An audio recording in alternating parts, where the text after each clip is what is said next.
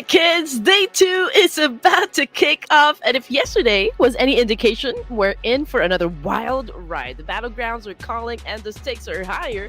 Teams have had the night to regroup, rethink their strategies, and sharpen their sights. So you already know today's matches are going to bring the heat. My name is Red Queen, together with Contra, and we are your casters for this Ruthless Invitational Showdown. That's right, and if you guys miss out on the first day of action, there's plenty of teams that have represented SEA well by securing plenty of chicken dinners back in day 1. We're waiting to see if there's going to be any form of answers coming out of South Asia and beyond. The only other team that have scored the chicken dinner other than the SEA region was Alpha 7, where they've definitely had a phenomenal start to kick off the first map of the evening. And we'll see if they can do exactly that once more moving into day 2, because the race is looking very, very tight. But that being said, we'll definitely show you guys the leaderboards to get a better picture of how the teams are performing as of late. But before we dive into the matches this evening, ladies and gents, don't forget to hit that sub button to Ruthless Esports YouTube channel, because again, we've got so many things going on. We've got so much action to show you guys, so you don't want to miss any of that. And while you are at it, don't forget to show us some love and support as well by following our social media platforms, Contra, and of course, Red Queen Andy. And you're right. Am I looking at the same? Okay. I mean, you're right, Contra. You know, Alter Ego Era is definitely coming in hot. You know, they're ready to defend their spot at the top, but let's see if that is going to be the case up until the end of this evening. But then again, we are showing you guys the point system so that if you would want to keep track of how many points your favorite team or your favorite player have already put up onto the scoreboard, well, this is what you will have to use so that you can calculate just how many points your team already has. That's right, as this has been the stock standard format that we've seen coming in for multiple tournaments globally as well. So if you guys are brand new to it, this is how we actually roll throughout the course of the run. So that being said, we will definitely see a lot of teams to be acquiring more points per eliminations in that kind of standpoint. Now, I'm definitely eager to actually see the rise of all the teams throughout the course of the run. We've concluded Night of Champions, and we continue on with this second day, as we will also have 2 more days of action for tomorrow and the day after. So make sure you guys do stay put and tune into whatever is going to happen on the final 2 days as well. And of course, we absolutely appreciate all of you guys coming in very early to the program for today. So of course, we have 6 maps to play out, and that was how we're going to start off the show here. I believe we're going to be starting things off inside of Erangel once again. I could be wrong. It could be a Miramar start. But how we will begin is that we will have all these teams separated into 3 groups out of all the 24 teams. And each respective teams get to play 4 matches per day. That's how things are going to be looking like. You know what? I'm happy that you guys are spending your Sunday with us, because usually this day is like for family and friends, or like something of a get together with your relatives, right? But I'm happy because, well, instead of, I don't know, maybe this is kind of your bonding thing, all right, that you guys are watching some PUBG Mobile action. But just in case you weren't able to watch day number 1 of the Ruthless Invitational Showdown, so this is how it's going to go down. It's 24 teams, 3 groups, and 6 matches a day. So it's a different format if we are going to compare it with the Night of Champions that we've just had quite recently. Now, for the group division, and of course the teams that are be playing for this tournament, we've got Group A, Group B, Group C, and I'm pretty sure that you guys already have your favorite teams that you would want to support, you know, for the entirety of this tournament. That's right, and overall, the Group B looking super stacked with those names on board. And not to also mention Group C, we got those heavy hitters, BTR, 4 Tribes, The Savior Vampire, as well as Nongshim RedForce. So, honestly, Group C are the ones that are currently leading the pack when we have BTR, Vampire Esports, and even the likes of The Savior, who scored that double chicken dinner by the tail end of the night, and they are now the ones pretty much sitting on the podium right now. Vampire Esports, is it? I thought it was Alter Ego Errors. Okay, was it Vampire Esports? It was The Savior, no? Is it The Savior? Okay, we'll find out right in now. just a while. We'll find out in just a while. But yeah, I mean, you're absolutely right, Contra. You know, day number 1 of the Invitational Showdown definitely set the tone for what's shaping up to be a fierce competition. You know, teams from Southeast Asia and South Asia battled across diverse terrains, giving us a deeper look into their strategic priorities and, of course, dynamics. And Southeast Asia's dominance, like Alter Ego Errors, there's also Horaa Esports, that showcased exceptional zone control that we talked and discussed about yesterday quite frequently, to be honest, because there were a lot of surprise clutches that came from a lot of players in the game. Indeed, there's definitely a lot of big plays out there, including the one that we've witnessed coming out of Sem9's very own Superboy, where he just managed to turn a 1-versus-4 against 4 Tribes of all teams. 4 Tribes, they have definitely looked to be one of the most amazing teams when it comes down to 4-versus-4s, but that was just overwhelming, which nobody had actually expected that before. And of course, here in the Ruthless Invitational Showdown, I guess you could say we should always expect the unexpected. Oh, definitely. And that's what makes it a very special match, if in case we see something that's kind of explosive, right? And if you mentioned Superboy, I am not over what Levi's did during, was it? Oh, yeah, I mean, was it yesterday? I think it was yesterday, right? When he... Yeah, that was yesterday. So when he actually, I think, also eliminated the whole of Weibo Gaming all by himself. It's crazy. I mean, crazy. There's just so many of all these big moments out there, and we're about to create even more together. So sit back and relax, and I believe we'll show you guys the standings in a moment's time. So, of course, we'll give production a little bit more time. So hope you guys would be patient with us, as we're also very, very eager to start the show. Oh, definitely. I mean, I've been excited, you know, since this morning. I've been looking at the scores of each team, so I don't even know why I forgot who is at the top spot, or maybe because I just know that there were a lot of teams that really put up a great show yesterday. I mean, it was unexpected, to be honest, because usually day number 1 is kind of a chill game, you know, for most of the teams. But I feel like maybe it was because of the Night of Champions, where like 4 Miracle vibes, you know, right off the bat, they gave us like quite a bombastic performance, and they were able to maintain that from day 1 and day number 2. And it's the same thing that is happening, or that happened during day number 1 of the Ruthless Invitational Showdown. And since, you know, we are coming in hot for day number 2, ladies and gents, this is the time for them to actually build that solid foundation so that they can maintain their lead in the overall standing. And of course, we will not fail to mention the overall MVP of the of day number 1. Of course, that's Alter Ego Errors BX666, 14 elimination, and we've got 2,626 damage output. And if you guys continue on sharing this live broadcast to everyone out there, maybe, just maybe, we can unlock this silhouette of a character. Yeah, or hopefully production will just spill the tea and tell us who exactly that is. Maybe they don't even have a single clue at all. I mean, up till now, nobody really knows who this guy is. It could be Rosemary, it could be Alpha, whoever else that's playing inside of Alter Ego that's still on board. But we are also expecting perhaps a little bit of roster shuffle coming into the PMSL SEA region. Meanwhile, of course, we do have Woon T that's been on board and has been hitting all these big numbers for Dingo Savior to see him thrive alongside with another brother coming from Vietnam, and that is going to Team Flash's very own win. Following closely is No Fear, who has been able to dish plenty of damage throughout his run. You know what? I am absolutely a fan of Woon T here of D Savior. I don't think I think I'm very straightforward about it.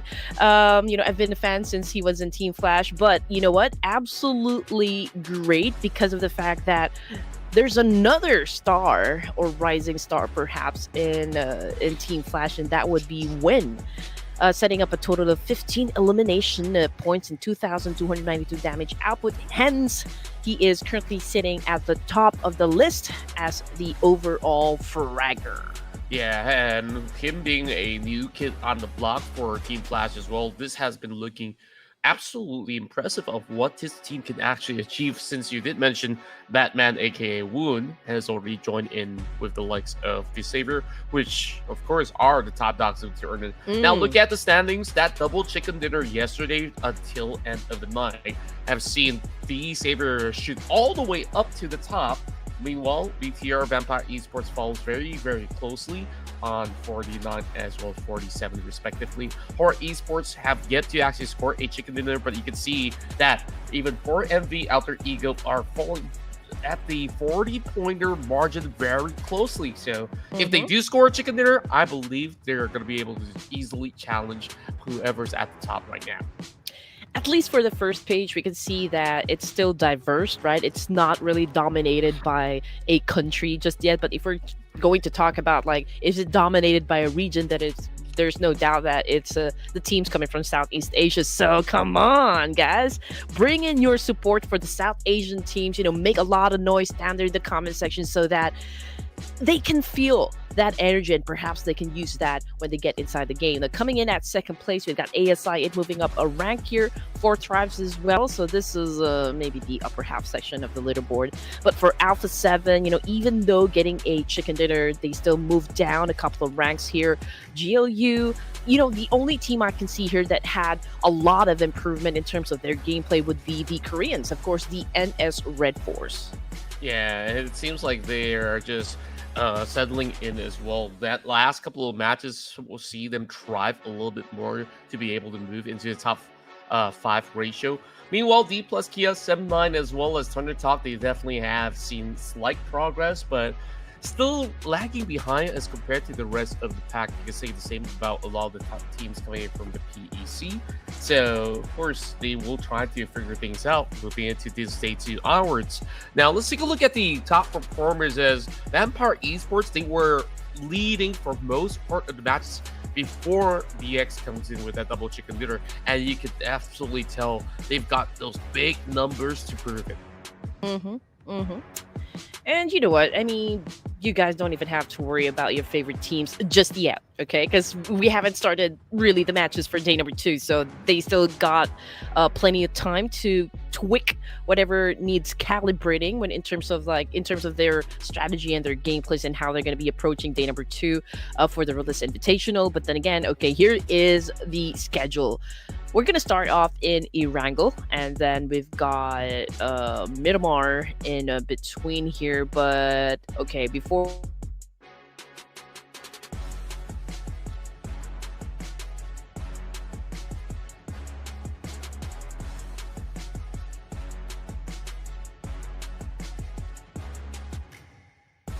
marked, so perhaps teams are going to be slowly revealing their cards as well. Dplus KIA, especially out of the many names out there, I have definitely had high hopes for them to make a significant point for today, but we'll see if they will be able to at least keep up to the pacing of how a lot of all these teams coming from South Asia, from Mongolia, as well as the rest of SEA, who has been leading the charge for most part of day 1.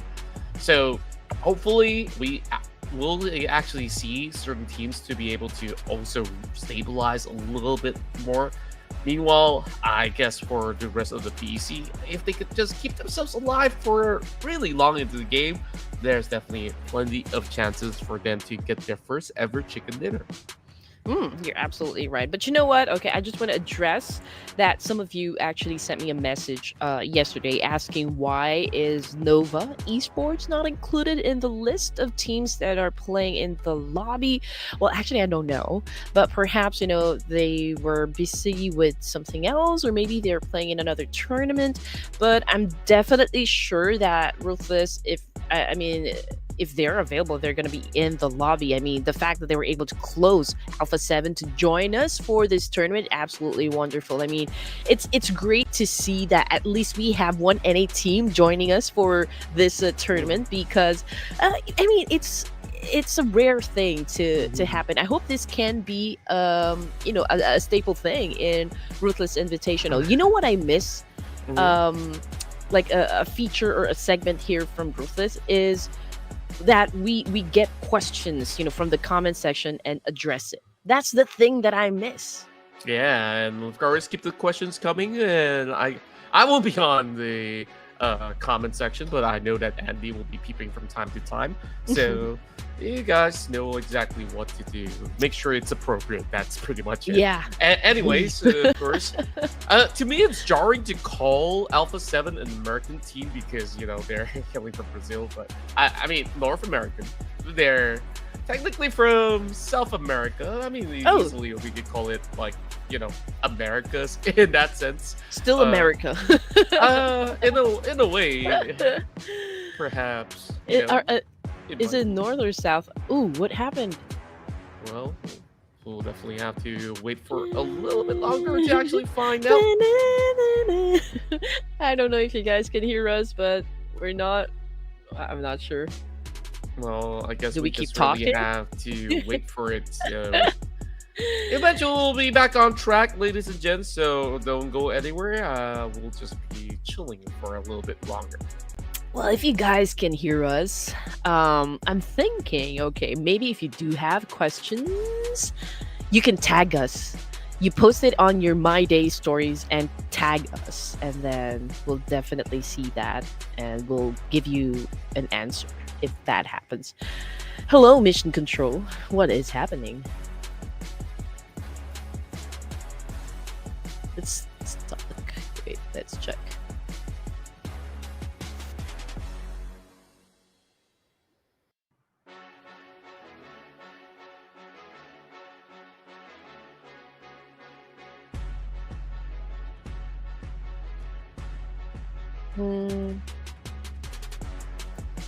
But we're still rolling though.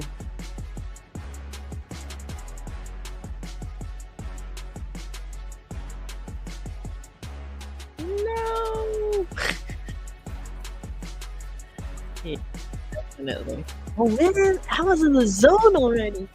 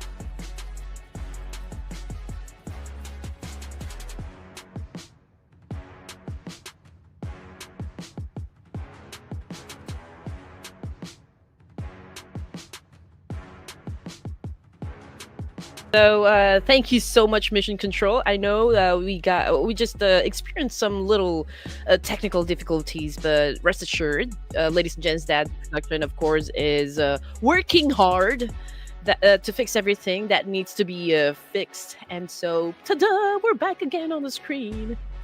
Yeah, sorry about that, but don't worry, things are still a-okay as we're getting ourselves ready for our first matchup. But of course, look into how the trajectory has been set for majority of all these teams.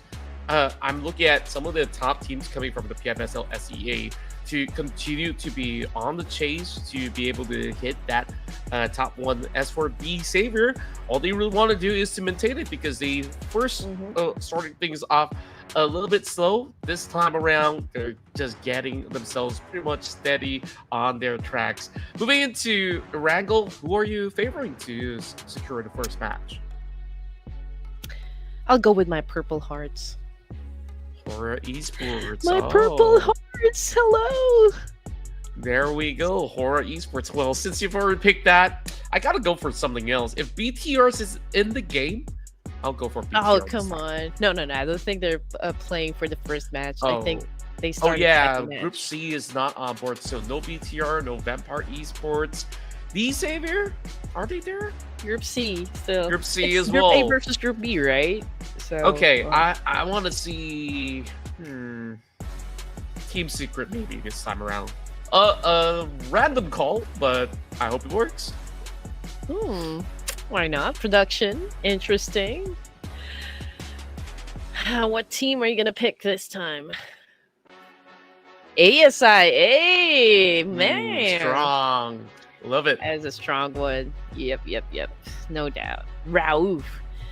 Well, okay, Contra already has 1 point, and I'm putting my fate on to my Purple Hearts, of course, to my Horaa boys, to give me another point, or my first point for day number 2, or at least for this tournament.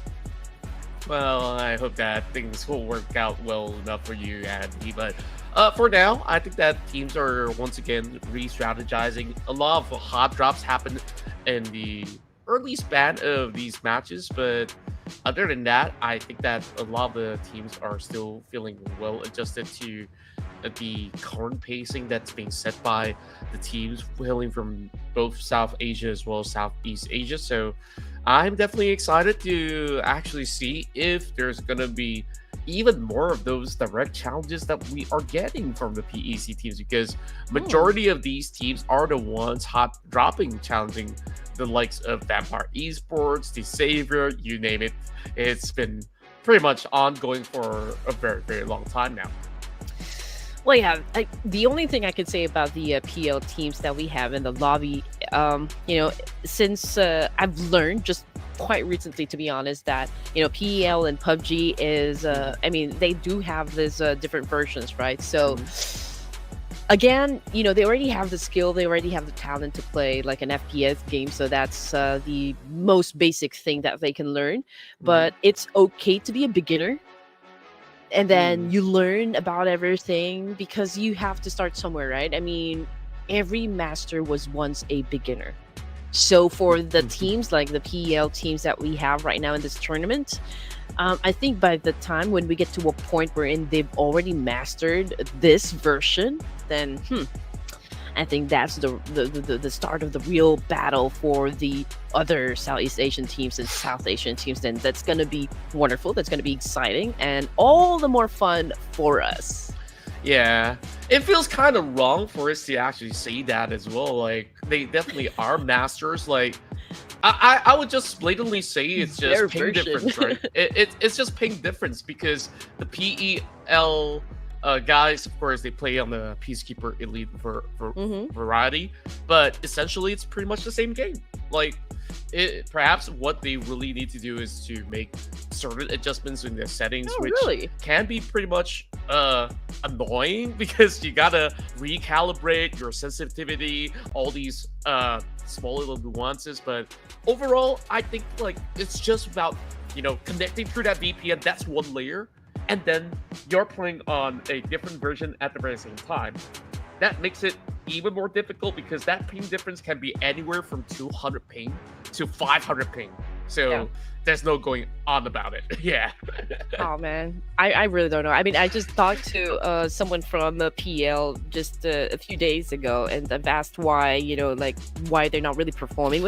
I actually put out a content about that, and he just mentioned that we have a different version. I mean, it's almost the same thing, but quite a few like differences in the game. So I haven't played it, to be honest. I haven't seen it, but anyway, we're gonna kick things off in Erangel here, ladies and gents, and we are about ready to see a lot of action happen coming from groups A and B, and it's the showdown that we have been waiting for. And here we go into our first game of the night as the wait is over. Sorry for a little bit of hiccups, but we're finally arriving into the map that we all know and love. A very straightforward flight from the north to the south, and that's going to allow the members of Orbital Bus to stay around for. Well, I believe that's going to be Group C, so we'll definitely have to see who else actually takes the island. So, looking rather interesting on how this flight path still kind of skewers over onto the regions of Gatka at the very same time. So, definitely going to be a little bit tough for certain teams who are loving areas like Yoga. And again, if we are looking at the handsome pictures that we can see over to the left side of the screen here again, yesterday we didn't have any portrait of Voin coming from Team Flash, and he just dethroned. I believe that was Doc that he dethroned, I'm not sure, with the most number of points of knockouts, damage, and one more. Okay, another title. But yeah, I mean, getting into action here. Oh, what an opening! We've got a clash from Team Flash up against which teams are they playing? Oh, Alter Ego Eras! Wow! What? Just like that, they just crumble. It's a clean sweep. But wait a minute, Team Flash, they don't get points out of it. What's going on? Are they supposed to get points out of it? Oh, okay, maybe John Wick actually got those points. Anyway, just kidding. We don't know what is happening currently, but yeah, that's a big question mark right there. But anyway, okay, there's more to go, ladies and gents. We've got Rogue Warriors over here going up against the production's choice of team A as I8. I can already see Baby right there, pretty close with the double Z of Rogue Warriors, but ZZ over here is not making a move. I think he's gauging whether or not it's safe to attack or to open fire up against anyone from ASI, but right now it's not really the perfect timing for him. His teammate, though, is so far away that I don't think he can back him up. Yeah, that's the weird situation that they're dealing with at this current moment. But at the very same time, just look at the current scenario of all the teams mentioned. It seems like they are going to be able to at least have XL be on the way around it, and this is going to be a little bit rowdy for ZZ. And just like that, he goes in for a jump shot, but not quite enough to take them down. Decent damage done. XL being spotted as well as ASIA takes charge of the north point of the city of 70. I mean, obviously, Rogue Warriors at a deficit here. I mean, they entered the game with 3 members, so that puts them at a disadvantage. And ASI8 right now, pretty aggressive gameplay coming from them. I mean, they're not showing any mercy at the moment. Casanova right now, behind this concrete, broken down wall, trying to go for a spray here. It's a dance off, ladies and gents, but I can see him really succeeding on this one since the opponent is pretty low in HP. Okay, just look at him mucking his enemy right from the start. Oh, but what just happened? What? He managed to turn the tides around. Now it's down to 1 versus 1. This has been the strongest fight that we've seen coming out of Rogue Warriors in the entire tournament. And he's looking to secure the point already backing 2. And take a look at that. Crypto, he's getting tagged up already. So this is not going to be all too straightforward. Even if he does lob the grenade, there's just ample time for them to go in for the wraparound. XL does secure it. And just like that, 3 elimination points are in the bag. That was insane, man. Like, I wasn't really expecting that to happen. I mean, he was able to pull off a clutch. That was kind of a miracle for me. I mean, he didn't have any HP, and he just really found that perfect timing to shut down Casanova from that exchange. And it's a little bit of a struggle from the side of Baby to pick his teammate up. I mean, understandably so, because he doesn't even know where his opponent is exactly. So obviously ASI don't want to be reckless at this point. They don't want to make any rush decisions just yet. But in any way, Weibo Gaming, we still got one more player who's still up there in the air, hasn't landed just yet. So yeah, let's see what's going to happen later on, or meanwhile, rather. We're looking at Tianba right now. They're currently rotating. Not exactly sure where they're headed exactly, but probably will still go through towns and get some more resources before they get into any engagement. Sure enough, while of course we will have the entire team to be traversing. I noticed that there's a certain bug in this kind of mob where when they do get those kills, initially you saw Team Flash, they got those big points, right? Taking down the entirety of Alter Ego. On the team defeat the score, it counts as 0. So if you guys want the real numbers, do stare at the leaderboards on the right side of your screen just to know what exactly is going on. But other than that, I think the coast is clear. We can see it with our own eyes how rowdy these fights have been, where Alter Ego crashing out, ASI getting turned over by a Rogue Warriors. Now it's down to that 1v1, which is a little jarring to start things off with. Not really the easiest way to actually get things going for production who's, put the predictions onto ASI8, while Team Flash are also getting knocked here by the members of A1 Esports. Oh yeah. We've got one of them currently knocked down, and that would be Tops, ladies and gents. We don't exactly know where he is at the moment, or if he is actually being revived. Okay, I see him. Okay, but yeah, it'll take time for him to get picked up at this point, since A1 is spread out a little. But here comes Bows, defying all odds to save his teammate. I got you, brother. I'm coming up. And the rest of Team Flash, they got ample of room to actually play out around this area of the map. Whoa! Weibo takes on their brothers coming from Tianba. It is going to be a full flush being sent towards this sector of the map, while the rest of the pack seems to be sitting tightly inside the urban terrain. I love all these teams so far engaging around that sector, and we expect perhaps even more bloodshed to go, but for now, coast seems to be pretty clear for the moment. Yeah, I mean, it's a good thing that A1 Aero's picking up the pace. They seem to have the upper hand advantage since they were able to shut down one player from Team Flash here. It's also a good thing that I guess they're really gauging the situation this time. They're getting all the information before they make any hard push. But we can see Hitman here. Okay, he's cooking up the nade, getting ready to throw up against someone here. Just across the building, though. Completely missed his target, but I think he's going for the second one here to try and flush him out, or maybe disorient Team Flash. Zone is also closing in. They gotta quickly wrap up the fight. As you can see, that the map is actually skewered all the way down towards the south corner, which is why everybody is bunched up over on the course of Milta at this current moment. Oh boy, this is just and settle scores, and here we go. The push set perfectly from Win as he goes in to take down Hitman 47. Again, that was impeccable timing coming from the win of Team Flash. A great counter as well. Now, A1 Aero down to just 2 players here. Great counter, again, coming from Team Flash. We're able to turn the tables up against the Bangladeshi. So let's see what Rowdy is going to do in this situation. I mean, Rowdy also has this reputation wherein he's very good and very accurate with the aim, and especially critical, position. But here comes Rowdy now with a shot, and he was able to get a point, but he wasn't able to finish that because Team Flash was able to do a massive counter. That was a great follow through. Hence, Team Flash again survived this event. So we're down to our lone wolf again, which is Sinister.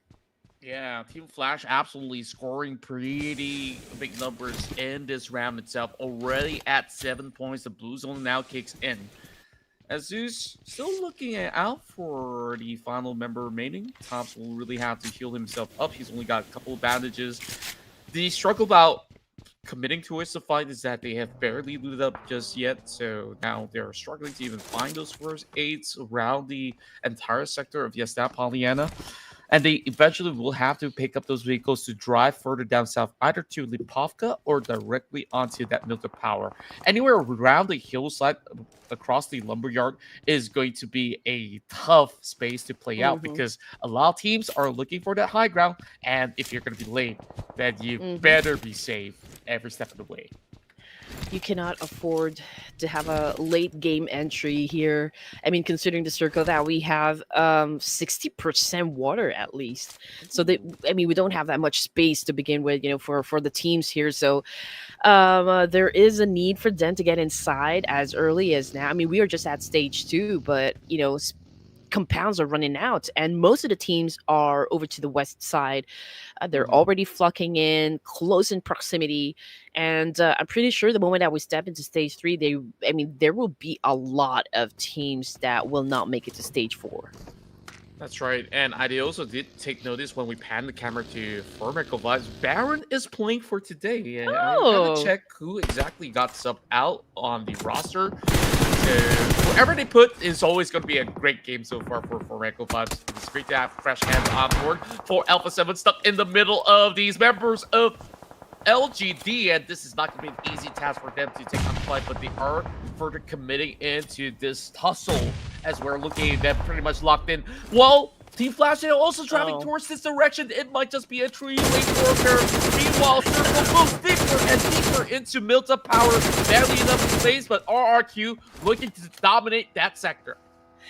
This is going to be a bloodbath over here. I mean, we've got a lot of teams headed towards the same direction. We've got Tian now getting taken out of the equation. Same thing goes for M2 and Afu. So I feel like the entirety of LGD's, just got eliminated. Alpha 7 gaining a total of 7 elimination points. Unfortunately, though, from that exchange, clearly already back in the lobby, but with 1 point. So that is still quite a good performance. Now we've got Mafioso on the screen, ladies and gents, but Alpha 7 packing the blue. That was a massive spray again coming from Mafioso with a DP28 that put a stop on Bao's track, but great follow through again from Zhuz of Team Flash. Did you just see how snappy he is on the DP? Despite tapping a machine gun, he uses that so sharp as if it was, I don't know, an AUG or something. There was barely any recoil on how they actually take him out. Save goes to Win, he manages to take him out of vehicle. There goes Revo. Oh my word. 8 points already for Team Flash, but this might just be the end of it because one after another, they're getting pinched down. And the last we checked, they don't have enough meds while they leave Yasta Pollyanna. So this is going to be a world of hurt while they are further committing. There is still Zeus over on the other corner. He tries to straight back quickly as goes Squad. Boom! He's just settling it down, but instead it's Bose that saves the day, and it's already 10 points for Team Flash. Oh man, Team Flash playing on another level here.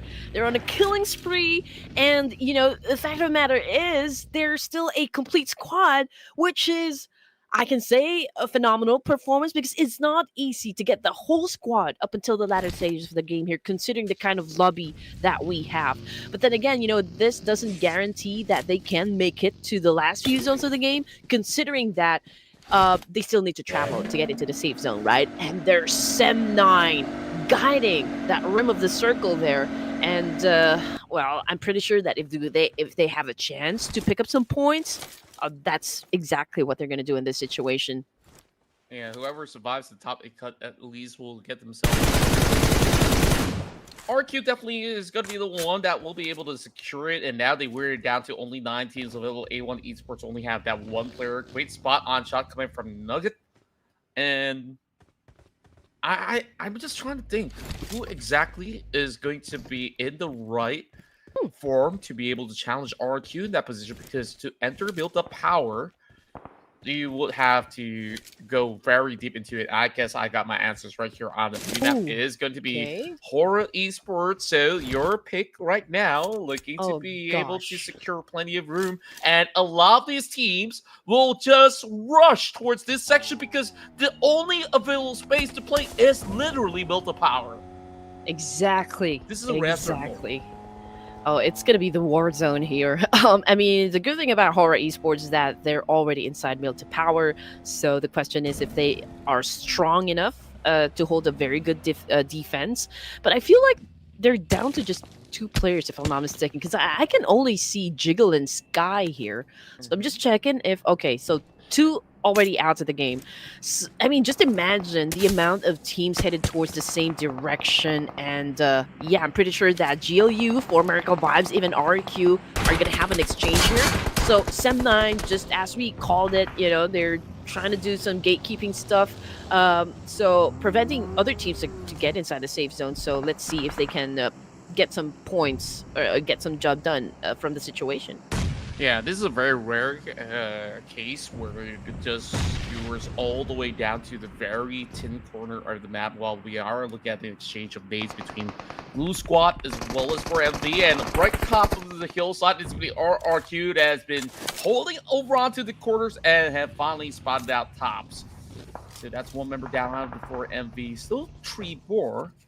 That's going to be able to at least receive that information to work around with what they have.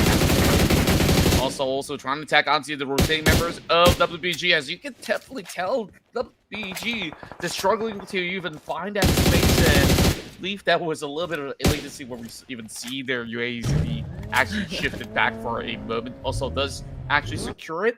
So WBG, they have gotten themselves 4 points. This has been one of the best starts that WBG has. And now they are looking to eventually challenge the rest of Team Flash and also Sem9 at the very same time, just by the corner of the factory grounds, just on the outskirts of the Build of Power. I mean, just imagine the number of teams that we already have inside Mill to Power. Again, it's going to be crucial for a lot of teams, not just for Horaa Esports. The thing is, Horaa Esports, they're already at a disadvantage considering that they're just, you know, like a duo here. Dplus KIA, I do understand why they're kind of hesitating to get inside Mill to Power. I mean, it's already crowded in there. So I think this is a smart choice to let the other teams battle it out first before they jump into the mix here. I mean, there's also RQ outside. There's Team Secret, and even For Miracle Vibes. They're just at over to at the fence there. So I think the fight will just happen between Sem9, Team Flash, Horaa, and GLU for now. Even Weibo Gaming. But then again, if RQ and the other teams are still outside Mill to Power, they can get lucky with the shots and try to do third party from time and time, Absolutely agree with that. And the only type of team that can challenge RRQ from their position is Team Secret or whoever actually outlasts the duel inside of Milta Power Factory Grounds at the moment. Still hard to actually figure it out because Sem9, they still have that strength of 4 members. They will have to run inside of the compound. So this is not quite the urban setting that I expected to actually end. It's so jarring to actually see Build the Power to be played like this. But it's always something new here in the battlegrounds as we're looking at RQ expecting a lot more visitors. Now they're trying to attack their closest competitor, Team Secret, over on the south side. So for the moment, I think they could just sit still. They don't really have to challenge each other. If there's going to be either teams that's moving deeper to the region, at least Team Secret can take care of the south. The rest of RQ can take care of the north. The thing is, we don't even know where the next circle is going to land. I mean, there's this possibility that it will go back to the left side at least. So again, the unpredictability is what we love about this game. But in the meantime, let's check out what is happening with RQ. Right now, they're having an exchange with Team Secret. We got MG, aka Lapar here, getting damaged as well from the teams across the fence. An exchange of nades is definitely happening between these two teams. Nerpeiko was able to inflict a lot of damage there, but you know what? Noga has a very good angle to begin with, so he could really provide a very good support for the rest of the team here. But Nerpeko was able to do an on-point shot at the nade and was able to put down at least 2 members of Team Secret. Yeah, RQ so far wearing them down. Nades after nades connect, and that angle coming from Biget has been able to supplement them just about enough to deter Team Secret. And I guess there goes my vote if that's going to be the case. And just like that, Team Secret, despite having a really good position, they challenge RQ at the wrong timing. On the opposite side of the stretch, it is going to be Dplus KIA fancying a chance to slowly do some chip damage, pun intended, onto chips of course, while Dplus KIA, they are absolutely taking over the south ground where RQ initially was holding on to. So RQ knows exactly where they're currently at. It's just that they're not in the right position to go in for the exchange. Still looking the wounds from that battle up against Team Secret, but you're absolutely right. When this circle shifts, it might actually move back into the factory grounds where a lot of these teams are already situated. So it could be very troublesome for both Dplus KIA and RQ at the same time.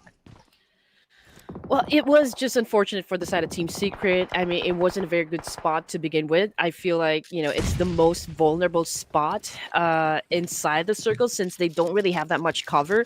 And RQ just capitalized on that one. Dplus KIA slowly moved to the northern side. They're evenly spread out. So I feel like the first team that they're going to have an altercation with definitely will be 4 Miracle Vibes. And as for Team Flash, they're taking their time, you know, they're not really doing any aggressive push up against Horaa Esports at the moment, but it's 7-9 and Weibo Gaming that's been having an exchange for quite some time now. Yeah, interesting enough, this time they're not feeling you, high boy, and just like that, that push from 7-9 sees them scoring even more points, wiping out Weibo. And here comes the rest of Team Flash. They heard all that noise and they thought that their hamster is going to be more of these damage to be done.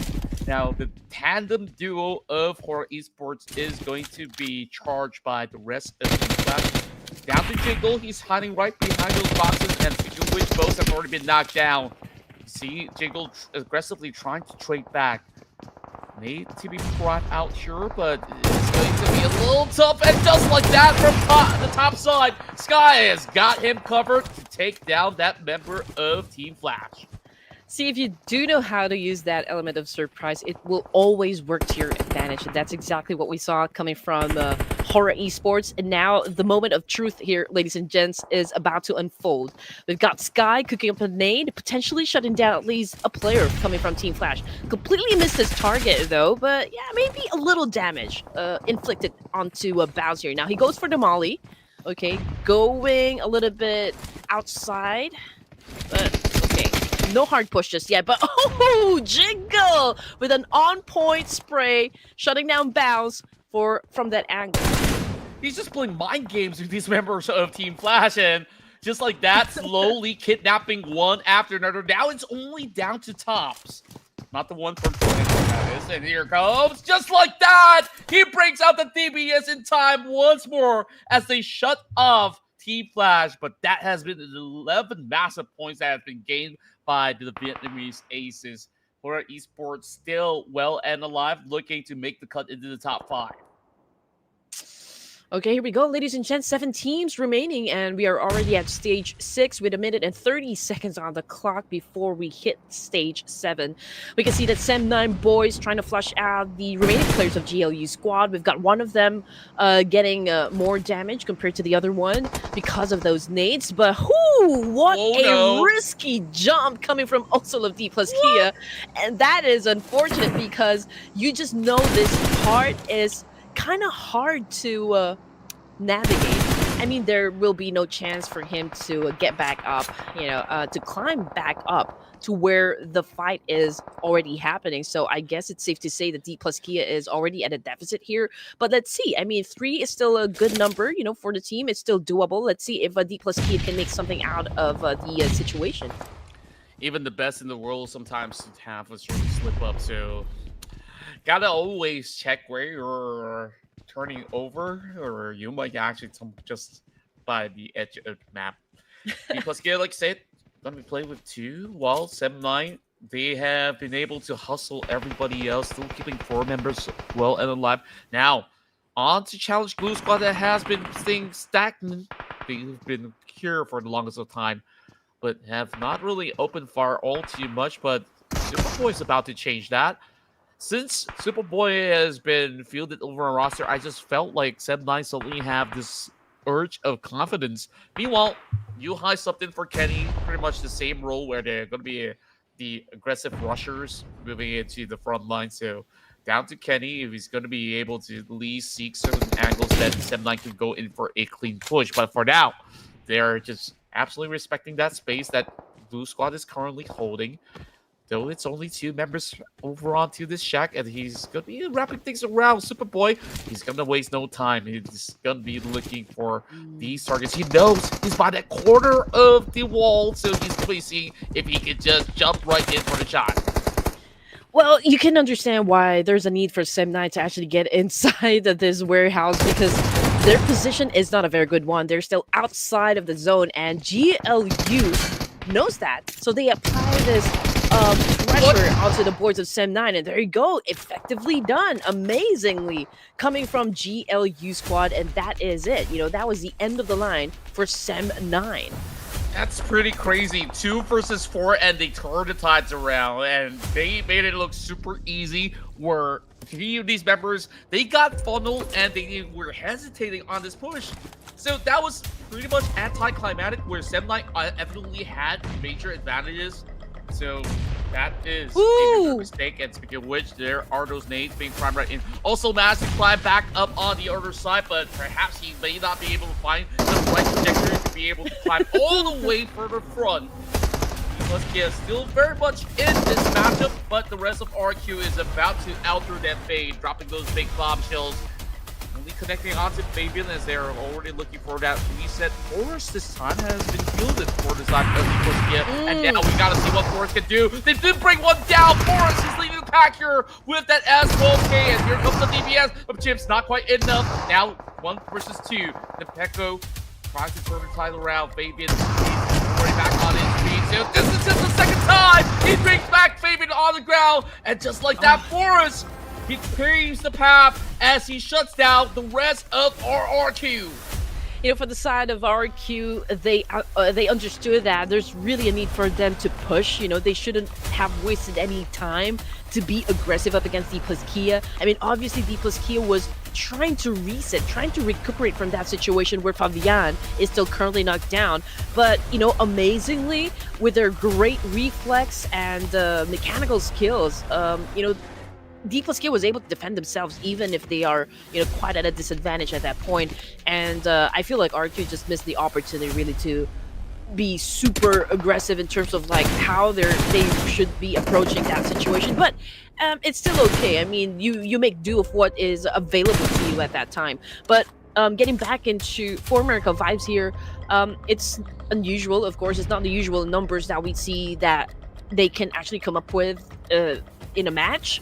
But given the situation, they really don't have that much chance a while ago to score some points. But perhaps, you know, since we still got 4 teams remaining, potentially they could get all of it. But that is, they play their cards right. But Dplus KIA, it will be hard for them to get inside the circle here, Contra. I mean, considering that it's an open space that they have to run to. And yeah, I don't think they still have their vehicles with them. Do they? Oh, they have. Okay. It seems like they really do. I mean, I'm just looking at the current 4 teams left available. Dplus KIA, ever since they won that fight, they definitely do stand a really strong fighting chance right now to secure that chicken dinner. GLU Squad, we're down to only 1. Horaa Esports definitely still has impact in the match so long as Jigo continue to hit the mark. Now, For America vibes, they are looking to exit out of the factory grounds, and up till now, Dplus KIA is holding over onto the high ground. The rest of Horaa Esports stuck within the factory. We'll have to see how exactly do they set foot outwards, because For America vibes are definitely going to be overlooking onto those compounds at the very same time. It is a very tricky scenario. It's about who actually advances first and reveal themselves, and then the rest of the pack will start to erupt into battle. Speaking of which, Forrest now puts the pressure over onto the citizens of the power. towards the angle up against Jiggle, but that's not quite hitting the mark just yet. So Sky, he sees the approach coming in from the Koreans, and they are about to break in the challenge. And here comes the rest of RMB, dropping big nades, and GLU Squad is involved as well, getting that double knock. Can they secure those points before it is being stolen away by 4 Miracle Vibes? Everyone's ganging up against Dplus KIA here, ladies and gents. I mean, the only team that's available for some beating would be Dplus KIA, considering their position. I mean, Horaa Esports, GLU, 4MB, they do have some cover, but Horaa Esports doing an extremely well job of defeating 4 Miracle Vibes as well. It seems to me like they could win the fight, and yes, sir, my purple horse was able to deliver my point here, ladies and gents, getting the first WWCD for day number 2 of the Ruthless Invitational Showdown. All it took in that moment was a full set to send everybody in that chaos factory. And my, Horaa Esports, despite only having 2 members, you saw how Jiggle and Sky worked together so well to take down even a scary unit like Team Flash, who's gotten like, what, 11 points in this match. They say, no problem, I think we can get even more, and they've just proved to us just that. Wow. Spectacular. Absolutely spectacular. What a turn of events when we have not only one big curveball in this form of circle moving into middle of power of all places, and then you have a duo to take on entire squads and win it outright. This is why we love this team hailing from the Nepal. Well, they were very patient, I can say. You know, they stepped up when it matters most. And Horaa Esports, you know, the way that they've gotten the chicken dinner was a smart play, to be honest. I mean, they did not leave that compound and just really waited for the perfect timing, the right opportunity to knock out some opponents. They weren't greedy. It was just like, they're kind of chill, but kind of aggressive at the same time. But you know what? Just because there's like a very positive energy coming from the fans of Horaa Esports, I can see a lot of you down there in the comment section spamming purple hearts. So perhaps, you know, one reason why Horaa Esports did amazingly well for the first match, it's because perhaps, you know, maybe, just maybe, they are also watching and kind of monitoring the situation. Like, oh, we've got a lot of fans down there in the comment section, so might as well give them a chicken dinner. And boom, chicken dinner. And just like that, they get their first taste, ending the streak from Southeast Asia of yesterday. And we might just see a dominating ride coming in from these gentlemen out there. XKF hailing from GLU Squad has definitely shown up strong to wipe out the entirety of 7-9. And look at the margin, we do have bigger damage numbers coming in from Zeus of Team Flash, which they took on Alter Ego to begin their run, and then there was Alpha 7 as well, and they've just been on a rampage, so things are looking really good for these teams out there. But nobody will ever top this record for the time being, as it's 7 points gained by Sky with 1,267 damage. Yep, sky's the limit, ladies and gents. But you know what? I'm also amazed by the fact that how GLU Squad was able to defend that compound, or that warehouse rather, up against M9. Again, the way that they applied a lot of pressure up against M9 and they made it very hard for them to get inside the warehouse was just, you know, amazing. I mean, we only have like 3 members of GLU Squad trying to defend that warehouse, and Sem9 have been throwing a lot of nades just to flush them out, but they stood their ground. You know, they were able to hold on to it and was able to defend that warehouse effectively. So again, that's a great win, you know, for the side of GLU Squad. And Horaa Esports, despite the fact that they're just down to 2 players, they were able to hold down the fort as well. So a convincing win, I can say, for the side of Horaa Esports. Getting that chicken dinner is just, like a chef's kiss, I can say. Coming in at second place for the match leaderboard, ladies and gents, would be the boys of Dplus KIA.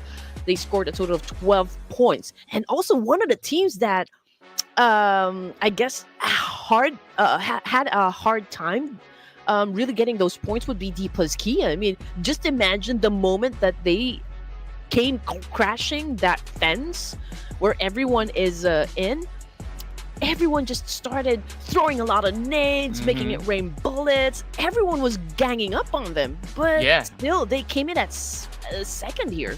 It's pretty huge in terms of margin, and it's been a massive run for Alpha 7 to also make certain recoveries to be able to score 8. So everyone's pretty much a winner here. I mean, we definitely see some elements of surprise where Tianba, Alter Ego, and a few notable names got taken out rather early on. Team Secret initially had such a good position, but they were pushing towards the side of RQ, and that kind of pushed them a little bit lower in terms of the ranking in this match. This time, plenty more troubles used, ladies and gents, as we know how difficult it was to navigate around that tiny quarter map that was like, I don't know, at a certain point within the land ratio and the water ratio, it was like less than 40% for them to actually play around that factory grounds. But overall, it's been a very satisfying ride, and just like that, just with one chicken dinner, like I said earlier today, they have now surpassed the Saber to take the top spot. Wow. That is just amazing. Again, it's a make or break situation for most of the teams here, but it is pretty obvious that those big names that we keep talking about inside a lobby are doing their best really to take the top spot here, which is, of course, all the more fun for us. The fact that these guys are really putting up a great show, that is something to look forward to for the rest of the day here. Coming in at second place, or second page rather, Alpha 7 did have a good game here. GLU moved up 1 rank as well. Dplus KIA moved up 4 ranks and now at 13th place with 23 points. But as for I8 RedForce, it was kind of a mishap. So they're down to... Oh, they didn't play for this round. Okay, we'll see them play later on. But yeah, just because some of the teams moved up, so that is the reason why some of them moved down the overall ranking, which makes it all the more exciting, because the moment we step into game number 2 here at Contra, we will definitely see a shuffle again in the overall rankings. That's right. We are looking at teams making a climb, and that is Rogue Warriors as well as Weibo Gaming.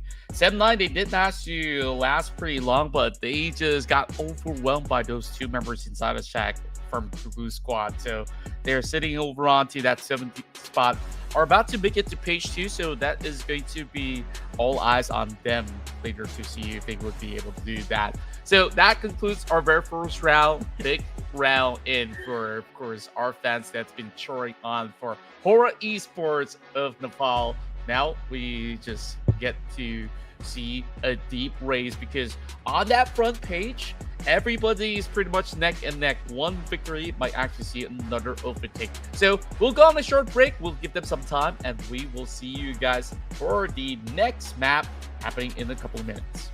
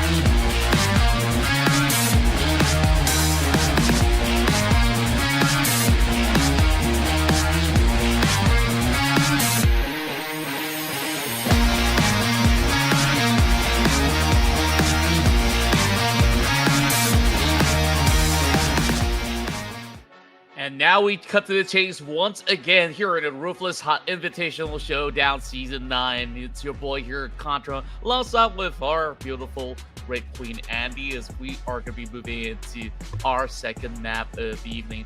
What a ride it was as we just saw the rise of Horaa Esports with that chicken dinner. They're now at that #1 spot.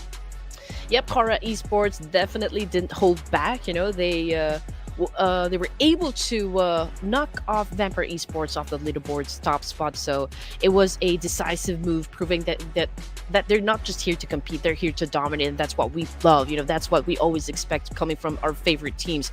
On the other hand, I would also like to give recognition, of course, to Dplus KIA, who showed incredible resilience, clawing their way to second place despite starting from a tough position there. We all saw what happened before the end zone actually concluded. So that's one of the things that I was happy about seeing during that match. Sure enough, and overall, I think that a lot of the teams here on our screen has been able to score plenty of points throughout yesterday's run. RRQ Team Flash have always been able to hold the central region very well enough, and Horaa Esports have always been playing not too far off from that area where a lot of all these circles actually end up across that said region. So plenty to actually spectate when we move into our first map of Miramar of the night, ladies and gents. So we're definitely going to see perhaps another big surprise heading into this matchup. Of course, that's always what we look forward to. But anyway, to give you guys, of course, an idea which teams are going to be playing for the game number 2 in Miramar. So it's going to be Group A and Group C. So B is taking a break for now. But yes, here we go, Contra. Your Bigetron boys are definitely playing for game number 2. We also got 4 Thrives, the Savior, Vampire Esports, JDG, ThunderTalk Gaming, I8 RedForce, and Voin Donkey. Now, I just want to put out the fact that, you know, the Savior with their late surge yesterday was able to get a back-to-back winner chicken dinner. So perhaps, you know, coming in for our game number 2, this is the first game for them. Maybe we could get a spicy chicken dinner from them. What do you think? I definitely do think so. And for me, I stick with the standard. Now that we have a lot of big boys in the house, we're talking about, you know, Vampire Esports, Bigetron Villains, Bigetron Esports, just to keep it simple, right? Just looking at the list of names, I'm going for Vampire Esports. I think no matter the cost, Vampires, they always have big results because every battle they took inside Picado, they have won so far. Who are you going for, production? I just want to know.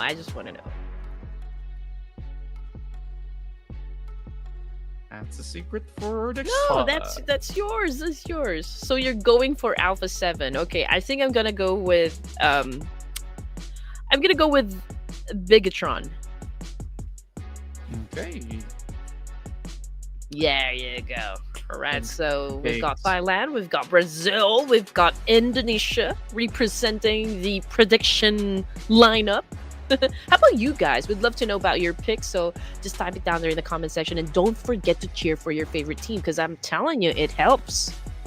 It definitely does. And if I were to have a second pick, I would go for 4 Tribes again. 4 Tribes, they've shown that they are very, very strong in Miramar. You could say that they had one hiccup yesterday when they were fighting Sem 9, and that's about it.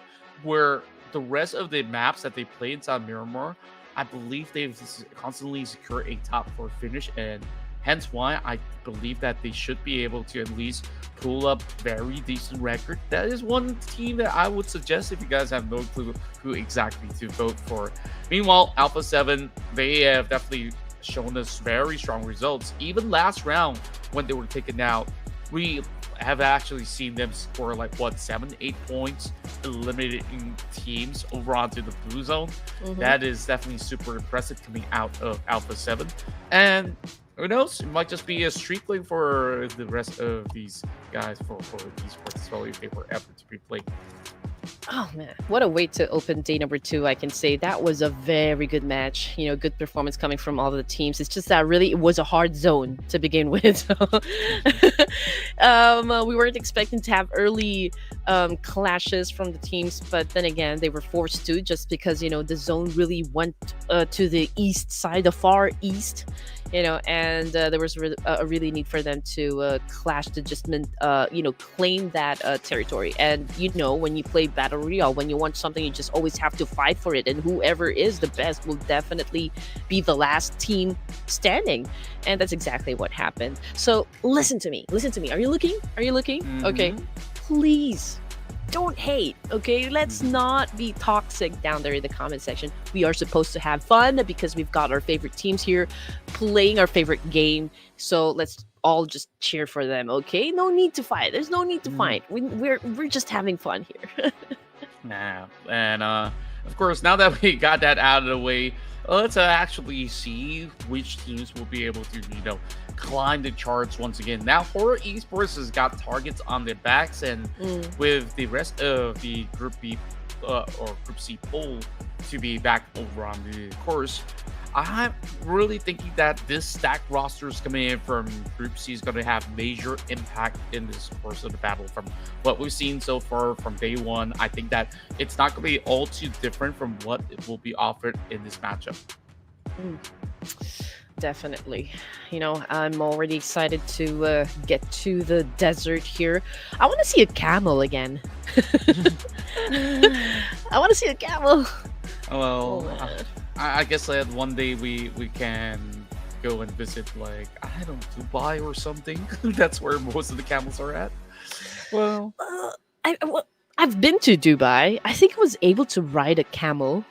It's you think, or you did? yeah, I'm trying to remember because it happened like maybe 6 years ago. Yeah, I think I rode a camel somewhere because we visited the sand dunes, and it was great. Dubai is a great place. I would love to come back. It's just that the cost of living there and the prices, wow, it's really expensive. But hey, the place is really great.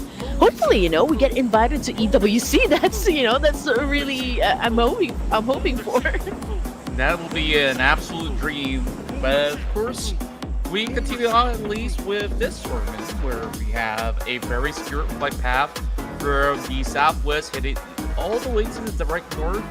This is going to be a tough one. Take a look at all these teams who need to make the stretch. And I'm starting to feel like a little slight concern for everybody out there. Is a lot of all these teams that love to move into Los Leones, Minas Gerais, or even Puerto Impala. This is going to be a long flight for them to actually get things done. And the left side of the screen here says that Win is kind of maintaining his top spot here. Player with the most headshots, most eliminations, and most damage. So good thing for Team Flash. I mean, obviously they're making a statement here, making a name for themselves, right? Especially Win with the stats he's pulling off. But anyway, we're about to see some clashes happen as the teams prepare themselves to get into their favorite drop spots. I'm pretty amazed by the fact that Los Leones is kind of empty at the moment. But D Savior and Alpha 7 going head to head. Now this is some spectacle to watch.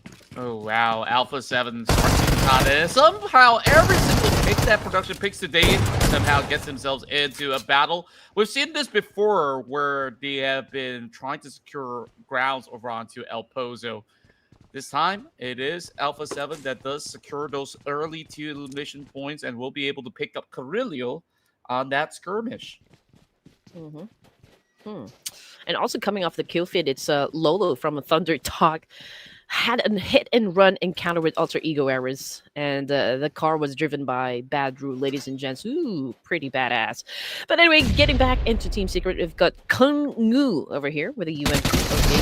Hesitant to get inside, obviously, because he just knows someone is standing by the door. Unfortunately, he got caught with all of those bullets was thrown his way, and so he is out of the game. So we only looking at 3 players remaining for the side of Team Secret here, already at a disadvantage up against NS RedForce. But I wonder if NS RedForce will continue on, at that kind of pace, or will they let or will they let Team Secret come at them instead?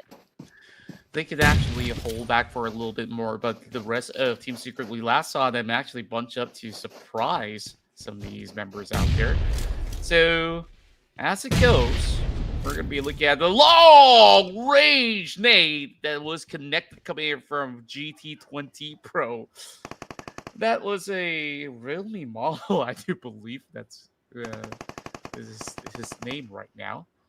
But continue on with the pace, which we will see Doc now being pretty much pincered. Molotov also dropped over to the corner. Frankie now trying to hold his ground while Jiki coming into a close quarter combat with only barely enough health on that micro Uzi. Still trying to push up against Tizzy. A very dangerous move, but they are still trying to make it work out. What? Okay, GK, you're the last surviving member. Can you be the knight in shining armor for Team Secret?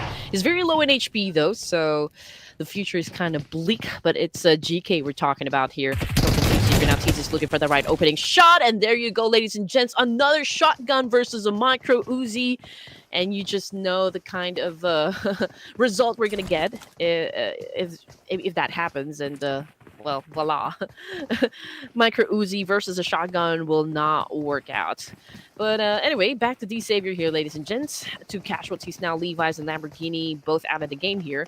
Fight continues on up against Alpha 7. Patagene is holding onto a double-barrel shotgun over here. Let's see if he can get a player from Alpha 7. Addy with an attack with a UMP. Unfortunately, from behind, man, that's a major backstab coming from Mafioso.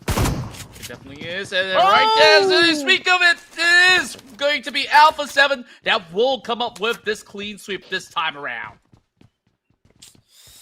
Ouch. Man, okay.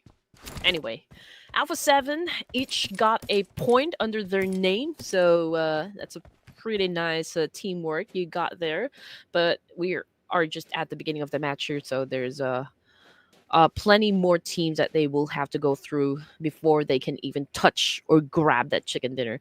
Now, getting back into NS RedForce here, ladies and gents, Bigetron Esports seems to have their eyes set on them. They're not pushing just yet. They haven't opened fire, but they're monitoring the situation. But here we go. Snape did not waste any time, though. He just Avara Kedavra that one player coming from 4 Thrives, and that would be IQQ. That was just really, really snappy.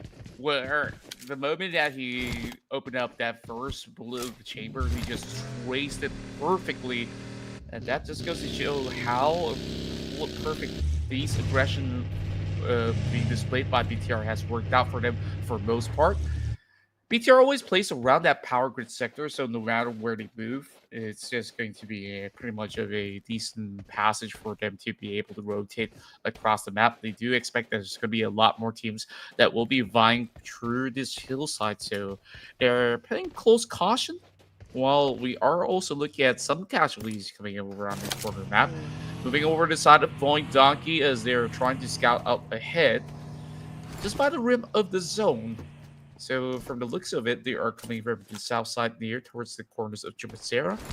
But for most part, it's still to be absolutely clear. So this time around, other than Nongshim RedForce as well as Alpha 7 to be able to get themselves those early engagements working out, we're just going to have to wait before we get ourselves even more engagements heading down the stretch. Now, there's just plenty of all these vital space that these teams will be looking to take, and 4 Tribes is happening to be at this choke point, hoping to catch teams rotating towards their favor. Oh man, there are quite a number of teams flocking around south of Picado and north of Chumacera, and that would be teams like Voin, Donkey, BTR, and even 4 Thrives. And there's also quite a number of teams headed towards that same direction, coming from outside of the zone, like GLU Squad and perhaps LGD as well. But I feel like LGD are headed towards more on Los Leones. And since Los Leones is kind of a big area here in Miramar, I feel like some of the teams would definitely choose or opt to go to Los Leones at this point. Might as well get a compound to themselves, right? I mean, since it's a little in the central location of the circle here, so it's only logical to get a spot there. But of course, it all depends on the strategies of teams that we have in the lobby. Now, from the north side, I can see that I8 Esports might have a collision with Horaa Esports. Alpha 7, it's pretty clear, I guess. Coast is clear for Alpha 7 to get inside from the west side of the circle here, because most of the teams are already down there in the middle. I do wonder which of them are going to choose to stay in Los Leones. Yeah, it's just going to be a really big question out there. It probably will just be a checkpoint for now, as it will further confirm that the majority of the Impala sector will be in play. Outskirts of Puerto Parsa looks very, very playable as well, and it's purely unoccupied. So that is exactly where all these teams would love to be right now. Just look at the erratic behavior of the circle here, Contra. A while ago, there's a big part of Los Leones. Actually, it's all the... Okay, wait a minute. It's the Wild Wild West again, ladies and gents. But anyway, getting back into the circle, the point that I was making was a huge part of Los Leones was actually inside the circle, and now it had shifted over to the east side, right? And now teams are flocking over to the northern side, so I think that's most of the fight is definitely going to happen in just a while, ladies and gents. But there are a lot of teams that are still, coming from outside of the zone, like and it's RedForce and Horaa Esports still. But let's check out what has happened with Alter Ego Errors. Again, we've got one of them currently knocked down on the ground, and that is the overall MVP yesterday. Ooh, Weibo Gaming, ladies and gents. Okay. Okay, they're getting picked off one by one here by Alter Ego Errors, but I feel like there's another team that want to join into the mix as well. But still, Riggs over here, effective spray eliminating the rest of Weibo Gaming. So that is it for game number 2 for Weibo. That is just so interesting on how they actually set things up. Riggs, I believe, is a new addition over onto the course of Alter Ego. I feel like I've seen this kid before from some time ago. Well, first we'll get back to that in a moment, where the rest of the pack are still trying to traverse through the course, which looks to be very, very dangerous to do at this moment. Usually we'll see a lot of DMRs being used when they play in Miramar, but now all I can see are like shotguns and assault rifles. Did I say that? Yeah, ARs. And also the exception of Micro Uzi, which is I feel like again it's making a comeback, because I can see a lot of players using it again, but it is still no chance to like, if you go up against a player who has a shotgun and you have a Micro Uzi, it's not a fair fight. I certainly do agree. Back in the old meta, then maybe you could say there is a chance that they could still come up healthy and alive, but for the most part these days, it's just going to be all these S12Ks as well as DBS to easily clear things out. Now, the zone is going to be clearing out certain areas of play, and this is already as difficult as it could get.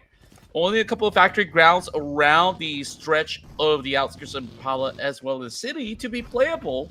BTR is going to hold that entry point as well as to have a 2-2 split, so their position looking to be very, very convincing. Meanwhile, the rest of these parties, this is just going to look like a very, very tough angle for everybody to try to make their way across, but they got to get by somehow. So we'll just got to for the best coming in from all these squads who's still on board. We're just gonna see if BTR can actually catch a few more on the mix of all these names cutting across. This is the first time I've seen Snape play again for BTR. So this is kind of his debut for this tournament. It's a strong lineup that we can see coming from BTR. Let's see if they can actually get a chicken dinner for this game, or even if they are in the mood. Vampire Esports, we got Tony K, and we got another player named Champ. Not sure if he's part of the main lineup, or maybe he is his someone who just changed his IGN, because you guys love to make it easy for us. But so far, we don't hear that much gunshots, except of course Fourth Rise and BTR at the moment. Boxy seems to have taken the bait, and Noki just capitalized on that. Another hit and run situation against BTR and Fourth Rise. So I guess, yeah, Voxy already out of the game, which makes it only 3 players for the side of Bigetron. Still a very daunting task overall. Looking at perhaps playable terrains for some areas, and Blue Squad have already noticed that there are members of Alpha 7 lying around. So Hexus, he's holding back. He's not going to try to fully expose his current position towards the rest of these members of Alpha 7. While they are pretty spread out, we are looking at the rest of Alpha 7 dropping nades after nades, trying to flush that position off of Hexus.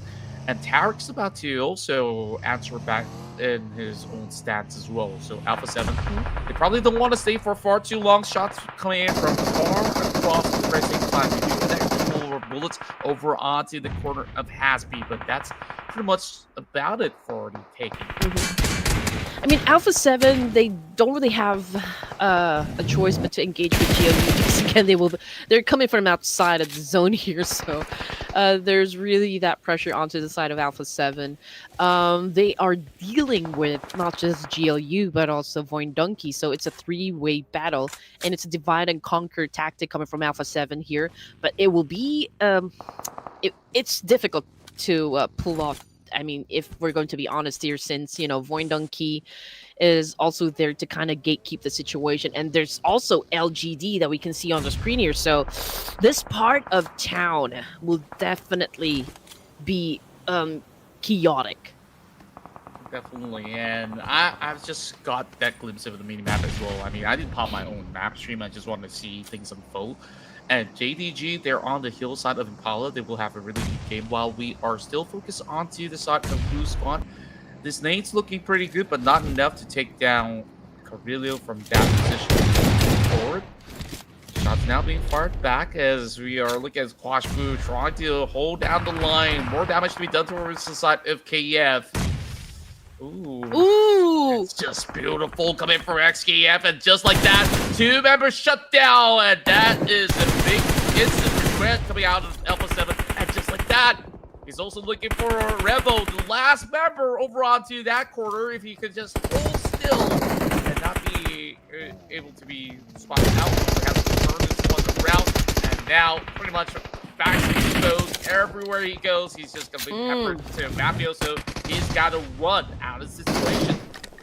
It's as easy as ABC for SKF27 here.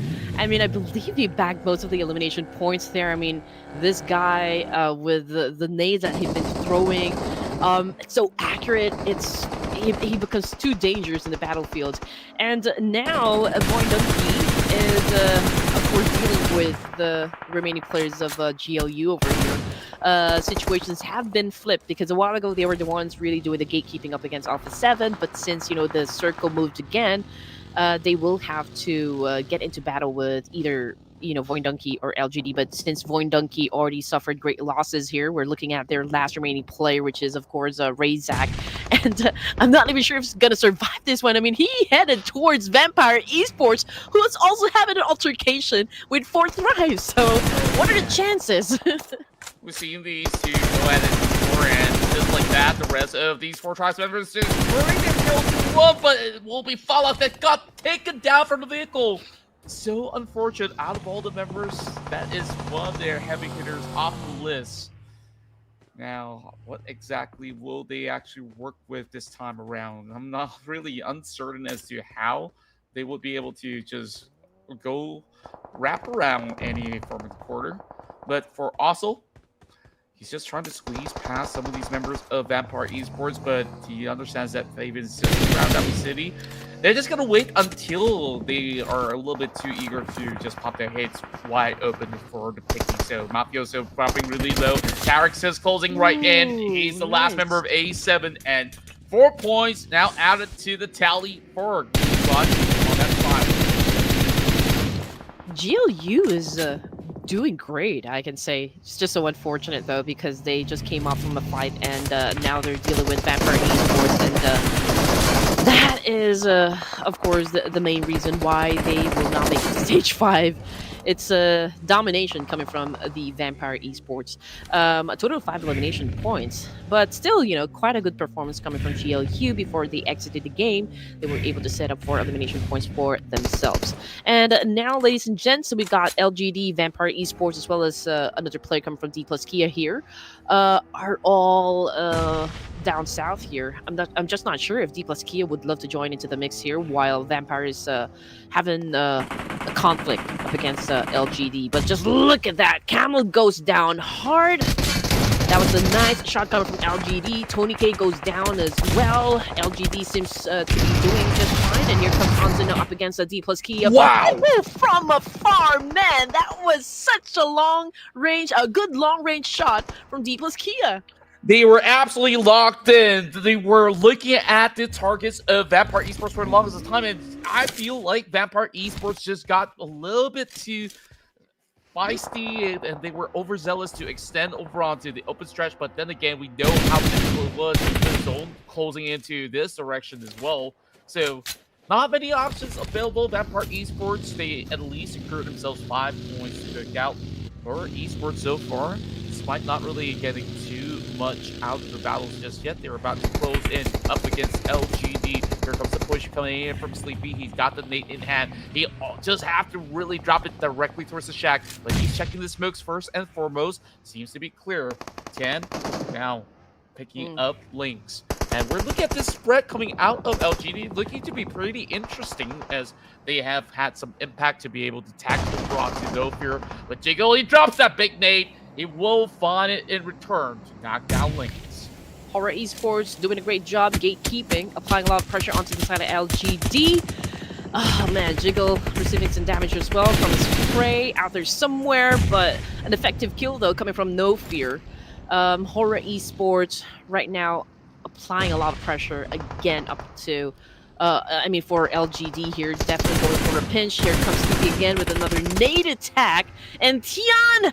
Oh man, he's quite exposed behind. And Horaa Esports can capitalize on that one. Here comes Jiggle, trying to dance it off with another player coming from LGD. And that is it, guys. LGD just got erased from Miramar map, courtesy of Horaa Esports. That is just super smooth takedowns coming out of Horaa. They slowly single out their targets. They knew what exactly needs to be done, since that there is that widespread coming from LGD. Though LGD initially had a certain good idea, but they require at least a knock in order to turn things around. But Aero Esports just proves that they are way faster and they are 2 steps ahead. Now, the entire south side is cleared up. Where exactly does Aero Esports move from Horaa? Because the zone is about to close. Stage 6 is going to be pretty interesting, because it could shift up and towards the city side of Impala, where BTR is currently at. But take a look at that. Fabian as well as DK, they're split 50-50. They're looking to see whether if they will need to book the exact center or just go in for a big wraparound. Seems like they will just extend towards the stretch, dominate the western end, and just wait till further goes. But for Esports, they gotta make it quick, because right now, if they wait any longer, there's barely gonna be enough room for them to play out. Okay, so I do love the fact that you can already fix your vehicles, right? Especially in Miramar, you know how crucial it is to have vehicles for your mobility. It'll definitely help you to go from point A to point B, and also it can serve as your cover, just in case, you know, push comes to shove and you don't have anything to use for cover. Then your vehicles can actually be a good one. But anyway, here comes Horaa Esports and Dplus KIA fight. We've seen this coming. We've already anticipated this to happen. Now Dplus KIA attacking Horaa Esports. We've got Chips with 80% health here. Fabian still cooking up a nade to try to keep Horaa Esports at bay here, but Sleepy ain't slipping at all. He inflicts a lot of damage up against Ozone here of Dplus KIA. Now he's going for a massive crate up against another one. He was able to shut down at least one out. He's coming from Ozone, so it's 2 for 2 for Horaa Esports. And Fabian is barely getting enough cover, but he's turning back. Oh, down to 1v1, and they go down. No fear saves it all. 2 members knocked down, and even you still have no fear over on the back to be able to cover ground. So, interesting move, because these 2 teams, they were not supposed to meet each other because Dplus KIA pushed towards the south side. They kind of rock up the wrong side, and just like that, Horaa Esports says, "Come at me, bro. I mean, I can fight all day long." You saw what went down. 2 members, they still close the chicken there. You want to try again? Yep, we're going to deliver exactly the same results.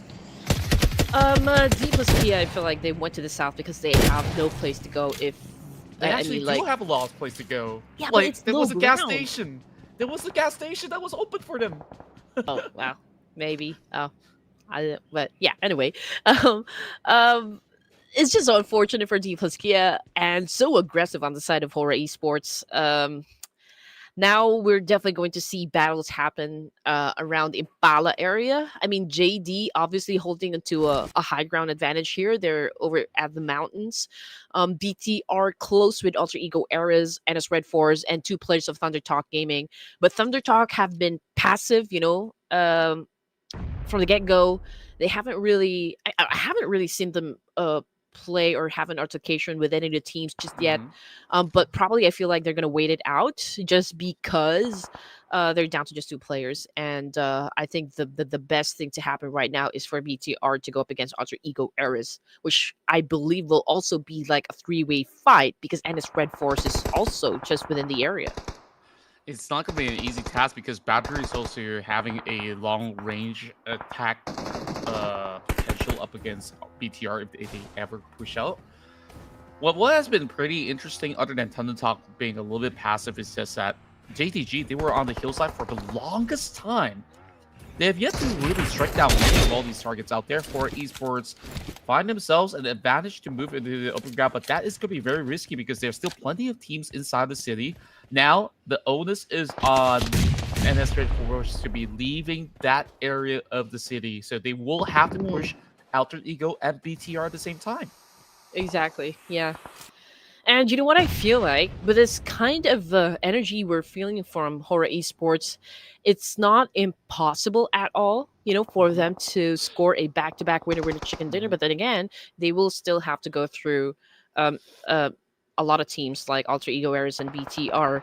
But since we are also witnessing like kind of a 3-way fight happen between NS, Alter Ego Eras, and BTR, probably they'll also just wait it out up until, at least one team is eliminated.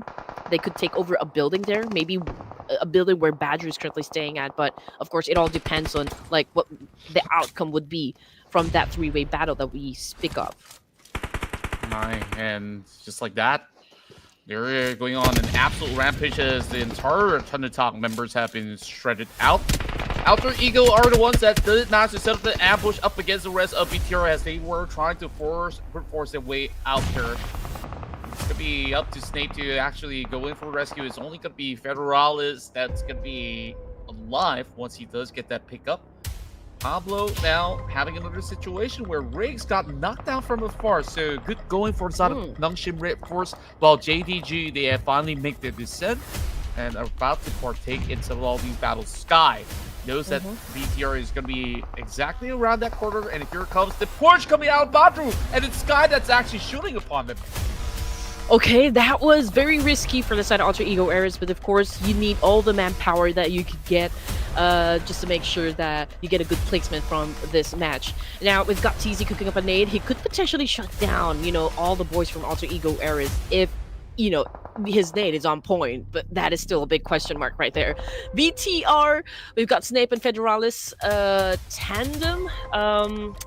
Can be hard to get that winner chicken dinner just because they don't have the numbers as well. But let's see what's going to happen. JD I believe, this is working out for them since they do have that high ground advantage. But then again, the downside of it is that they're exposed. They don't have any cover to protect themselves with, so it makes it easier for other teams to kind of target them, especially for Horaa Esports. Man, I mean, we can see that, someone is on prone and just, like easy for him to shut down JD from that point. And here comes Sleepy now, just moving closer and closer to JD. But oh man, Snape! The defense against the dark arts professor was able to shut him down.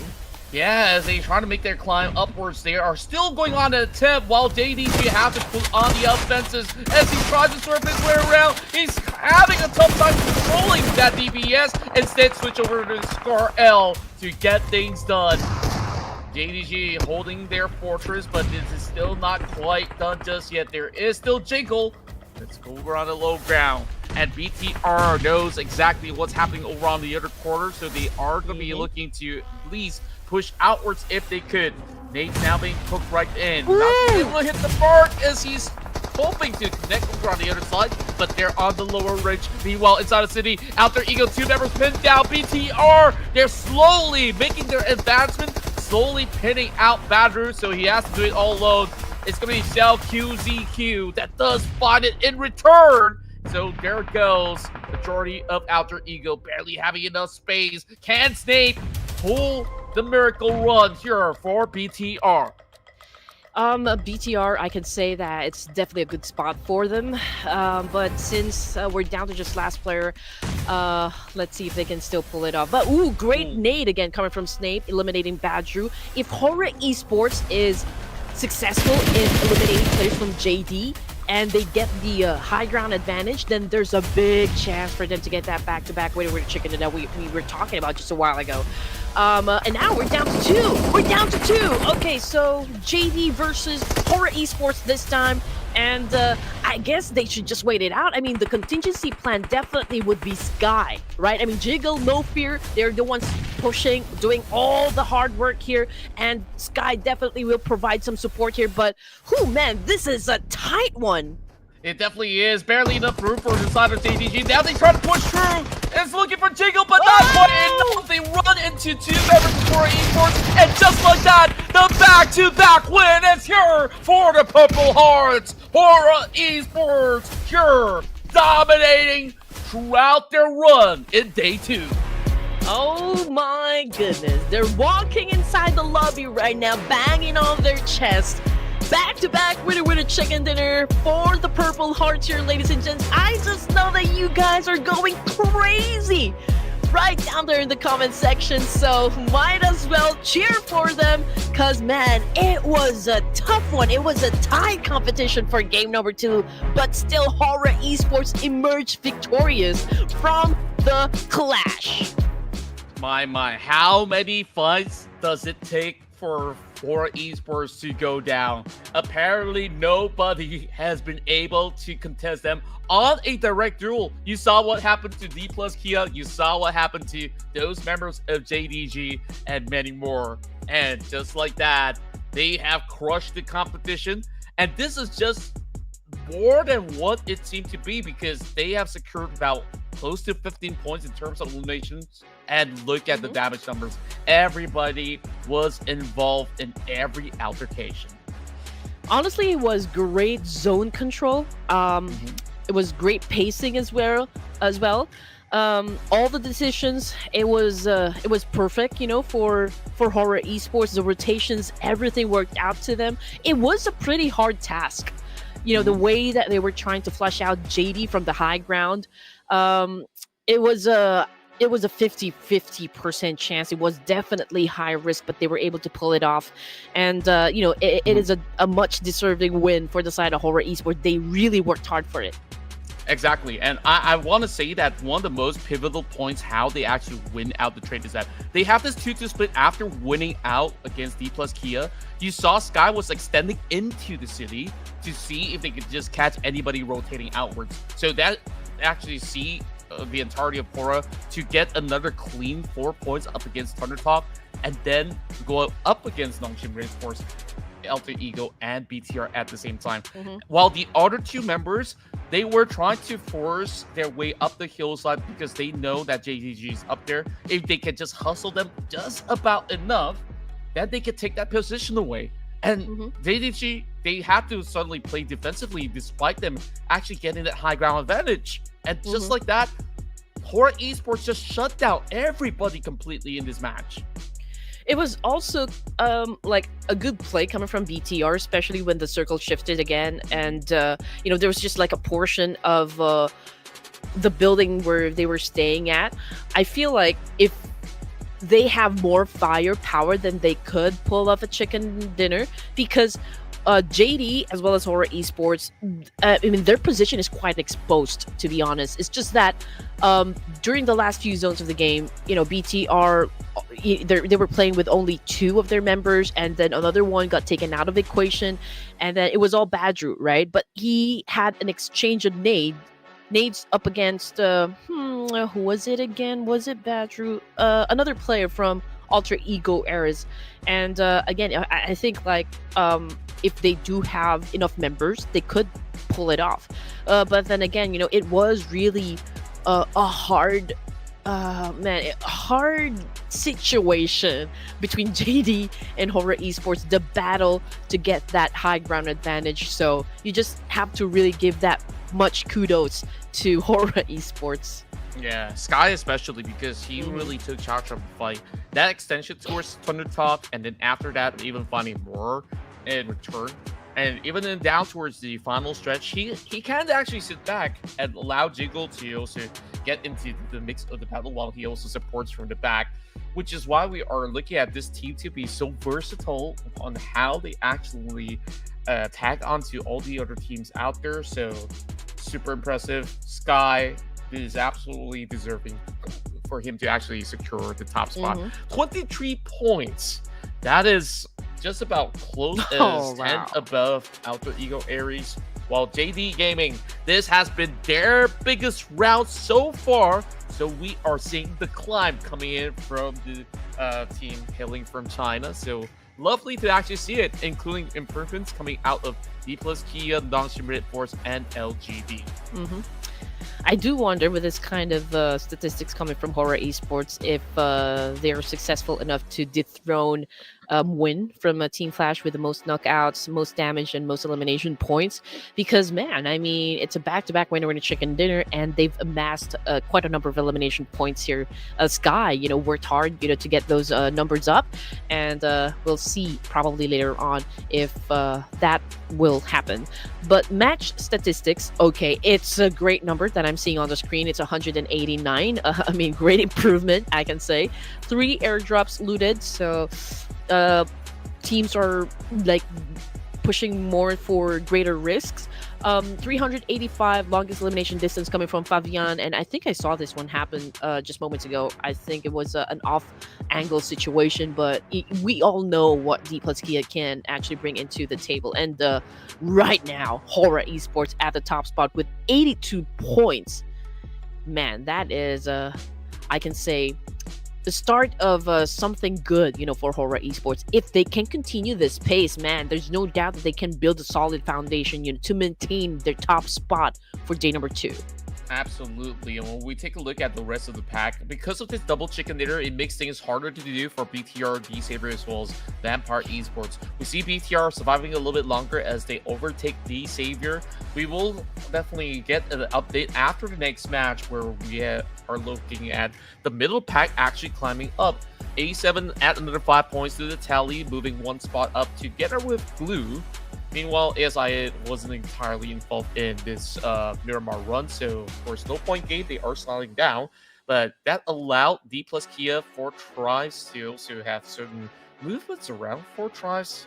Unfortunate for them, didn't really actually score all too much, while the rest of the party are still finding it a little tough. But JDG, that was a big round. That is the 10 points that they finally acquired, the first double-digit run for JDG. The best round yet. Okay, I would love to see more action coming from JDG. I mean, that was a solid one. You know, if they can continue also playing with that kind of energy, and then I mean, there's no doubt that they can definitely climb up ranks. But as for the rest of the PL teams, and of course A1 Aero, who did not play for this round, they did not play for this round. Did they play for this round? No, I don't think so.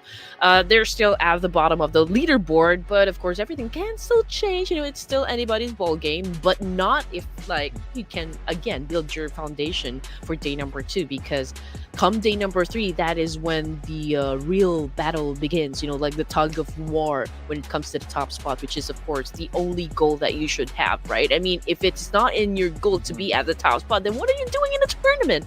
But anyway, we'll talk more about the action that just happened, ladies and gents. We'll be taking just a short break, so please don't go away.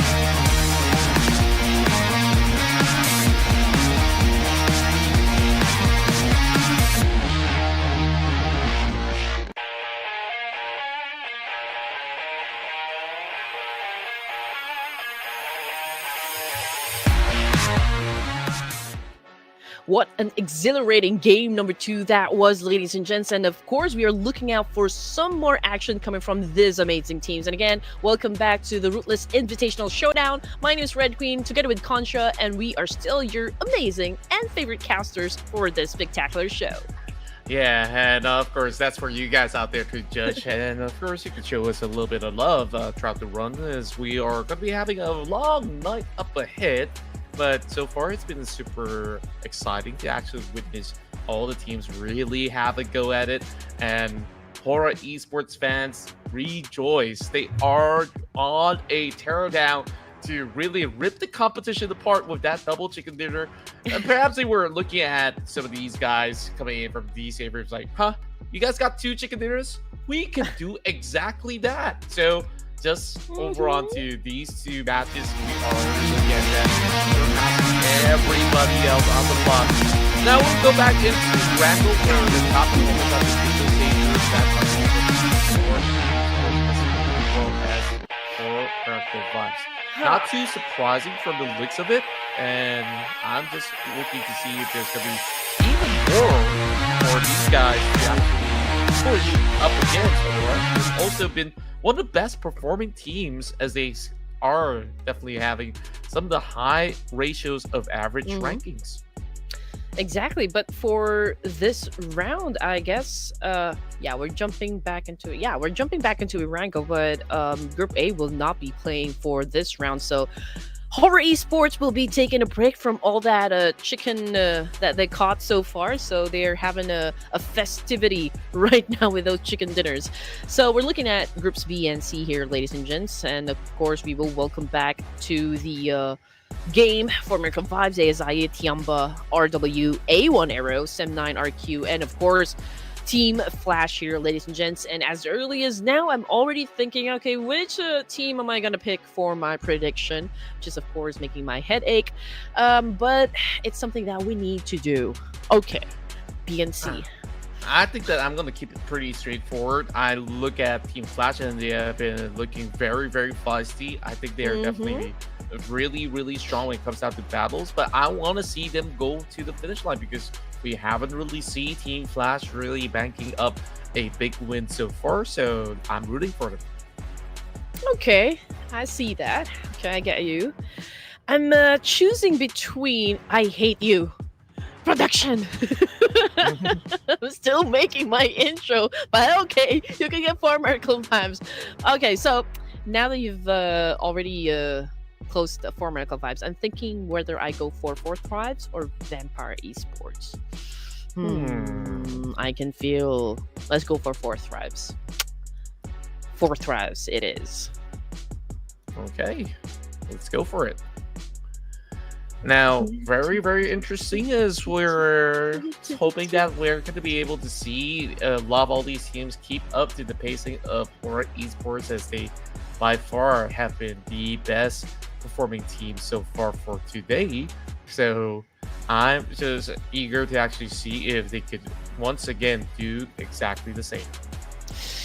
You know what? Let's take it from the Purple Hearts, ladies and gents. They have been spamming the comment section with a lot of Purple Hearts, right? So you just know that it's a positive energy. And, I think that's what we need to do, right? If you want our teams to win, just, send them good, positive energy, cheer for them, and maybe tag them in the comment section like, hey, we're rooting for you. We want you guys to get that winner chicken dinner, do a little fan service for the audience. Of course, we are looking at how many viewers do we have on the stream? 7,622. So big shout out to you guys. You are the reason why we are trying to keep the energy alive, and because we want you guys to have a very good show. Yeah, of course, we will definitely have been having such a blast here in this Ruthless Invitational Showdown. We're just eager to actually continue on with the ride. We're not even halfway past the finish line just yet. So here in day 2, the teams are absolutely setting the pace. When you take a look at just some of all these results as well, we have seen improvements from the troubles being used. So you know that they absolutely mean serious business. I feel like the coffee is kicking in. I can tell. I mean, I'm chilling. I'm having myself like lemon tea, apple cider. That's kind of it. I mean, I'm having a really splendid time so far. Just spending time with all you guys here. And just looking at all the names out there on the list, I feel like there's just going to be a big factor that comes into play. I mean, Team Flash, hard hitters. Vampire Esports, I don't know if they're stagnating or what, but it definitely seems like it's a little bit of a slow ride where they've been challenged inside Miramar. But when they move into Erangel, their place is uncontested. So maybe Vampire Esports will once again get back into their winning ways. Slow ride, take it easy. Okay, that's probably the song playing right now for 4 Miracle Vibes. But you know what, ladies and gents, of course, probably, again, it's a make or break. If you have like one good game, that could make all the difference, right? And it's the same thing. If you've had like one bad game, then that could mean that you can get pushed further down the ranks. So we'll just have to wait until this team decides to pop off. Right now that we are heading back, of course, to the OG map, that is Erangel, we'll be checking out if our team predictions will definitely get those WWCVs that we want them to get. But in the meantime, since you guys are having a lot of fun down there in the comment section, again, I just would want to push you guys to just make a lot of noise. Make sure that you cheer for your favorite teams and your favorite players. Perhaps your energy could be the one to make a difference, for the whole team. Well, if there's gonna be any form of noise, it's just they quickly clack on those keyboards. That's just about good enough. I mean, of course, you guys know the drill. Support your favorite team out there. Very similar like path as we have seen this in the previous round before. Cut from the corners of shooting range, headed into Nongshim military base. So, formidable vibes, if they're going to be in play, it is going to be a very direct passage into the islands. Now, looking into the situation over on to the course of the center, it is going to be a challenge already coming in for I8. It seems like they don't get a break at all. While who exactly are they going up against? It looks like Vampire Esports to me. Right, or it just be JDG. Maybe, but there ain't no rest for the wicked. Okay, here we go. Let's get back into action here, ladies and gents. One of them is currently knocked down on the ground, though, so... ooh, man. Okay, great counter coming from ASI8 here. ZZ is down on his knees, probably praying. Let's see what Baby is gonna do in this situation. Just a while ago, it's the same place in Erangel where they had an altercation, and obviously ASI8 lost to Rogue Warriors, so perhaps they can make a difference, for this second round here. So far so good, for the side of ASI8. I think it's a fair fight since both the teams lost, not really lost, but both of the teams are suffering kind of a one member knockdown. So we're waiting like which of them is going to do a reset first. Looking at the current standpoint, it seems like ASI should be able to do so. The rest of Rogue Warriors doesn't seem like they do have enough resources to go in for a full reset. Talking about the corners of the wall as Huzaifa is holding them back. Got the pump shotgun with them though, and we're looking at Crypto from the high ground. Wow, cheeky angles to work with coming in from our dear baby. I wonder why exactly he calls himself a baby. I mean, he's full grown up, as we have definitely seen him thrive in his element. But of course, not judging at all. The man should have his reasons. Crypto doing crypto things. There you go. Coming off the kill feed, though, it's Tianba versus Four Miracle Vibes, and it seems to me like Tops has had an early elimination. Same thing goes with Rifu, so I don't exactly know what is happening. But anyway, oh, that was a great flashbang right there. And both the teams again has suffered a one member knockdown. And Casanova, I think that was it. That's a confirmation we are waiting for. Is currently out of the game now. And also Baby kind of responded with a harsh takedown as well. Sure enough, and right now it's just a little bit of a standstill coming out of these members of Rogue Warriors. They know that their backs are up against the wall. This battle inside of Severny has yet to be settled. Last time that we've seen them fight was literally the moment we start off day 2, and it has been rather back and forth overall. And Rogue Warriors, they always almost close up the situation, but this time finding it a lot more difficult to do. The rest of ASI8 activates once more to go in for the push. Now it's down to Huzaifa, and it seems like they will have one member pinned down, and the coast isn't exactly clear. They're pretty much flooded from all angles, so they will have to let it go. Oh well. Whew.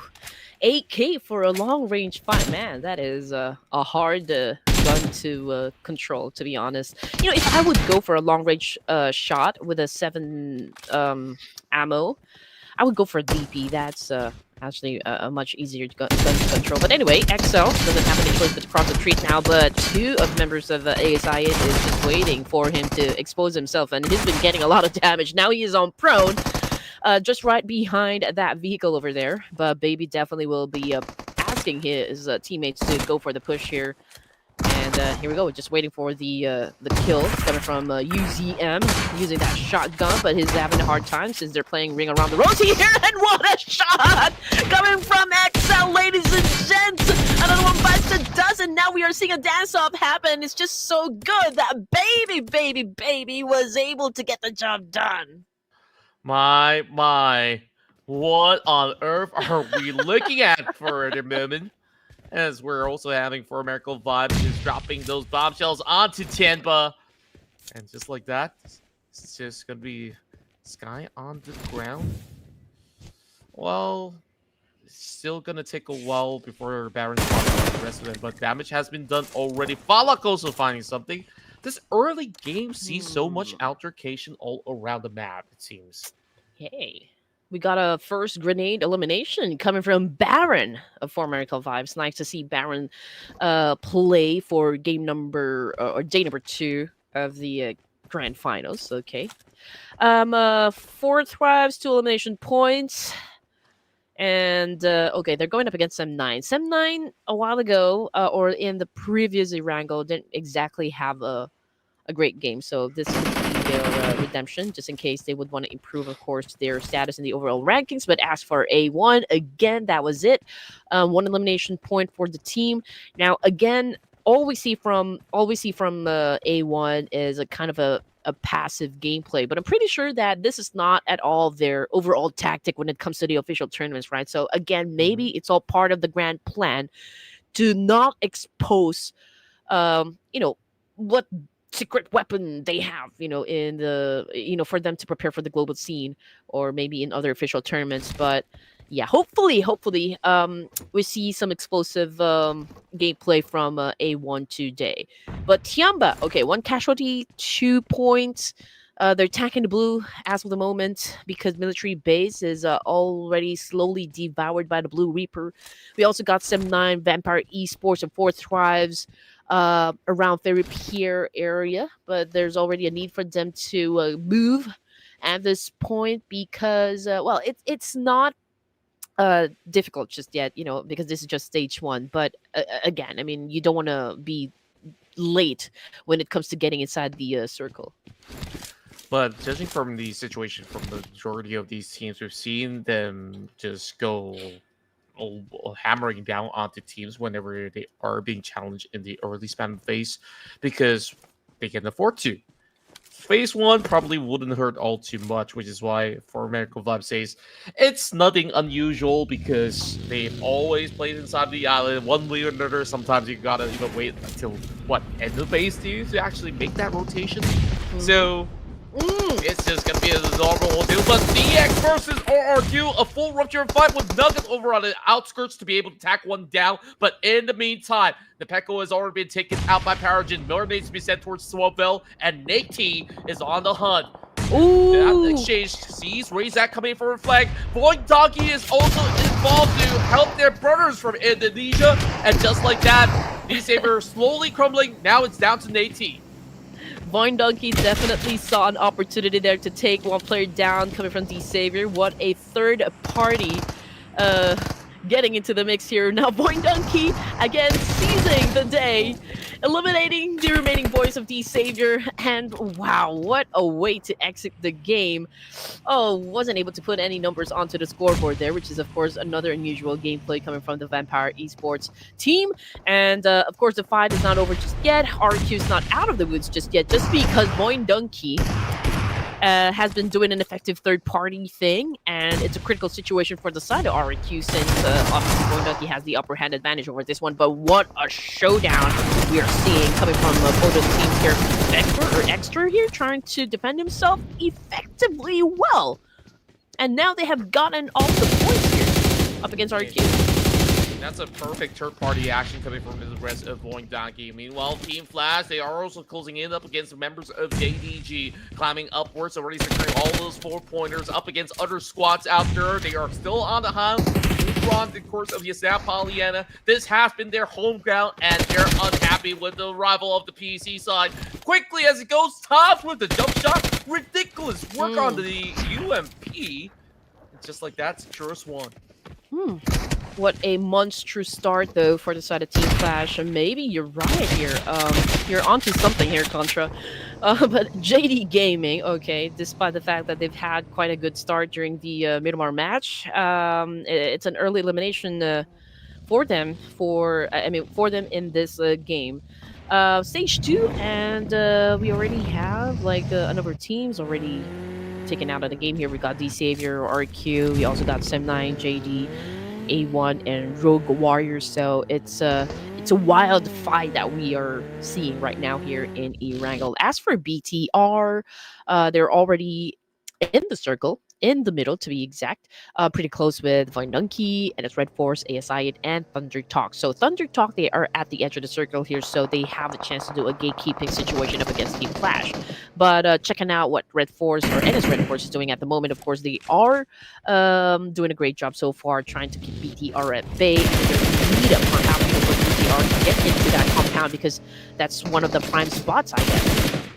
Definitely, and BTR, they held the high ground. They understand that they are susceptible to whatever gang is out there. And just like that, the rest of these players are able to at least hold them down for a little bit longer.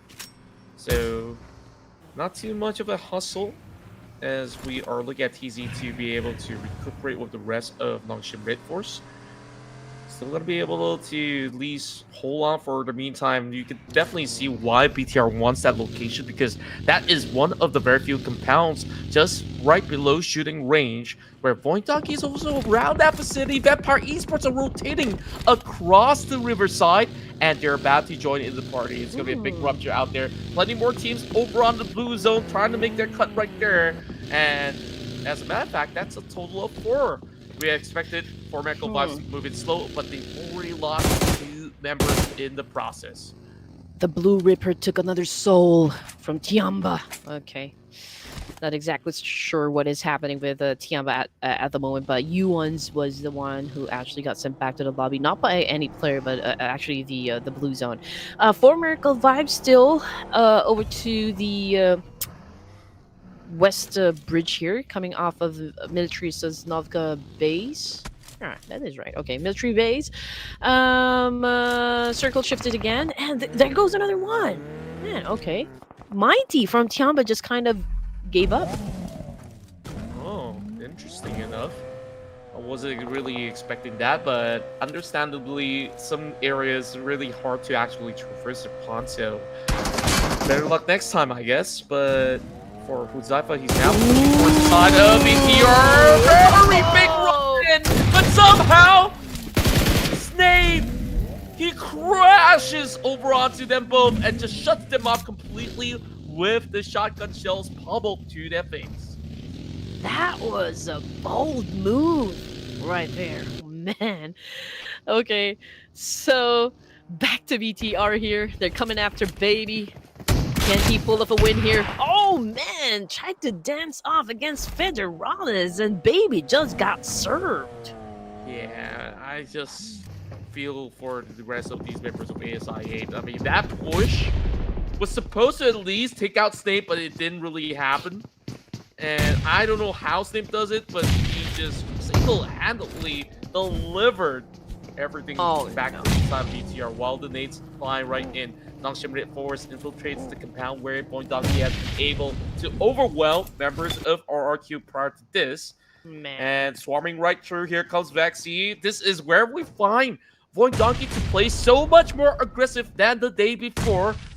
It's going to be Doxy right on the low ground to try to see if they can change anything at all. But that is a perfect nade. Now, only TZ left. He's just leaping right off the building. And I guess he just fell flat. It was a great trap set up by Voin Donkey. Obviously, that was an easy, convincing win from the Indonesians right there. I mean, NS RedForce just took the bait. It was easy for them to kind of just throw a lot of nades, try flush them out. They were obviously disoriented, and they were caught off guard in that situation. And again, you have to take every opportunity. If you do have the advantage, you gotta seize the day, and that's exactly what Voin Donkey did during that match. For Miracle Vibes, however, exited the game with only 1 point, so we haven't seen like a great performance just yet coming from For Miracle Vibes. Bigetron, however, okay, they do have 4 elimination points under their belts. And you know, it was a fast one, to be honest. I mean, we're looking at our final 5 teams here. Voin Donkey being at the top spot here, but I feel like, you know, the gap isn't that wide compared to BTR. I guess they're the 2 teams here that has the best chance of getting that chicken dinner. But of course, you know, you shouldn't look down on Team Flash, Vampire Esports, and even ThunderTalk Gaming. I mean, Team Flash, it was a fiery start for them. Vampire Esports, we've seen this guys really become the apex predators that they can inside the game. So we shouldn't just, you know, like take them out of the equation just yet. Yeah, I'm definitely not taking anyone out of the equation at all, but when we take a look at the entirety of the course right now, it is an even fight, especially we're only at stage 4. These teams are actually battling so hard in the early game, to the point that it's just so difficult for everybody else out there to really get much done. So, I don't know, it's going to take a while before we actually wrap this one up, since stage 4 still covers so much ground. We're not really expecting too many of all these big fights to erupt just yet. So, we shall actually wait and see till we have more things on our screen, where Voin Donkey so far have been the most impressive in terms of improvements out of the many attack from that third party and the defense that they held up against those members of Nongshim RedForce. They get spotted out, but quickly as they go, they move deeper into the crash site, so you're a little bit more cover to work with. Vampire Esports, they're on the hunt. They know that they're going to be walking right into that location. That this is not going to be the easiest place to defend, but at least there's decent enough cover for Voin Donkey to work with. And this is the part when it gets very exciting for us. It's the critical moments, you know, for the 5 teams remaining here inside the game. You can see the Camel is just going off, you know, berserk up against Voin Donkey here, but we just have to consider the distance, right? It's a bit too far, you know, to shot anyone down. Bigetron, we got Voxy. Whoo, man, okay. Massive spray, but not exactly sure if he was able to take a point there. But Win is currently knocked down on the ground, and Federal is looking to see what the deal, and he was able to do that with his car. Just look at that. Very badass. 5 elimination points out for the side of BTR, currently dominating the space here. Razak, very low in HP though, but just look at the number of elimination points set up by Voin Donkey. It's a total of 11. Yeah, they've been winning fights after fights, and BTR just crashes them right through. And Razak has got no chance whatsoever. That is how you let players off. BTR dominating the entirety of the South as well. Potato tries to actually fend them off. This is a position that I was telling you about, where crash site, it looks like it has cover, but there's only a few walls or whatever the plate offers you to keep yourself pretty much under cover. Other than that, it's not exactly the best spot possible, which is why Voin Donkey was so susceptible to attacks coming in from Voin, VPE, and now loses 2 against the likes of BTR as well. Team Flash somehow got withered down, while they're about to bow out because there's nades after nades. I don't know how he's going to get it out alive, but he is just hiding out here inside the hovercraft, and just the guy goes in for the exchange. He's actually raising that nades his own teammate. And see Daisy. That actually is a little bit of fumble coming from BTR, as Snake kind of taken out his own by overfragging.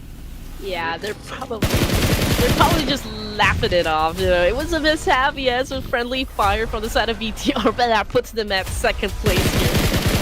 You know, in terms of like who will get the winner with chicken dinner. Now Tony K going crazy as well with that spray. But he just missed his opportunity to put down a player from the side of Voin Donkey. But of course, the fight is not over just yet, right? Vampire Esports right now has the best chance of getting that WWCD. but 11 elimination points for Voin Donkey. Man, okay, this is a great way to say hello to the fans out there. Voin Donkey is back, baby. Absolutely, and just looking at the current teams so far, it's just purely out of all the finest of PMSL Southeast Asia. So that's it. Tony K still on board. You know the kind of damage this gentleman can do, alongside with Schweppes, who's looking for their flank. Potato's position is going to be really hard to be spotted by any of these members of Vampire Esports. So I think he really have to defend Exter over onto the outskirts, because he's being approached by Camel already. That's one Camel I don't want to ride. Fun fact. Then which? Oh, they're looking for Camel instead. So Exter, you at least have a piece to go in for a trade with him. Tony K, baby. Potato goes down, but quickly traded back by Exter.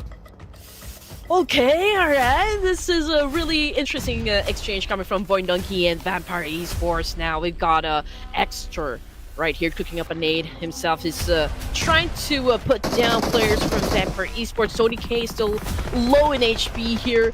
I mean, obviously Voin Donkey is not letting Vampire Esports to do a reset here to recuperate from this situation, and that's exactly what he needs to do to really maintain their lead at the moment. But BTR is not joining into the mix just yet, but it'll be easy for BTR to kind of annihilate not just one team, but both of these teams. Yeah, they know that they're pretty much all bunched up all together, so BTR, all they really have to do is just swarm right through and absolutely run the competition. Is all down to Schweppes right now on the outskirts. And this Camel definitely looking to be a little bit thirsty, running out. That is going to be the first contact, moving right in. Just like that, Boxy secures a winner chicken dinner for Bigetron Esports. Is this their second chicken dinner of the night? You man, these boys are cooking. All right, of course, this is the kind of action that we expect coming from Bigetron Esports. Like, I mean, they do have this mission to dominate not just in the local scene, but in the global scene as well. So again, this is a fiery setup or lineup, a roster that we are seeing from Bigetron Esports. And again, you know, we just have to say that even without Luxy and Zuxi, you know, the Tachibana twins, the legacy of Bigetron Esports, I mean, we do have to admit that it's kind of a big shoes to fill, but so far so good. I'm loving this lineup. Bigetron showing right now that they are still a formidable team to watch out for. Fair enough, and overall, I definitely do love the new look, as we can trust in Coach Ken to really set a perfect team. Now, looking at the current standpoint, where BTR has been feeling such a young roster, of course, that includes Federalis, who got bombarded of his own teammates. It wasn't exactly flawless, but hey, I guess at least the kill is still in their hands, you know, like something that they could just easily go for a quick fix when it comes down to going for more of all these erratic fights. But that said, we're going to see whether or not all the other teams can be able to catch up to speed. BTR now races up against the rest of the members of Horaa Esports with such a massive performance. We also see many of all these kill points to be favoring not only Voin Donkey with that big 10-pointer, but also Team Flash, who's gotten themselves into the take of the battle. I mean, it's Indo pride, so to speak, because you know, the top performing teams for this round are both you know, coming from Indonesia. BTR, Voin Donkey, of course there were also Vampire Esports from Thailand, and we really cannot deny the power that, you know, Team Flash that showed us, you know, for this particular match, because, you know, from the get-go they have been aggressive, and we want more of that action coming from Team Flash. Head-to-head here, ladies and gents, damage output, obviously it's a wide gap here that was set up by Bigetron, especially with the elimination points as well. So I think it's safe to say that Bigetron won this head-to-head battle. Definitely, and of course, taking a look at the best performing member so far, Snape. You saw that double swing onto those members of ASI8, and my, that was the beginning of the end for everybody else out there, because that got them super riled up, and there's definitely a lot more that BTR is going to show us in these upcoming matches, but we're going to be moving into Miramar next. So I want to see this side of Snape once more. 800 over damage, 500, or should I say 5 eliminations to be taken down. And that was a compliment by Razy, where, you know, Federalis got taken down by his own teammate, but it just goes to show that this team could just swing with any member and they're going to hit super hard. You know, one of the major concerns, I think, for BTR before was the fact that, you know, Federalis was a Filipino, and perhaps, you know, the language barrier would be kind of an issue for BTR, but so far so good. I mean, he's blending in well.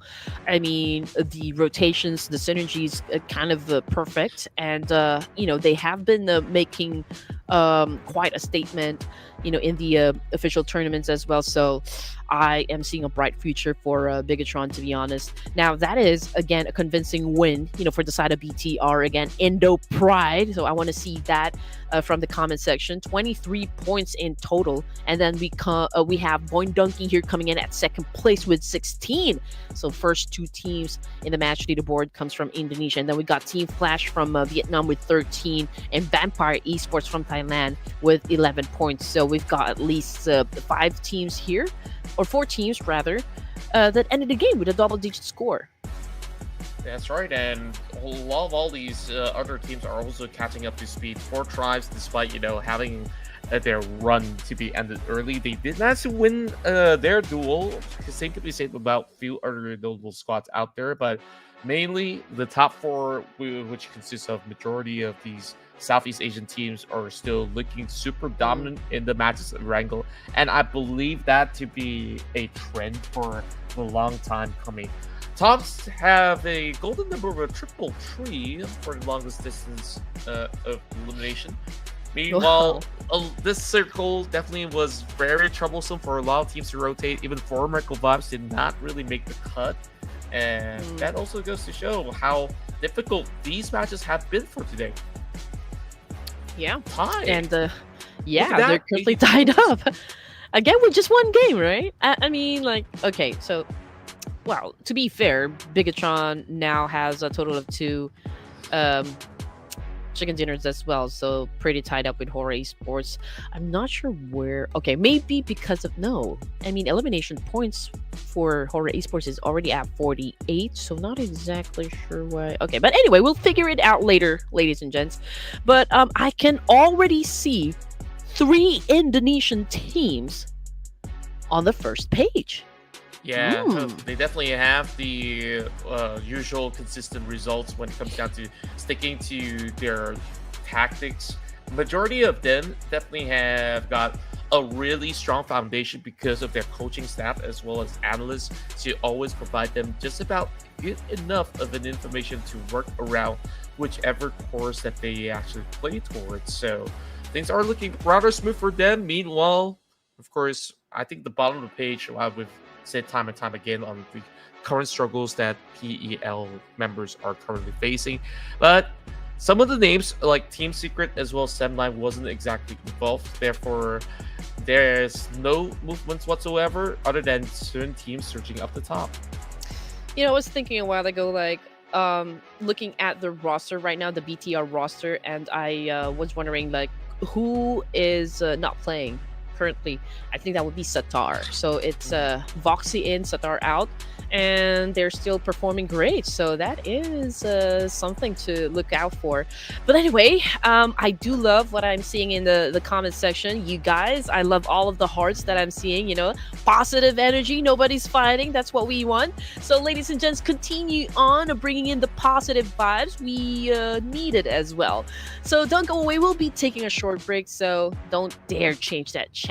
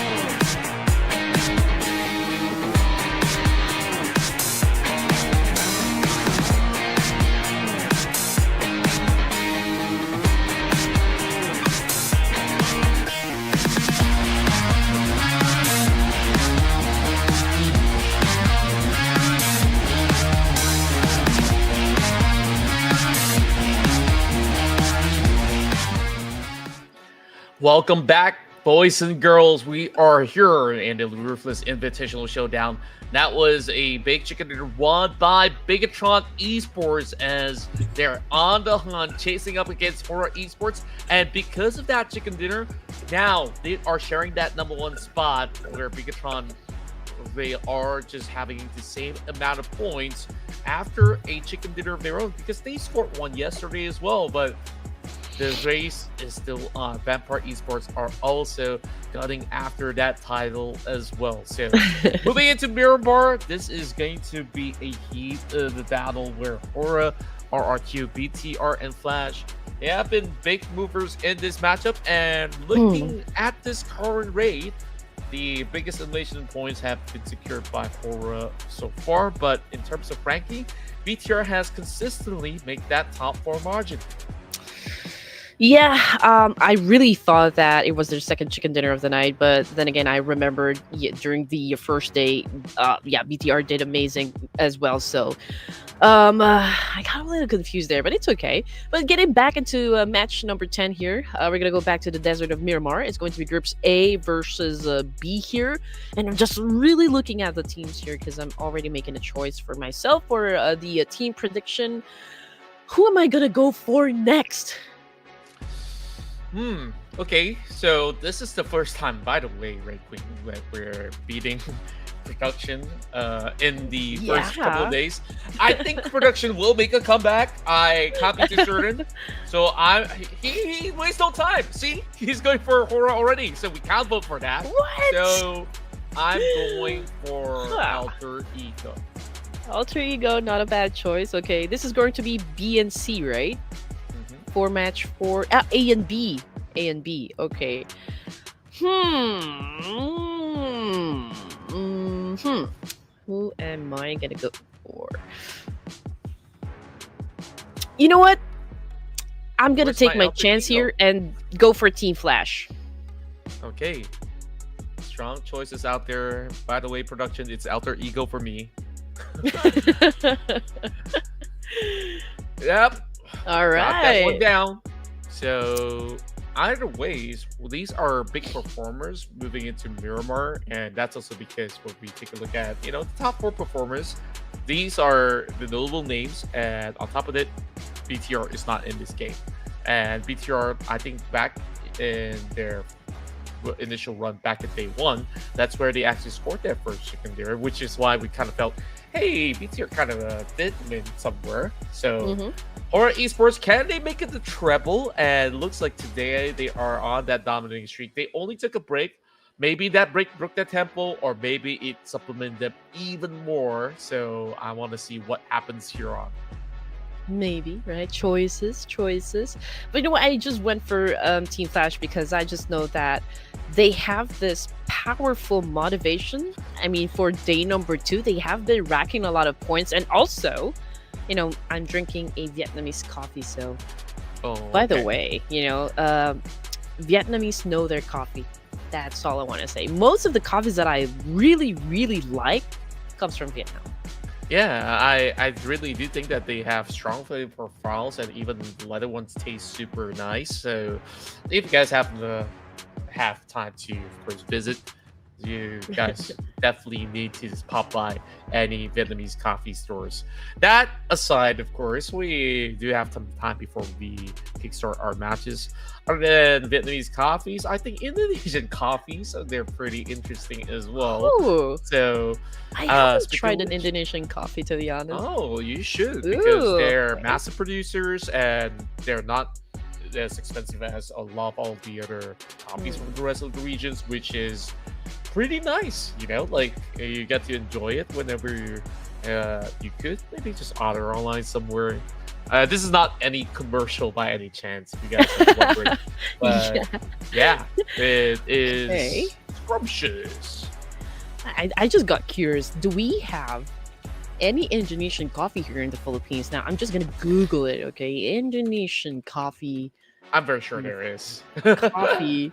And how about you guys? I mean, while I'm searching for my coffee, let us know down there in the comment section if you guys have tried Indonesian coffee or if you have any recommendations for a brand of Indonesian coffee that you would like us to taste. That would be great. It's getting randomer and randomer. So, of course, no more coffee conversations, but you can take your sip while we are getting our run started, moving into our next match. Okay, so we do have the tomorrow coffee and Kenangan coffee. Okay, I just don't know where they are exactly, but I'm definitely going to be testing that one out. But anyway, okay, we do want that adrenaline to pop off. We are already halfway through day number 2 of this tournament. Of course, we don't want you guys to wait any further. We're going to be starting the Miramar match here. I know it's going to be sunny and hot in the desert of Miramar. It's going to be fire. So let's just wait for the teams to bring on the heat, so to speak. And let's have our action. There we go as we kickstart over on the south side by the corners of Protona, headed into the Oasis. I always want to see circles on either end of this field. If we can end inside of Power Grid, why not, right? Like, there's always that tinge of possibility, but I can keep my hopes up every single time and read it every other day. But when we take a look at the southern area of the map, it seems to be broader congested with plenty of all these teams around that vicinity. Right. Okay, most of the teams opted to drop around the south part area of the map here, but yeah, I mean, it's a dead giveaway, right? I mean, if you do have that kind of fly path, you almost already know like which areas are going to be highly populated. So in this case, Los Leones will definitely be occupied. We've got Team Flash headed towards that direction, and most probably I8 as well. Alter Ego might be onto the south part area of Los Leones, pretty close with Dplus KIA and LGD, so perhaps they're going for that vehicle gameplay before they get into any towns here to pillage through. But let's just wait what will happen, because Alter Ego Ares now has a compound. Wow. And just getting all of the resources they need. But will there be any altercations? Of course, we just have to wait. Just look at how empty the center of the circle is, other than having Team Flash as well as these members of Road Warriors inside Picado. This circle, it's giving Los Leones vibes to me. I could be wrong. It will be moving either maybe around that corners of Cantera, just above Los Leones. So either ways, make sure to follow us on Ruthless Esports. We're on Facebook, Instagram, YouTube for sure, where you guys should be watching. Else, you can also hang around on TikTok, or we'll be posting some of the best clips out there. So you can keep up to speed with all the immense action what we do have here in Ruthless Esports. Oh yeah, don't forget to give us a follow, a like, and a share, man. You know, it's a massive community, and we'd love to grow with you, ladies and gents. So do hit that sub button, ladies and gents. And while you guys are at it, don't forget to show us some love as well by following our pages. Right, we're very easy people to find. Just type our name in the search box, and our accounts will definitely pop. And now getting back into the game here, we've got RRQ complete squad here. I don't see any teams that might contest against them just yet. Team Flash on prone. Oh, Bows is trying to sneak an attack up. Okay, up against ASI8. Yeah, two super aggressive teams going up against each other. It is Team Flash that initially gets the drop upon them, which is why I'm seeing red bars over on the leaderboards. Even WBG have one member bleeding out. I'm not too sure what's really happening on that corner map, but we will focus on to some of these moving targets for Zeus, as he does manage to get a little bit of a catch by the corner warehouse. As I just started to loot, and that nade falling really closely, unable to actually hit the mark just yet. So coast is clear as we are looking at the rest of Team Flash on a hot streak so far. It seems like the rest of the other players are just going to be sitting still for now. Casanova secures himself that Tommy gun to be able to at least trade back if push comes to shove. So pretty clear for what it's worth. as no teams want to fully commit against each other. I do love that sunshine, like a pocket full of sunshine. Okay, that's UZM. That's a nice touch on his avatar just there. Anyway, we've seen an exchange happen, and that was, of course, coming from ASI8 and Team Flash. We've got 1 point on the side of Team Flash here, so probably they do have that upper hand advantage in terms of numbers. Bows is cooking up a nade here, but not exactly sure if he can potentially shut down any of the players from ASI. But that was completely off target there. But he does have a dangerous weapon at hand. That's a DBS right there.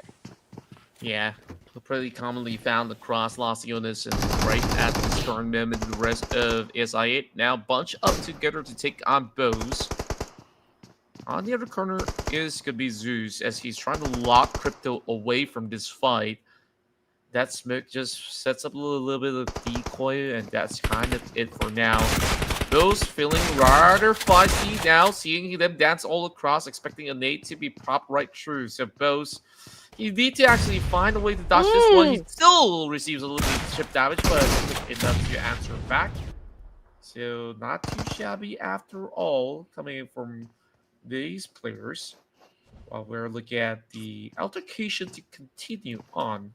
Seems to me that the rest of the members of Team Flash are going to be pushing out the open. Finds UZM, and Bows finally hitting the mark. Despite needing to actually go in for the safe win, it's going to be knocked down. Over on the back, they are trying to bring them down with a VSS. Baby! Crypto actually hits them right on the spot, allowing this exchange to go on. Team Flash might actually be sent out very early, as they need to win this battle, and there's no time to even go in for a rescue. Yep, Huzaifa and Baby coming to the rescue here. I mean, we have a couple of ASI down at the moment, so there's a need for them to pick up their teammates as well. So, I mean, which team is going to be the first one to recuperate in this situation? I mean, just look at them both resuscitating their teammates. Well, Baby is trying to make a way here, buying some time for the rest of ASI8. Now, Huzaifa right outside the door. Bows will be there to welcome them just in case they decide to get inside. Okay, we see ASI throwing a lot of nades just to flash him out. What exactly Team Flash is going to do in this situation? They're backed in the corner, but ASI8 seems to have the number advantage this time. You know what? A sequence of events here. Baby, okay, trying to make a way here, but just look at that. Team Flash, both of them, 60% on health here. Yeah, and it is looking to be a very daunting task, and that nade lands perfect onto Bows. Now it's only down to Wade, just going for one tag. More to go. He has to do second round. Oh, he actually gets the second drop. Oh my! Win! You can't do this. It's absolutely illegal. He drops down, and everyone from ASI8 line up. Oh my goodness. Oh my goodness. That was insane of a clutch. I mean, you gotta admit, guys. I mean, let's give credit where credit is due. Right? I mean, even if you are an ASI fan, that move was top notch. Out of whirlwind. What did he eat for breakfast today? Man, he's so fired up that Team Flash did never back down. Like, look at that fight. They were not supposed to win that one. Yeah. Wow. Oh my goodness. That was a great one. Oh man, that's definitely a major highlight, you know, for win of Team Flash. Okay. Man, he's a great addition to the lineup. That's definitely for sure. But okay, let me catch my breath here. Whew. Okay, circle time. We still have quite a number of teams attacking the blue here. We got RRQ as well as Horaa Esports coming from the northern side, Sem9 and Tianba, and maybe the GLU squad coming from the west side. But we've got Sovel over here coming from RRQ, finishing the job, getting rid of Weibo Gaming at stage 2. Yeah. You asked me to get over it. I don't think we ever will. There's just too many clutches, and most of the time we go into Miramar, this is what happens. when push comes to shove, you just gotta pull something out of the rabbit hat. I mean, I was about to say the other word, but yeah, it's crazy. Like, It's crazy. ASI8, maybe you could say it's overconfidence. Maybe you could say that there's just only one player. You could just guard the outskirts. You could look at this guy from the window pane and maybe take him out. They wasn't prepared for what Win just cooked right there. And I guess if we were to move on, we would take a look at Horaa Esports. They're tanking a little bit of the blue, moving from the north point. The zone is still around the central region, so perhaps Horaa Esports could be looking to book areas like Hacienda's outskirts to be slowly paving their path inwards. But a little bit of bumpy ride for Sleepy, but not a big commotion at all. So we'll still be able to get these boys to be having a stable run, while Alpha 7, they always fancy a little bit of that early skirmish, now finds some moving opportunities coming from Rogue Warriors, I do believe. That was pure adrenaline right there. Oh man. Okay, let's get back to business here. 14 teams remaining here, and again, ASI8 already out of the game. Same thing goes for Weibo Gaming. We are currently at stage 2 with 50 seconds more on the clock before we get to the third stage of match number 4 here, ladies and gents. Halfway through day number 2 of the grand finals. Anyway, A1 seems to have company. Okay, that would be the boys of Alter Ego Eras. We've got Bad Drew flashing his 1 elimination point, and right now they do have a great vantage point up against A1 Aero. Just not quite sure though if they're going for the hard push just yet, or maybe those are just warning shots. Seems to be a couple of warning shots for now. Win now has to do it all alone. At least you're in the city of Los Leones in a sense where some parts are still covered up, so you can still try to hold on at the very least. Isn't exactly the easiest of tasks. When you take a look at the center, it will actually close over onto the usual region in between Picado as well as the south side. So that's a good news for Bose as well as Win. Well, I guess he did manage to actually get the revive done after all. While very close to them is A1, Alter Ego, as well as Dplus KIA. Rogue Warriors, they are having a really good focal point just by the hillside of the outskirts of Picado. Okay, from the kill feed, it's Horaa Esports versus Rogue Warriors this time, and I think they are picking off some of the players from Rogue Warriors, so that is a good sign over to the side of Horaa Esports. They do have quite a good vantage point, I can say. They are all alone from the west side of the circle here, but not for long, just in case M9 decides to head on towards that same direction.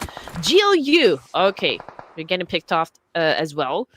By LGD this time, and a while ago, it was JDG that made a good impression. So perhaps we can see the same thing coming from LGD this time. So a lot of letters, quite confusing sometimes, but hey, it's okay. Anyway, GLU, ladies and gents, dancing it off with LGD, but it's Hasby right now, currently knocked down on the ground, but great follow through coming from Hexas. Great counter as well. It's a back and forth trade from both of the teams here. We got Tian repositioning himself, getting the high ground advantage, and now he's anticipating this attack coming from GLU. Cooking up a nade here. Can he get the job done, though? Looks like he could, but the rest of these members over on the bottom side are just slowly closing in as well. Ken playing a very dangerous game as he just runs towards the open. Not trying enough, and he is turned around. The Blue Zone's also clipping onto him, and just like that, Glue Squad managing to complete the task, and it is looking so rowdy out there in the fields. All right, here we go. RRQ in a little bit of a pickle here. GK up to Secret. Of course, just got knocked down here. Man, okay, even though they're at a disadvantage, RRQ remains to be elusive and was able to get the job done, with 5 elimination points, so not bad at all. Unfortunately, though, for the side of Team Secret, they're already out of the game with only 1 elimination point, which brings us down to just 12 teams remaining, and we are just at stage 3 here, ladies and gents. The action is non-stop. nonstop. Just having a little bit of duke out there in the fields, as we are just gonna be seeing a couple of all these instances where just trying to go in for the tags, and it seems to me that some of these members are just looking to push and shove each other out over in the far corners of South RRQ, getting themselves very busy with the approach of Alpha 7. So they gotta wrap this one quick because they're just by the edge of it all. This blue zone's gonna close in, so it's gonna be a world of hurt either ways. Turtling right in. RQ's got to make an advancement, but they are just boxed in. So where to go? Karelia dominating with 3 elimination points, ladies and gents. Squash Boo on attack mode as well. Has been trying to flush out their Peko, but their Peko already down, but he just want to make sure that he gets the point. And now we've got Alpha 7 dominating with 5 points under their name, coming off the kill feed as well. We've got Tianba getting annihilated. And yeah, and there goes RQ as well, exiting the game with 7 elimination points. And we are at a fast-paced game here, even though we are at Miramar. I mean, it's 10 teams remaining here for Stage 4. Yeah, and despite that, just looking at the current circumstance, it is just a tough luck that they got boxed in, but RQ, they secured just about good enough points to work with. Whereas the rest of 4 Miracle Vibes, they're just hoping for a safe journey true and true. Looking so far, gained by, of course, some of the finalists coming in from Mongolia, while Horaa Esports have already opened up their account very early on to win some of all these duels. Of all the Southeast Asian teams, do you notice that Team Secret so far haven't really made any major impact in any of their runs so far? It's peculiar, isn't it? Versus Sem9, they did manage to at least get a couple of top 5 finish. Maybe on a low kill number count, but it's still pretty decent. But I want to see more coming out of Team Secret. So maybe they're being contested on some of all their drop spots, but overall, it hasn't been an easy task for Team Secret to get back to their winning ways. But we will, of course, digress from that. This Alter Ego are on a mission to defend the outskirts of Los Leones. Maybe they're testing out some new strats, you know, just to prep, you know, for the upcoming official tournaments. I mean, we don't know. We are at the mercy of these teams, whether or not they're in a good mood to give us a taste of that chicken dinner that we've all been craving. But anyway, looking at the 10 teams remaining, it's still promising, though, because Alter Ego Errors is still alive and with a complete squad, and you just know that Alter Ego Errors with a complete squad is kind of dangerous, you know, to be in the same lobby with them. But Horaa Esports maintaining a good pace, although Sky is already not part of the team now. I mean, for this match. But they did manage to put up 4 elimination points, which is, I think, a strong start for Miramar. And again, you know, we do expect for Horaa Esports to keep that pace, to keep that same energy. And now that they've already racked 2 chicken dinners, I mean, for day number 2, perhaps they can go for the 3rd one. Yeah, there's still a very solid chance that if we take a look at their current position, they are trying to actually make their pavement a little bit more doable, but just bypassing some of the members of Sem9. What's going to be really concerning is that there is Dplus KIA right around the vicinity, so they need to actually push through this fight. So we'll have to see. Rook4 is also getting pushed by 8-7. Alpha 7 so far on a high, is already securing 6 points, and they want even more from here. Okay, here we go. Mafioso slowly creeping in up against Warriors here with an SLK. Oh, but another mishap for the side of Mafioso. We did not expect that to happen. I mean, he had all the opportunities to knock down that opponent, but unfortunately, he got outsmarted by a rogue warrior over here. Now, XL going in for the charge with an SLK as well, and was able to get the job done as well. Squash Boo had been squashed. I like the way you put it. And looking at the other teams out there, Rogue Warriors, at least they get a couple of points before bowing out, while the rest for Miracle Vibes see this fight happening, and for Miracle Vibes are looking to crash in the gates. It's Revo though. Revo the best performing players coming in from their squad is looking to really shut them down completely.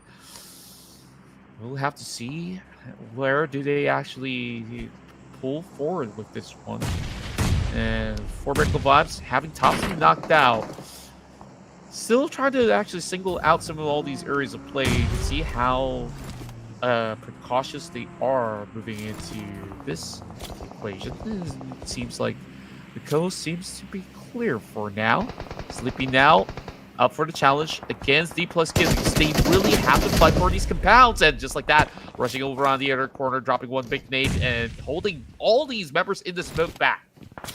You have to fight for something that you want when it comes to Battle Royale here. It's going to be a hard task, though, for Sleepy going up against Dplus KIA all alone. Well, let's see. Oh, no! A Steph Curry move pulled off by Dplus KIA, eliminating the boys of Horaa Esports, which brings us down again to just 8 teams remaining here, ladies and gents. But the action never stops because we're looking at GLU squad as well as A1 Aero and 4 Miracle Vibes. Unfortunately, Dog caught a nade. Ruthless right now needs to rescue his teammate, but he needs to throw that Molly first. That Storm is on a killing spree here. Oh, finally, A1 Esports are getting things going so far, and they still have all 5 of their members still on board, wrapping up the North. They're looking to crash out whoever's out there. Revo somehow managed to survive up against those members of 4 Miracle Vibes, and it seems like it is just going to be a little bit crazier from the outskirts here. 7-9, mixing top 7, but no points gained from eliminations, and even Alpha 7 will go down this time around. That was Revo, bunch in between both A1 as well as Baron. Now, Sinister knows that there is someone around that corner, and he's about to make a check. Okay, so this is a good one. Divide and conquer situation again for the side of A1 Aero. I mean, we've got 2 of them already in the middle of the circle here. Alter Ego Eras has a compound to work with, but I feel like Dplus KIA and GLU, the fight will definitely happen in just a while.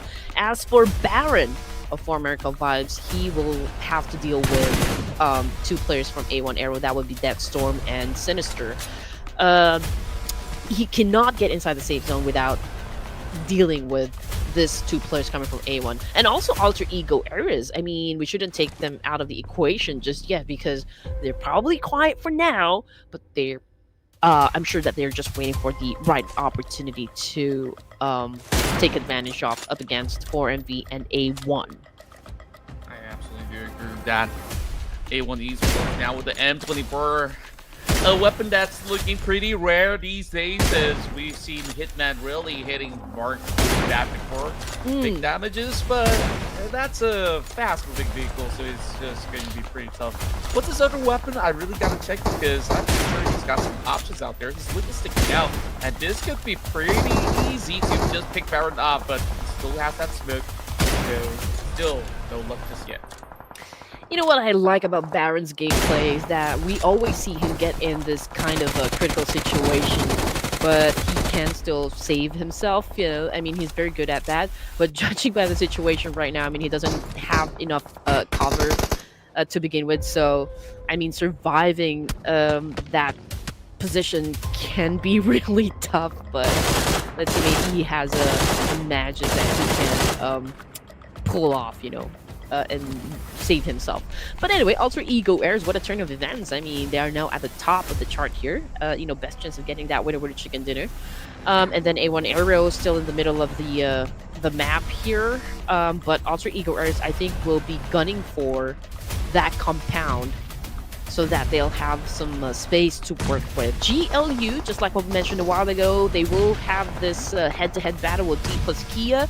I think they are somehow winning the fight because Fabian already down on the ground, which of course puts Dplus KIA at a great disadvantage because GLU obviously has that high ground, and it will be difficult for Dplus KIA to maneuver just because they will be coming from the lower ground. Yeah, all these nades, it's just gonna be really tough for them to, of course, even move out of positions. Barons has been playing a perfect game of holding down the line and now actually finding the knock, but it is still gonna be A1 Esports to be able to pinch him from right across the field.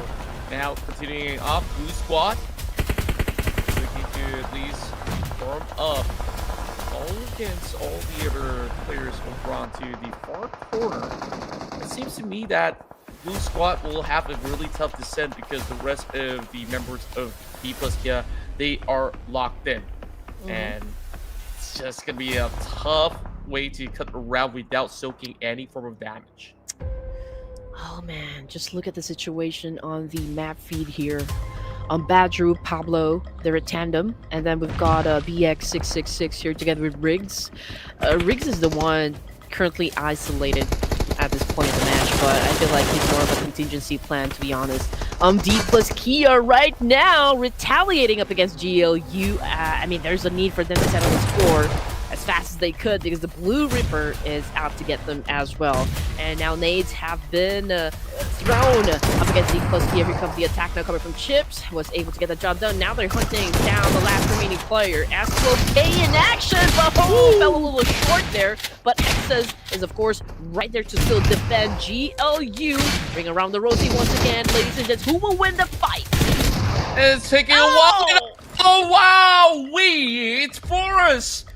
I was about to comment on how well Blue has been able to handle that situation, but Forrest, he just made our jaws drop right there. He masters some fun. Meanwhile, the application field Alter Ego versus the rest of his I8. It's going to be the best situation for inside of A1 Esports as they are just hitting the mark this time around. And just like that, the rest of Alter Ego slowly fall apart. Riggs goes down. And this is the best opportunity for A1 Esports. Okay, all right. We love what we see here. Okay, that was unexpected though, because Alter Ego Airs, they do have the compound, they do have the higher run advantage, but A1 was able to flip the script, so that is a great maneuver coming from A1. It's time now for the Bangladeshis, of course, to celebrate. They might bag the winner chicken dinner this time since they're down to their last opponent, which is, of course, Forrest of Dplus KIA. And there you go, ladies and gents. It's been a long time coming, but A1 Aero was able to deliver a chicken dinner. Just look at the smile on Senator's face. Yeah, it's been a long time coming. Finally, they make their bounce back in this matchup, and everybody is ecstatic to once again see them in their prime. And just look at that final flush onto Alter Ego. That just exudes so much confidence, which we have been waiting to see coming out of the gentleman out there. And of course, that's it. Kudos to A1 as they are getting those big hefty points to climb up the charts. By no means this is any form easy for any of these players out there. And you take a look at Hitman. He's been taking charge of all these regions, and he had such a great view to really tack onto everybody, and he has made 5 points in this matchup. Yeah, I mean, for this round, he's definitely the aggressor, you know, compared to the other members of A1. Sinister is a great backup, though. I feel like he's the brain of the operations. I mean, he's the one really giving the structure for the team here. And Rowdy, I remember the first time that he joined into A1 Aero. I mean, this guy has been a top-notch teammate, you know, for the team. He made an impact as well joining into A1 Aero. And I love the fact that they were able to get a winner chicken dinner. Now, if we're going to be honest here, all the advantages were actually working out for Alter Ego Ares. I mean, they have a great spot. Just a while ago, we've seen them go to a 2-2 split for the offense. But somehow, you know, it was, again, a great thing to see that A1 Aero was able to be the aggressor and actually just eliminated Alter Ego Ares, hence getting the winner chicken dinner. So that is really something to celebrate. It definitely is, and just looking at the way that they've got themselves in zone, maybe it's not as far of a rotation compared to the rest of the pack, but they have definitely sifted through everybody else, and there was a couple of calls that was major decisions for them to really make in order to make the cut around the fields. And by the time that everybody else was kept very busy, they emerged at the right time to really strike while the iron's hot. Hitman definitely has been the best player out there on the field, but everybody else have been keeping up to pace. 4 points for Corelio, Chips, and Forest. So it's still considered massive for Dplus KIA in this round. Okay. Top performance, ladies and gents. Obviously there goes Hitman at the top spot. We got Chips of Dplus KIA as well, Forest of Dplus KIA, Corellia of Alpha 7. Now Forest was the last one to go from the side of Dplus KIA. He did try to hold on to the adrenaline for as much as he could, right? But again, it can be overwhelming going up against a full squad. So head to head here, ladies and gents, A1 Aero versus Dplus KIA. Damage is just outrageous here for the side of A1. 12 elimination points is actually a strong number right there. MVP, no doubt. We've got Hitman over here setting up a total of 5 elimination points and 758 damage output. And right now we do expect again for A1 to carry the same energy back into the remaining matches for day number 2 of the grand finals, and hopefully we see more gameplays like this coming from A1. That's right, and I guess like maybe the initial struggles that they have was every time they drop into either side of the map, they've always had visitors inside their township, and that makes it really hard. Once they do manage to clear it out, things are looking superb for A1 today. Another win coming from teams of South Asia, so Bangladesh puts their flag forward this time together to celebrate alongside that double win that we had earlier today from Horaa Esports. So I think it's fair to actually call it that this is a South Asia day. Don't you think? Yeah. Yes, because we were talking about yesterday how Southeast Asia kind of dominating the leaderboard, and right now South Asia is kind of responding that hey, we're hell of a teams as well, and now they're putting up a great show, which is of course a great thing for us. And just look at the amount of throwables used in the game, 232. This is by far again the best numbers that I've seen in a long time when it comes to the nade eliminations. That's right, and overall, everyone's really putting in everything they've got moving into day 2, so the party is absolutely wild right now. And after Horaa Esports have gained those points, BTR is not involved in this matchup, so it's still pretty much a-okay that it's only about 5 points of difference. While number 4 as well as number 3, they're pretty much neck and neck. With still standard runs coming in, but DK is now closing in onto Alpha 7 and A1 just after a chicken dinner. They move all the way up to their 13. So this is just spectacular news, and that's a tie between them and Fortress Tribes at the moment. You know what I love about the A1 fandom, you know, their community, is how solid they are as a community, as a group. You know, win or lose, they're always there to back up, you know, the team, Sinister's team. So that is what I appreciate about the A1 fandom. They're so passionate as well. As for Dplus KIA, I do love the fact that, okay, they're not that aggressive, but in terms of consistency and elimination points, that helps them to kind of slowly climb up the ranks here instead of like getting all out, you know, guns blazing in every match. And again, the thing that I appreciate about the Korean teams is just how consistent they are in terms of elimination points. Yeah, true enough. And this was one of their big rounds for today. So we have yet to actually see them score that chicken dinner throughout these past 2 days. We will have to give them a little bit of time, and we will also take a little bit of break as we will come in for more chicken dinners here in the Ruthless Invitational Showdown.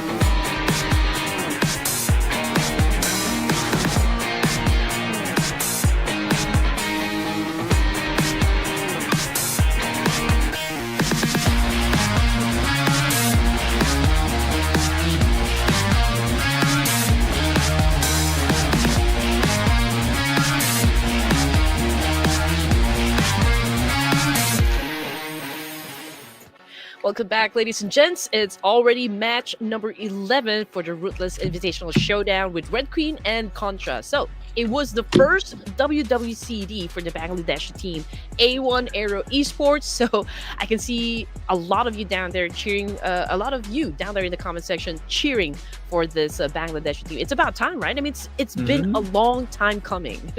Yeah, and of course, this is a team that has been a legacy squad ever since the very beginning of PUBG Mobile. They've been around, and that's the reason why the fandom has been super solid.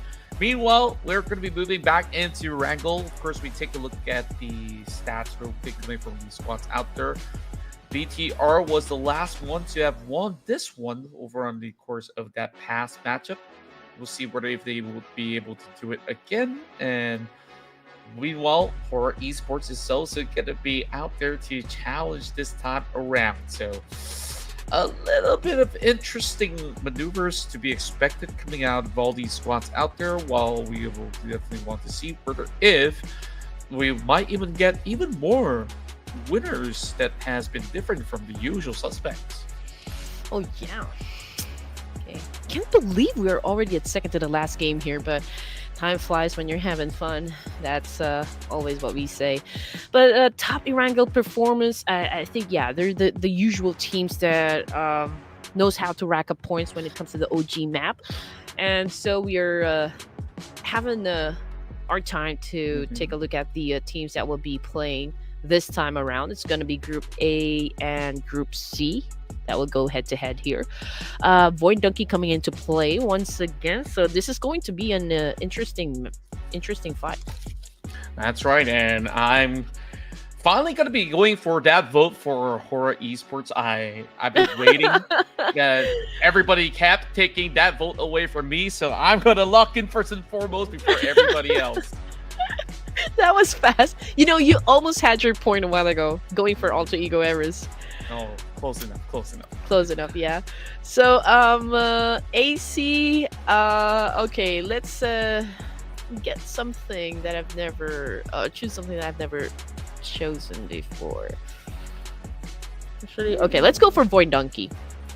I like the bold move coming in from Prod. They're telling us JDG's gonna get it. Where, you know, there was the one in the match where they went super duper close and to securing it, but it just fell pretty short. And that was back in Miramar.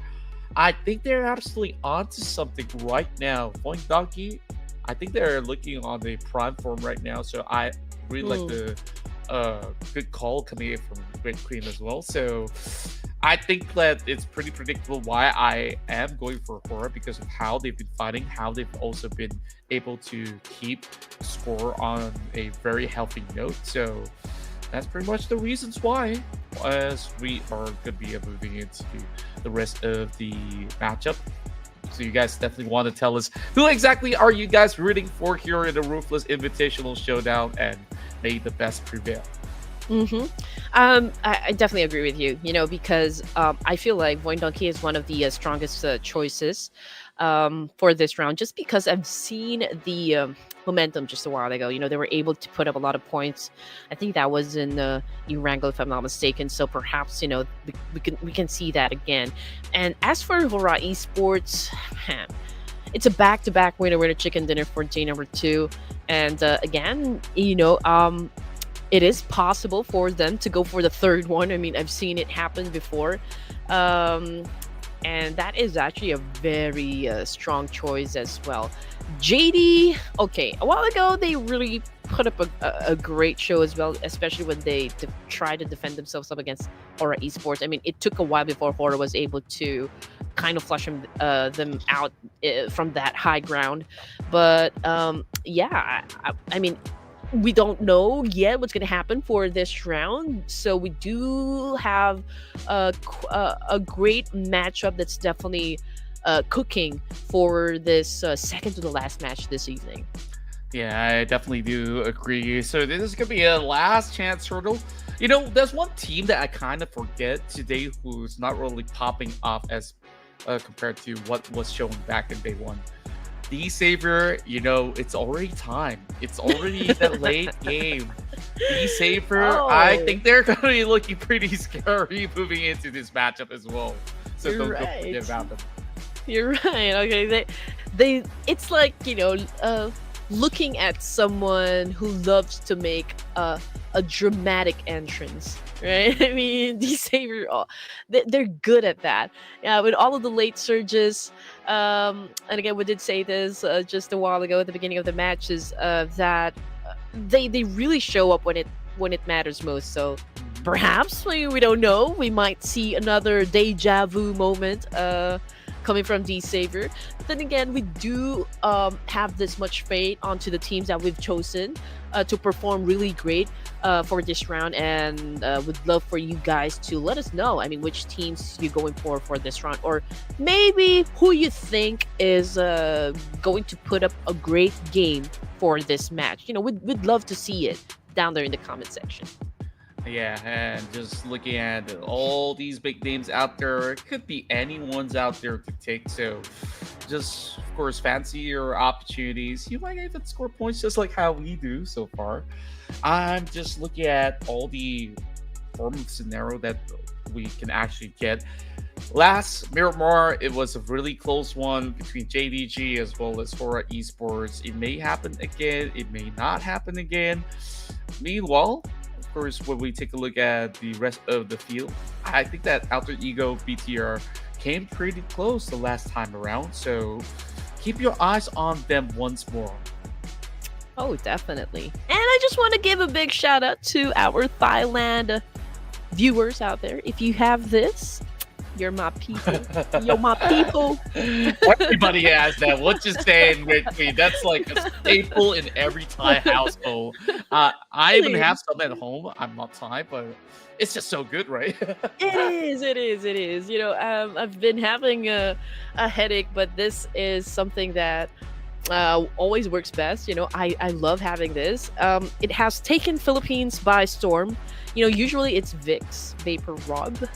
That's the thing that we inhale, but this little thing right here is a special one, I guess. I mean, it has replaced Vicks, I guess, when it comes to like inhaler. I mean, this is much better, and yeah, it had a wonderful mental scent.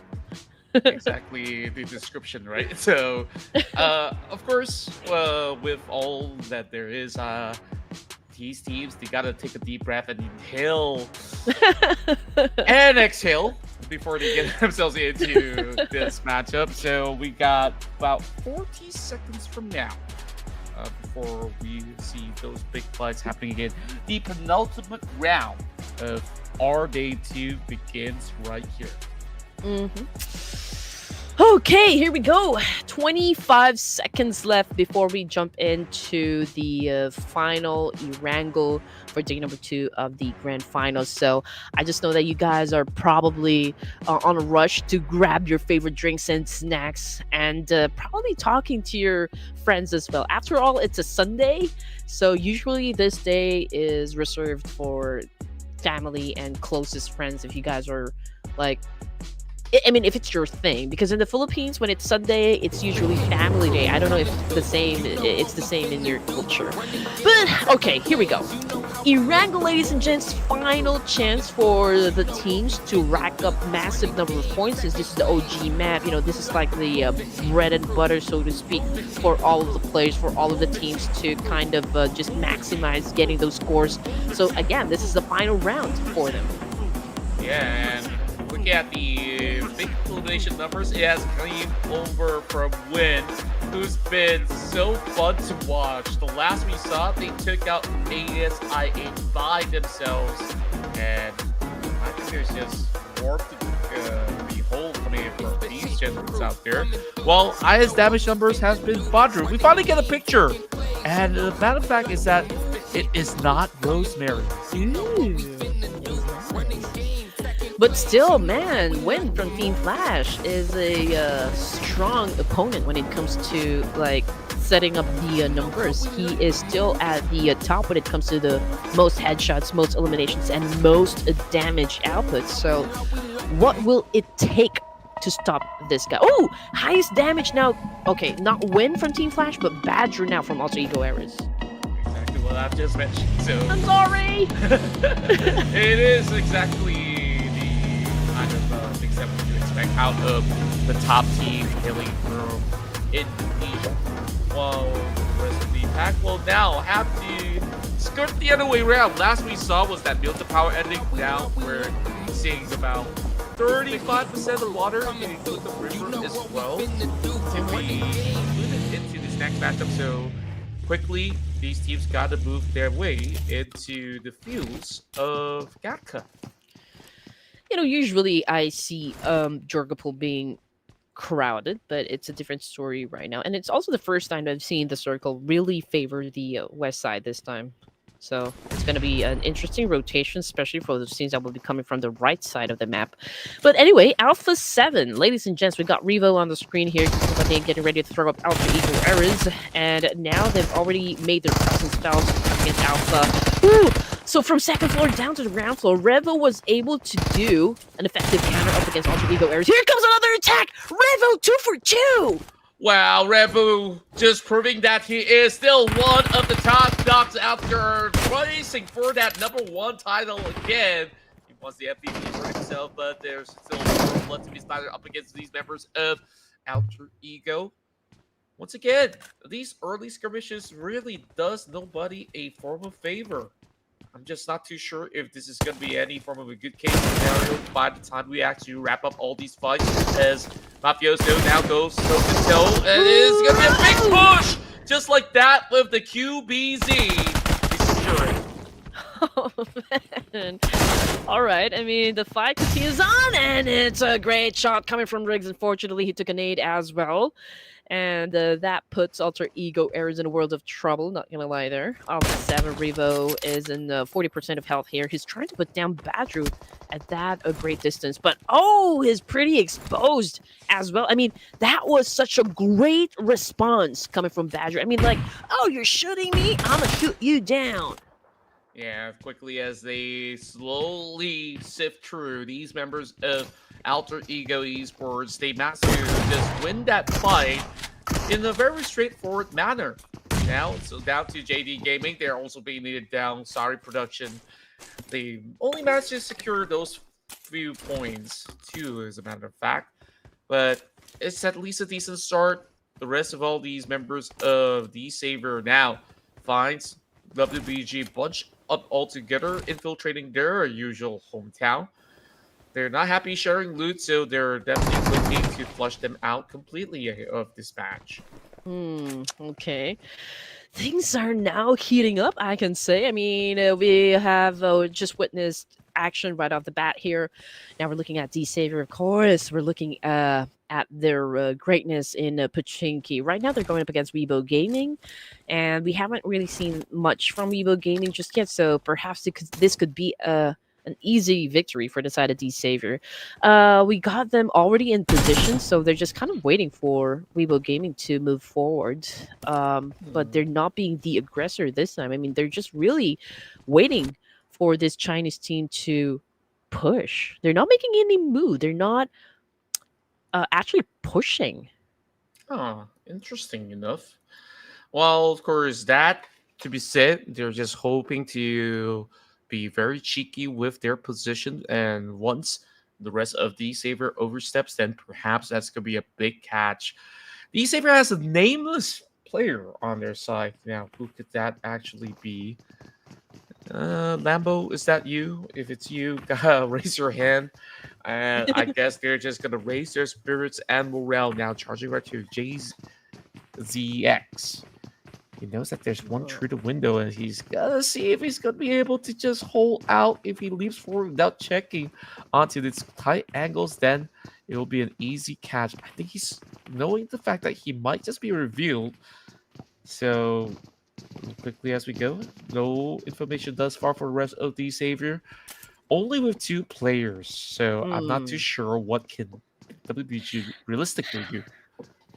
Okay, maybe, just maybe, okay, Weibo Gaming, they don't want to compromise their location, and the fact that D-Savior is not pushing, maybe because they don't have the information, right? I mean, at this point, we always say that you don't want to make any reckless decision, and the Savior obviously is kind of rotating away from Weibo Gaming, so that only goes to show that they don't know exactly where they are. And I believe there's another team just lurking within the area. I can see a car moving somewhere around in the mountain, so perhaps, when the gunshot starts to happen, another team will definitely step in. But it's getting closer and closer. Lamborghini is about to step inside the house. He doesn't know that there is one who is on prone, just waiting for the attack to happen. I think they have already suspected there is somebody out there, which is why they're spending every member out over on the corner at 779. Got no chance whatsoever. And just look at how ferocious they go. Every corner pretty much checked by the rest of the Savior, as they will be able to secure it. And I did think that is, as a matter of fact, Lamborghini that's on the Savior without names. This time around, having a similar maneuver up against the rest of Nongshim RedForce. He tries to leap forward. He's charging right through the corners, and he has to take a big swing. He goes for a reload, and that is a chance miss. And Fallout gets taken down by Biddy. Double tag. Biddy again. Oh, he's looking for a triple. What on earth are we watching here? Biddy, another big clutch. All he has to do is spot out IQQ on that far corner. And just like that, the entirety of 4 tribes have crumbled. Yep, they're living up to their reputation. Of course, you're looking at the champions of the PMPS, ladies and gents, and the Nongshim RedForce right now kind of flexing their muscles up against 4 Thrives. And just look at that. Binny was able to put 3 elimination points all by himself. So that was great to watch. I mean, it was kill after kill after kill, and it's RedForce from that exchange as well. 1 casualty, but it is still a-okay. I feel like 3 is still a doable number, so to speak, even if they get to the latter stages of the game here. I mean, they are champions for a reason. True enough, and they're just having that absolute spirit to really push your Binny, though. Those moves are so mechanical. I mean, just being an absolute Terminator on his prime. Just having the entire region over the south side, they will secure that compound, while they also do expect more teams to be moving around that facility, speaking of which BTR already charging over from north, headed into the center of the location. Could be a long drive for BTR. They're going to be booking perhaps a center point of the field, just to see if they could just make it a quick pit stop and then go further from then on. So it's going to be a great plan coming in, but look at the current situation. I voted for Horaa Esports this time. They managed to win a fight, but it definitely came with a cost of only having 2 members left, and they're still by the blue zone. I'm not too sure if they're going to be able to survive for much longer versus all the other teams who are already inbound through the zone. It's just so unfortunate, though, for Alter Ego Ares exiting the game with just 1 point. But then again, we are just at stage 2, and we do have 3 teams already out of the game. Oh, but in another part of town, it seems to me like BTR and Vampire Esports having a conflict that they need to settle. But Razy obviously has 1 point already. Snape trying to make a move here, trying to find the best angle to work with to try and pick any members coming from Vampire Esports. Torres, just found Snape up BTR, but wow, what a dodge though. He remains to be elusive up against Torres, so that was a missed opportunity there. Yeah, it's just a little bit of tight angle to squeeze. Ventura is unwilling to go in for the full push.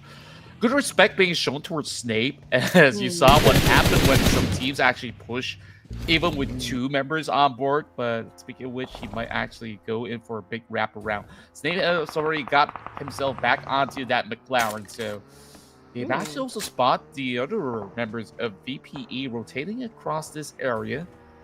But VP, they understand that the rest of BTR is going to be over onto this compound, so there's no point charging in all alone, which is why they're just on the lookout, giving a little bit of signal warning that BTR, you cannot extend over on the hillside. Okay, so Team Secret they're not really having a good run today, Contra. So let's see what they can do in this situation going up against these Sabres. But 3 of them already got picked off, so the bride is not looking to... Oh, the future is not looking too bright for the side of Team Secret. And there you go. That is the nail on the coffin right there. D-Savior winning the fight with 6 elimination points.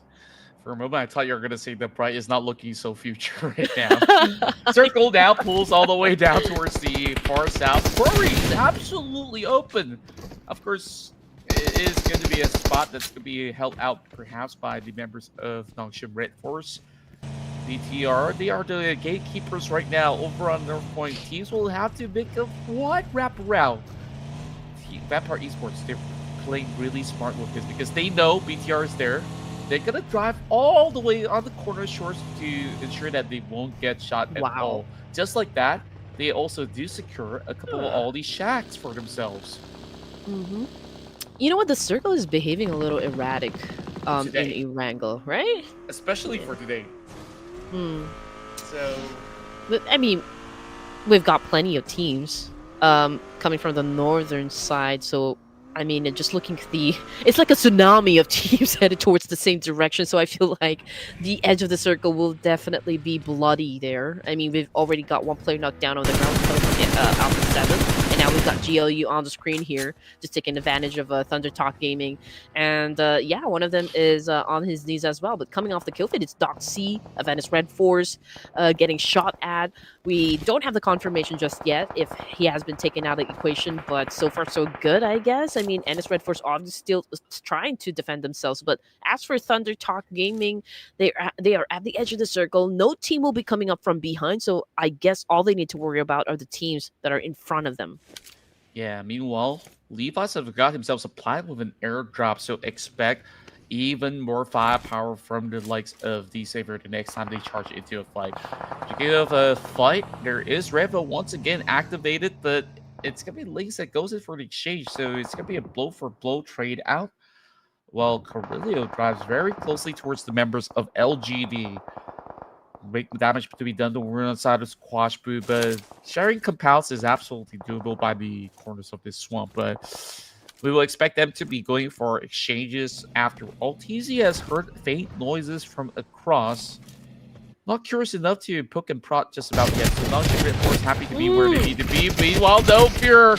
Oh, pincer in between these members of D-Savior, and just like that, backed off. Only 1 player left for Horaa Esports. Hey, not looking too good for the Purple Hearts now that they're down to just 1 remaining player. Okay, LGD. It's the caster's curse. Oh no! But okay, just to give you guys an idea about the position of the teams here, we've got BTR up north. There's still a complete squad. GLU is also there, ThunderTalk, as well as D-Savior. So yeah, and then at the circle had gone down south once more. So yeah, expect the northern side to still be bloody. Right, the North remembers, but I8 RedForce, they do have a chance to do a massive gatekeeping here. I mean, up against Voin Donkey, BTR, and probably potentially GLU as well.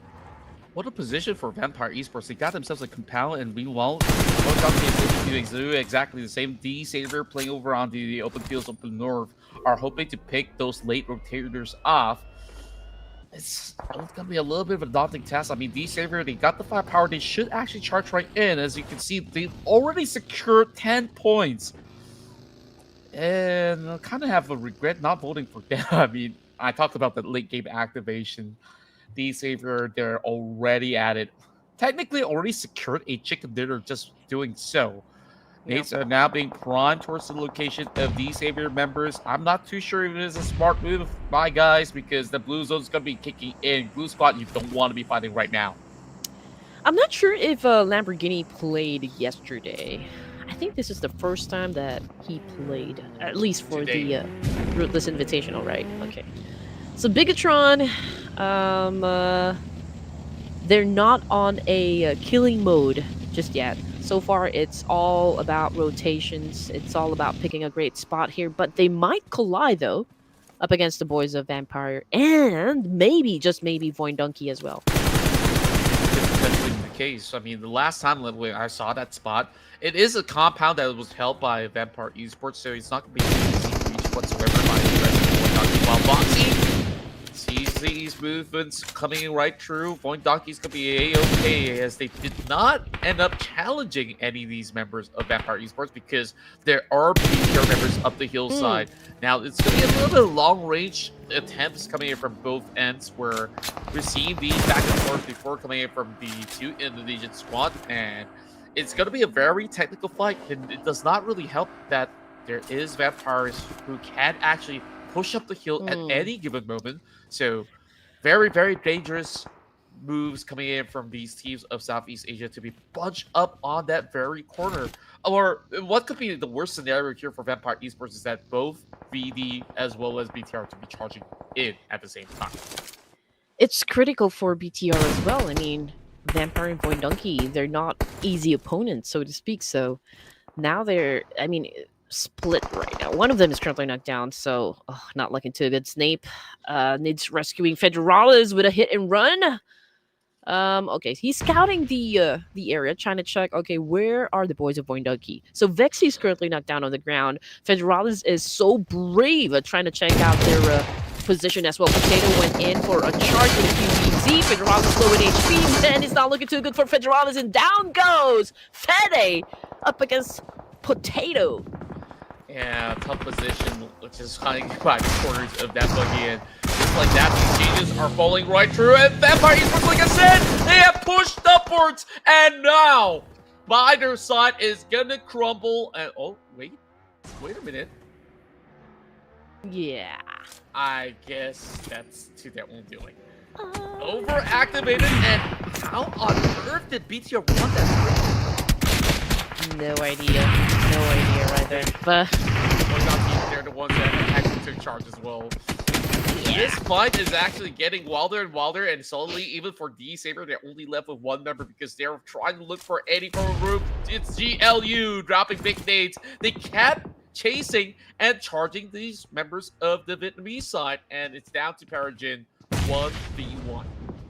You know, it was a good call for the side of Voin Donkey to step away from that collision, just because, you know, Vampire Esports is the one pretty close with BTR. But I guess it was inevitable to kind of Voin Donkey to just dip into the mix there. But it's a good thing, you know, that they were able to survive that clash, and both Vampire Esports and BTR met their demise from that clash. Voin Donkey survives yet another round. Now, looking at the situation, we got GLU, one of them still alive. Pathogen is still alive here, and Dplus KIA is kind of just flushing them out. Oh, same. I mean, Pathogen is actually the one getting ganged up. Yeah, and he's really buying as much time as possible, and he's just by the very corner of the room. He needs to step out. Barely enough space, and no matter where he turns, he still vents that trade. Are you kidding me, Parajin? D-Saber still in this matchup. Top 7 as they go up and up. 12 points already for DX. And he also knows for the fact that Dplus KIA is on the outskirts. He's tossing a nade. He's running over the back. He's got McLaren at the ready. It's smoking up, though, as these teams are really taking big risks. It's only stage 5, but they're still tanking it because this is just a normal lobby. Versus esports lobby, it definitely will hurt a whole lot more. So Parajin, he's absolutely being zoned out, but if he's really going to make a dash for it, those vehicles are going to be something that he will put to good use, while Nongshim RedForce takes the fight up against LGD. It took them long enough to get activated, while a lot of names have dropped. Now they're fighting for that top 5 position, so they're just going to peel back. But as they do so, Voin Donkey from the hillside spots out LGD. You know what, D-Savior may not be able to get the chicken dinner for this round, but the late surge that we keep on talking about a while ago is still in effect, you know, for the side of D-Savior. Now, looking at LGD, it's amazing that, you know, they were able to get to the latter stages of the game here, dealing with the remaining teams as well. Let's see if they can effectively defend themselves up against Voin Donkey here. TZ also making a move from behind LGD. outside of the zone here, but he needs to be careful though because, well, he is the last surviving member of NS RedForce. Now, Vexy with a grenade elimination, of course, definitely that will be put into his damage output. Now, Voin Donkey getting aggressive right now, hunting down the boys of LGD. Goes in for the nade. Let's see what LGD is going to respond. LGD, they're going to be moving right across for a flank angle as well. Voin Donkey, they got a couple of all the shotgun shells to unleash, and just like that, Razak managing to tag Ken with the U1P, looking for that double as well. Razak after the shot point. PM has UMP and try to actually fend off any of these moving targets, but it seems like that is going to be able to clip him, and not enough for the trade against Razak because he's even better with the UMP. Dplus KIA, they heard all that noise. They want to weaken their side even more, but Potato out of nowhere! Which angles he's holding on top of the hill as he's got that upper hand. Turn tides around for the side of Voin Donkey to rip out this trade, and your hopes and dreams to score another one is still well and alive. Voin Donkey definitely going in for a pinch here. Fabian was able to get inside that building, but he's very low in HP. Same thing goes for Forest, but then again, Chip just got knocked down by Sky of Horaa Esports, ladies and gents. Sky will be making a late entry here, so let's see what's going to happen between Razak here up against Dplus KIA. Was able to get the job done as well, so it's going to be Voin Donkey versus Sky of Horaa Esports for the final round. It's your fault or mine right now. I'm thinking that Sky, he needs to pull off a miracle heist. He's got pretty much the SOK in hand, triple tag already done, and it will be Voin Donkey to make it their first chicken dinner here in this Hype Invitational Showdown. Okay. Nicely done, nicely done. I did say they have the momentum so far, and you know, the energy that we felt moments ago from the Erangel match, they definitely brought it here back to this round. But still, what a performance coming from Sky. He did try his best. He's just heavily outnumbered, so to say. But they came in at second place, at least for this match, so you just have to give them a big round of applause as well. And overall, they're looking super solid. And just that flank from the top, Potato did a massive duty, or else you would see the rest of Dplus KIA to be charging right through confidently. Because of his presence over onto the hillside, the rest of Dplus KIA was absolutely stunted from actually getting things done. And just like that, both Razak and Potato have shed the similar scoreline, and Vexy to be able to always support them whenever need be. So Hexter, as much as he didn't really have much to offer in his matchup because he got taken out earlier, it's still pretty much a solid run out of Voin Donkey. And also kudos to Horaa Esports because they only had 2 players to actually play the round, and Sky brought it all the way to finish top 2. I agree with you there. But I feel like from the side of Voin Donkey, Potato made all the difference just because he had that high ground advantage. Definitely helped the team to get all the information as to where they need to point their guns at. The fact that Dplus KIA went in for a push there, I mean, they got pretty exposed to Potato. It was easy for Voin Donkey to go for the elimination just because they do have that vantage point to begin with. And still, I mean, like just like what you said, Horaa Esports left with 2 players just because they had an altercation earlier, but they were able to get to the last few zones and even land on the second place with only Sky remaining at the end game, and still was able to pull off quite a great win, for the team considering the circumstances. True enough, and let's take a close hard look at these savers comparison with our winners, Voin Donkey, Potato.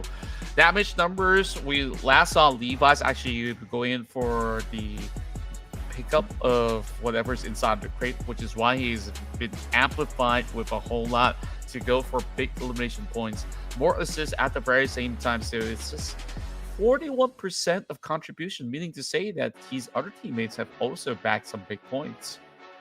Yeah, definitely. Now, the MVP title goes to none other than Razak of Voin Donkey for elimination points. And he pulled off a tops gameplay. Because during the Night of Champions, Tops also was able to get the MVP title without any utilities used whatsoever. So this is such a great thing to see again, another guy pulling it off. And again, it's Indo Pride. Yeah, and this is just one of the guys that says like, yeah, I don't need to use any throwables. I just need to point the gun at the right direction, and that suddenly explains why on the charts we're seeing almost lesser and lesser utilities used, because everyone's on aim laps, baby. Like they're just making sure that they just get the shots where it matters the most. Even when you saw that fight over on the compounds when they were trying to flush right through, he just brought out that UMP with full confidence, and that's how he gets it all done. Yep, exactly. It takes guts, really, and a lot of I guess discipline to be able to get to a certain level where you can be really great at playing PUBG Mobile. And again, we just have to give like kudos to everyone, to every player, to be honest, just because, you know, the amount of effort and the amount of work they have to put in just to get to this caliber. And again, for the match leaderboard here, ladies and gents, Voin Donkey getting at the top spot with 20 points in total. Coming in at second, we've got D Savior with 14, Horaa Esports with 11 points. So we've got at least 3 teams that had a double-digit score. And as for Team Secret and Weibo Gaming, 2 teams that went out empty-handed. And that is it, guys. I mean, this is already the second to the last game before we end day number 2, and it had been a promising run. You know, we just have to expect that day 3 is even gonna be hotter. Yeah, indeed, and I don't know how much hotter does it get, because earlier we saw that big clutch coming in from Binny to really turn the fight in his favor. 1 versus 3, he just does it all in style, just like how Paragin has been able to pull off that crazy move inside Miramar. So yeah, looking at the current standpoint, Horaa Esports is about to break that triple-digit mark. So BTR has got still a lot to chase upon, but DX, that big round of 14 points are sending them directly into the top 3, just 2 points up ahead of Vampire Esports, because Vampire hasn't had a good day so far. No chicken, no problem. And we did point it out just a while ago, even though D Savior wasn't able to pull off a chicken dinner for this round, the fact that they were able to be so aggressive when it comes to getting those elimination points, I think it still it proves that the energy is still there when it comes to the late surge that we were talking about, you know, from D Savior. So it is not impossible at all for them to be one of those guys to play the tug of war when it comes to getting the top spot. And it's a great gameplay coming from Horaa Esports. To maintain this kind of energy all throughout the day can be exhausting. I mean, it's a high energy level of gameplay that Horaa Esports is showing us. Hence, they're keeping the top spot in the overall rankings. And as for the PEL teams, it's all red, you know, when it comes to the third page, the page that you don't want to be in, I mean, to be honest. But hopes, of course, it's still there. I'm still really looking forward to what they can deliver in the battlefield.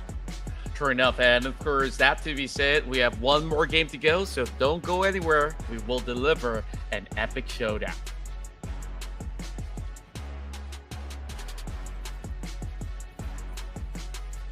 Still here? I guess Hello? I'm trolling. So yeah.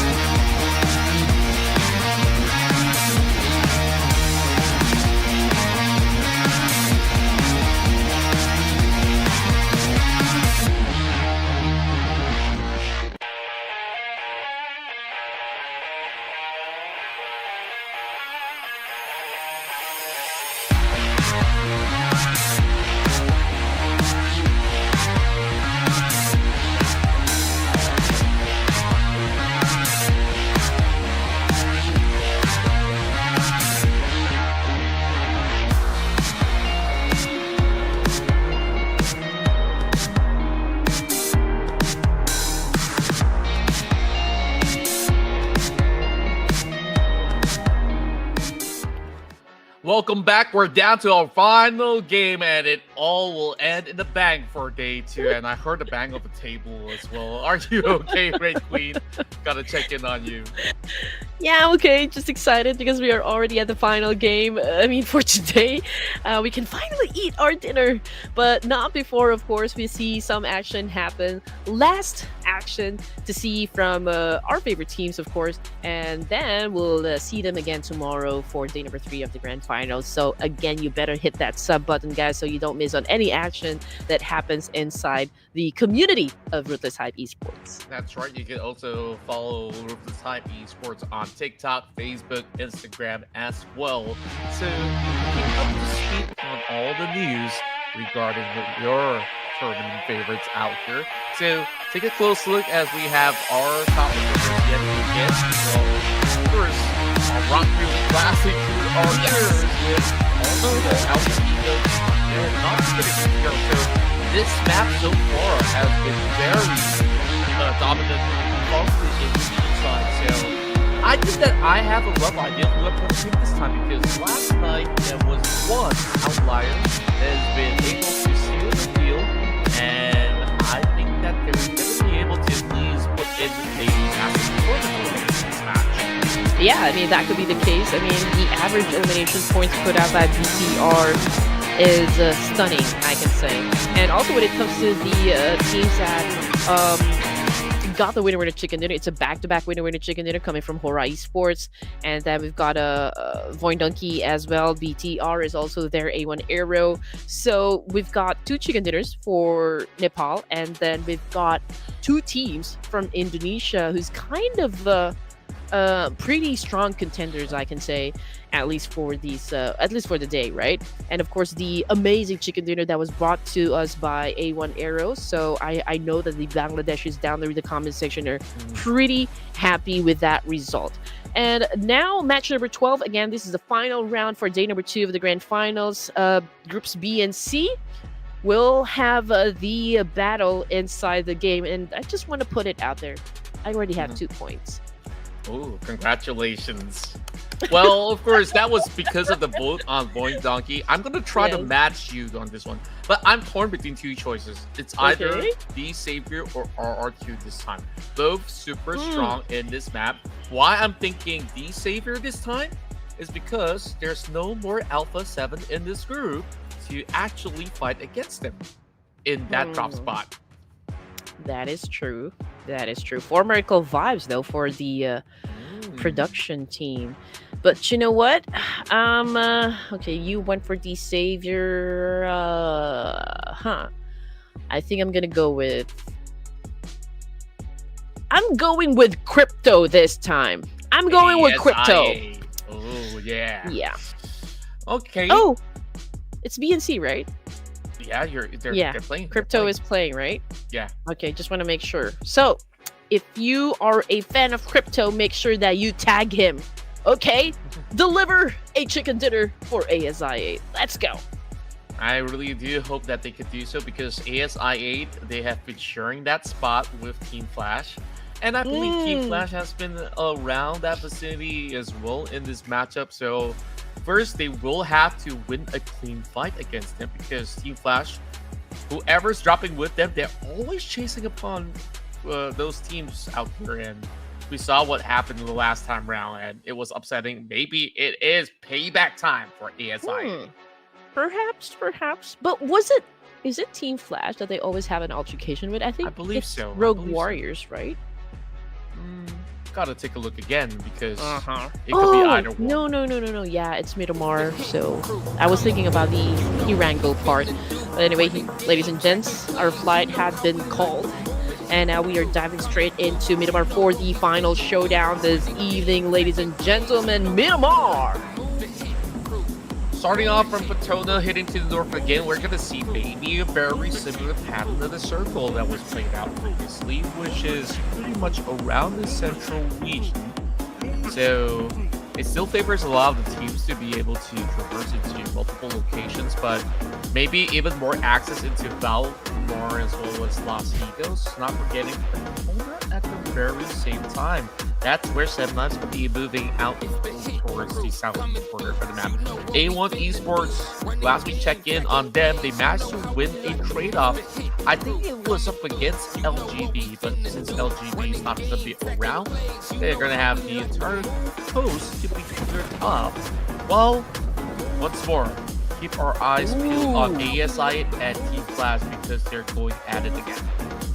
And also, you know, Horaa Esports with a massive gameplay for day number 2. They have been getting into the lineup for the highest damage, most knockouts, and headshots. So keep on playing at the kind of pace. Really, I'm pretty sure that Horaa Esports might have a chance to really dominate this tournament. But speaking of domination, it's Team Flash right now. Off the bat, having an exchange just like Contra predicted, going up against ASI 8. And what just happened? They got eliminated. It's okay. 1 elimination point. Oh, come on. That's an overkill.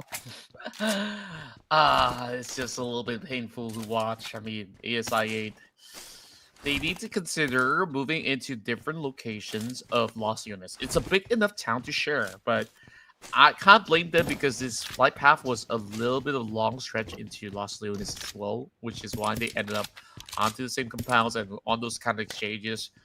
Whoever gets the guns first always wins, right? So I assume that ASI just couldn't get to the guns in that instance. We didn't really get to see the full picture, but at least that was a little bit of trade where they take down 1 member out of Team Flash.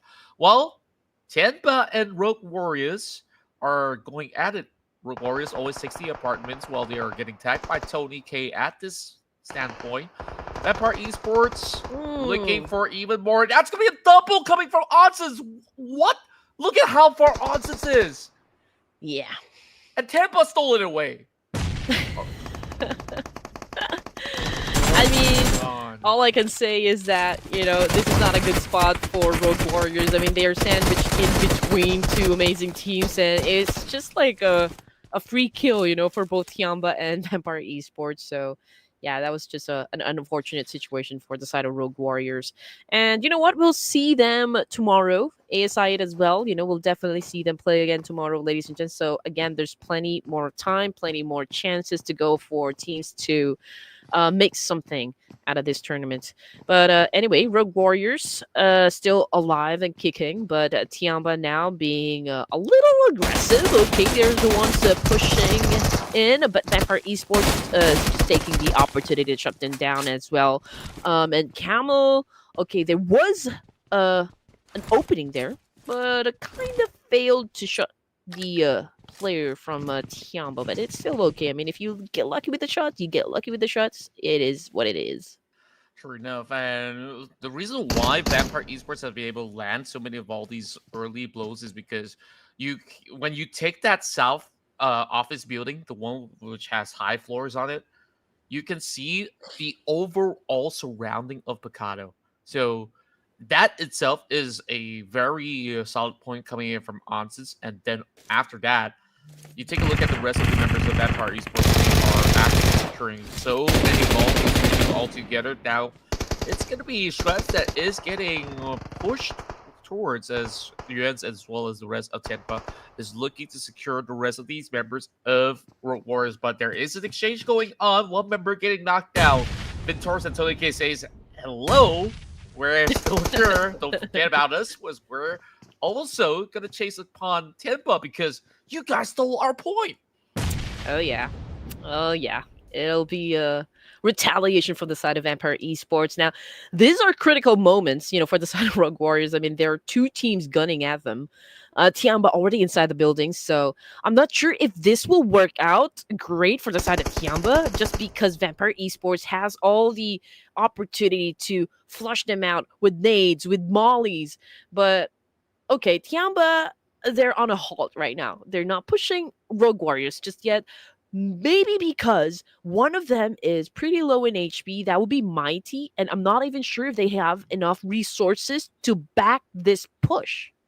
Yeah, I'm kind of concerned about their end because Tianba, they only managed to loot over on the corner of the stadium, like you said. And Vampire Esports, they got the 50% of the region acquired from the get-go. so they can quickly reposition. They know that these two teams are bunched up inside the apartment building, so this is going to be a very risky push if Vampire Esports says, okay, we want in, but now you got to also remember that it's not only Rogue Warriors that's inside the building, so there is potentially more than 5 players on board, which they are trying to wrap their heads around. Earlier, we did see a little bit of wraparound. JDG Gaming have got themselves caught up by Potato, and just like that, shut off completely. Now, QZQ, I wonder what he's up to as he's running on the open fields. The rest of JD Gaming need to find a vehicle, but they are just acquiring maybe too little space for that to even rotate around, because Vexy's already on the outskirts, knowing the exact location of JDG members at the moment. This is not a good spot at all for JDG. I mean, he has the opportunity to maybe put down Vexy from this angle, but like using an AR, I don't think it would suffice. But just look at what Extra is doing right now. He's cooking up a nade. He knows exactly where to throw this one. Oh man, I cannot watch. Okay. He was able to dodge. He was able to get a whiff of the situation. So perfect timing, I could say, for the side of the JD Gaming. And now he needs to reposition himself. He's calling for backup, but Potato's very, I mean, he is kind of decided to push him. So again, an accurate nade coming from Potato. Yeah, just like that, they managed to at least single out one target. JD Gaming, unfortunately, they look like sitting ducks right now. Very scattered apart. While Rook Warriors finally activate, knocks that member out of Tianba as XX manages to exchange and actually trade out. Oh my. Rook Warriors are actually turning the tides around. Meanwhile, it's going to be Rook Warriors to still go down, but they did secure those 3 points. I believe the rest of Vampire Esports have been able to flush right through. Meanwhile, securing that victory. Voin Donkey now being zoned off completely with the Molotov, but there is still going to be a push set the way of QZQ, going for a big swing. Somehow turns the tides up against that member Voin Donkey, but still more hurdles up ahead. He cannot confirm the number just yet. But it's now popped up, and the moment he steps forward or exit, it seems like he's just not going to be able to do even more damage. Well, there is still one more member of Tianba left alive. He does have the M249. Levi's now burning down Potato as the rest of D-Saber have arrived to the scene. They heard all that noise, and the members of Voin Donkey has been damaged. And that nade is picked so perfect. Big win, I can say, for the side of D-Saber, even for Vampire Esports. I mean, they took care, not just one team, but 2 teams. That would be Rogue Warriors and Tianba. So that is like quite an aggressive start for the side of the Vampire Esports boys. Now, just looking at the map here, ladies and gents, plenty of teams will be coming from down south, and you can see that other teams are kind of flocking over to the same spot here, which is, of course, around Minas Generales and Hacienda del Patron. But we are looking at NS RedForce at the moment. They haven't put up any numbers just yet, ladies and gents, but of course, too early, I guess. You know, no hard push just yet coming from the Koreans, just because it's really too early for an engagement. But okay, I spoke too soon. One of them is currently knocked down on the ground. I just failed to see from which team. Okay, that would be BTR. Man, the Indonesia is quite aggressive today. They are. I think they're hungry for the effect of the matchup. Now, having a easy picking against GT20 Pro, official smartphone of the global tournaments teams. Ooh. Probably a brand new one will be released down the year, but unfortunately, GT2 Pro is on the ground. Somebody left it in the dust inside of Miramar, and that is BTR, because they're about to crash the gates, looking for more targets over on the course of the quarter, where 4 Tribe is currently hiding out. Federal is going for a reload, still going for the chase. Fallout a little bit far stretched, but that nade looking pretty good, dropping directly onto Voxy. Now Federal has got to keep them all alive. Is he going to be able to do it? Because Naki is telling all the info. Hey, throw that nade on the corner, throw that nade on the other side, and here comes Fallout. Federalis less than half of HP. He's trying to get Snake back up on track. Now it's going to be 2 versus 1. Can he actually get the revives done? Seems like there's no time. Falak is already here. He secures one. The nade actually sent right in. Round down to Federalis. The whole day he hasn't been activated just yet. We might actually see him do justice for the rest of BTR. He's still got that grenade. Falak's running around the corner, trying to see if he can actually slip past. And yes, he does climb up above. More damage to be done, and I believe there's also other teams over on the kill side. He got to wrap this fight real quick. We're just going to be more members on the side of 14. As Fortress have been able to slowly pepper him down. It's going to be a Razy that gets eliminated. It's 4 Miracle Labs that is here to play alongside with them. What is the Filipino Terminator going to do in this situation? It's a critical moment for BTR. Unfortunately, well, it's overwhelming to deal with a squad here, ladies and gents. And Fortress was able to win that fight up against a BTR. But hey, it's still a good number to exit the game with 3 elimination points. So the important thing is to not get thrown out of the game empty-handed. But you know what? The fight is not over just yet because Fortress right now has a new challenger, and that would be the boys of 4 Miracle Vibes. So this is, you know, the battle of force. And I've been waiting for this for MV, for T, and now that nade's looking really good. And it's actually Camel of Vampire Esports that strikes in from the back. So far, Vampire Esports, after wearing down their opponent's PL inside of Picado, they're just striking for more Tony K, also finding Falak. Down to T24 to hold down the line as he's pretty much wrapped around by the rest of these members of 4MV. Meanwhile, Lamborghini have been able to spot Tony K, so that actually holds down Vampire Esports from moving forward up against the rest of 4 Miracle Vibes for a moment. Target in, Barrett brought down, but Doc is here to keep him covered, so he will stop the bleeding for the moment.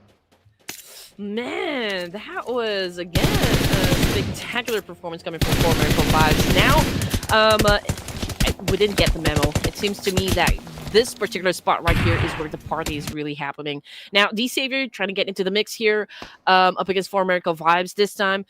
It was an effective, I guess, flush coming out of Baron because he was the one throwing all the nades, all the mollies just a while ago from outside of that compound. So I think that paved the way for the rest of 4 Miracle Vibes to just go in for the push. Now, Vampire Esports, great vantage points up against D-Savior. Camel just went in for a heavy spray. Yes, he was able to give off a little bit of damage, but still wasn't enough to take that point out of D-Savior, okay, from Vampire Esports. So let's see what's going to happen here. I'm super impressed by D-Savior because they were initially inside a circle. They were willing to push outwards, and now Paragon has to sort this fight. Venturas does take him down. Now the rest of D-Savior is going to follow suit. And they also know for the fact that there is still 4MV around the corner. Now, the drive being sent right in. 4 Miracle Vibes, they might consider not to take up the fight up against these members because there is still DX dropping the corner. And they keep doing a massive duty, blowing up the vehicle, blowing hits as well. Man. Yeah, I mean, Baron doesn't have any where else to go. I mean, he's tanking the blue, and at the same time, there's another player just doing a massive spray, so there's really no chance for him to kind of heal himself up. But it's okay. Okay, I thought it was a teammate. Okay, it was Lamborghini in his car that made sure that. Okay, Baron, you're not coming back from that one. Not at all. Ripu's now left out to dry on the blue zone. Just pure confidence in DX's play is just ridiculous on how they've been playing super aggressive. Initially, I thought DX will just take the time to swing up towards the north point because the entire time they were on water treatment, rotating early, and there was no team to occupy the north side. D-Savior, they're happy to actually play by the outskirts as they slowly turn down more of these members, but it's RRQ that gets the tag! Oh, where exactly is RRQ? I don't see the map. Inside the zone, and somehow they managed to spot that member for MV. Swabel also getting a little bit of glimpse as Rifus is stuck by that rock in the hard place. MG takes the 2 members of 4 Miracle Vibes out. Oh man, okay, so RQ is actually staying over to the west side of the circle here, so they just did effectively, by the way. A massive gatekeeping situation up against 4Miracle Vibes. And now we're looking at the 6 teams remaining here. Stage 4. We've got the Savior putting up the numbers here. 11 once again, Contra. Oh my goodness, this is again the late surge that we talk about. But this time, can they pull off a chicken dinner win just to put that cherry on top? I think that they're definitely in a really good state. They did lose Power Jin though, so they have to play with 3 members. A little bit of a daunting task, and I was in between the votes between D Savior as well as RQ. D Savior is always going to be that oddball. They will definitely get those high kill volumes, but it is a wild card in the sense that do they make that final one versus here? Probably not going to be fun. RQ, they are repositioning. They find themselves that compound.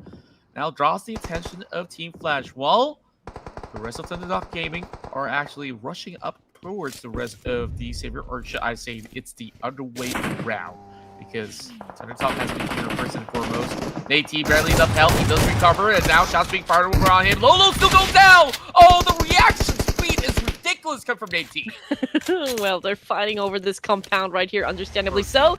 It's a prime spot currently for stage number 4, but A1 Aero will love to take advantage of this opportunity. Of course, if you have that opening, you will just have to seize it.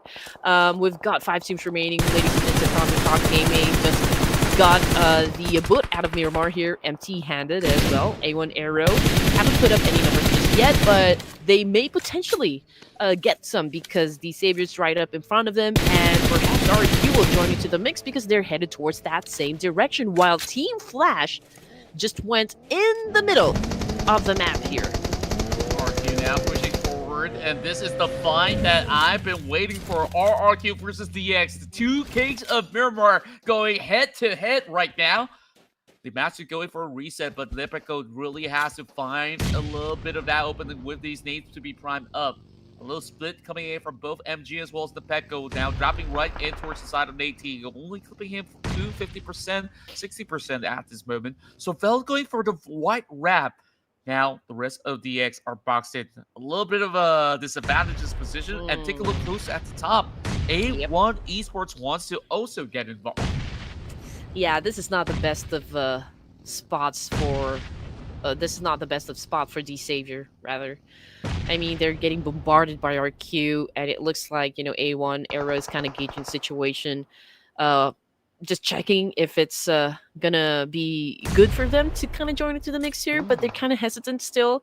We've got Lamborghini trying to put up a fight still. They will not go down just like this, ladies and gentlemen, without having to counter RQ, but it's hard though. Although Lapar, that's two low in HP, but yeah, RQ seems to be winning this fight, no doubt. Bringing out there, Lambo did not manage to nail the final blow towards the Petco, and RRQ takes over. Well, I kind of conflict between the 2 of these teams, and now RRQ have been able to clean up the most dangerous target out there, and they're the ones currently boxed in because A1 Aero Esports, they're going to be able to just see everything from the slums. All the smokes are now being primed, but there's honestly no safe way to move out, and they still have that buggy, so they will go in for a wrap around. The Petco's still inside. This Sinister knows still gonna keep his eyeballs around this area. Yep, Hitman remained in the house, in the compound, just to monitor the situation over the area of Sem9 here. He's checking out if Sem9 is going to be pushing this compound or not, while the rest of the boys of A1 is, of course, challenging RQ at this moment. Definitely, they have the advantage working out for them. They do have the high ground, so they just have to keep a close eye up against RQ at this point. Now, Team Flash definitely will wait it out. I feel like that's exactly what they're going to do in this situation. But we can see that Win is slowly scouting the area, just checking for any angles that could work best for him. Maybe he can get lucky with the shots as well. And there goes. Sinister just went in for a massive spray, was able to inflict damage, but he kind of stepped away. We don't exactly know why, but yeah, I think he's going back to the rest of the team. Oh no! What? Oh, Noga, what was that angle? He's coming in from the very cheeky corner.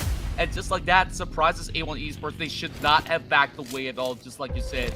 As RRQ, they needed to wait for them to move over, and now they claim that space. You give them an inch, they take them out. MG now climbing forward, and they are eager to take on the rest of A1 Esports, but he's being outnumbered. Not outgunned just yet, but that nade looking to be really, really close. He drives away, and now RRQ back out in the open. The Pekko being spotted out. He will try to recuperate once again. Rowdy now setting up the nade. This is going to be a big fight. Heading up close and personal. MG now draws it too close with the shotgun shells off that S12K. And MG still alive and kicking.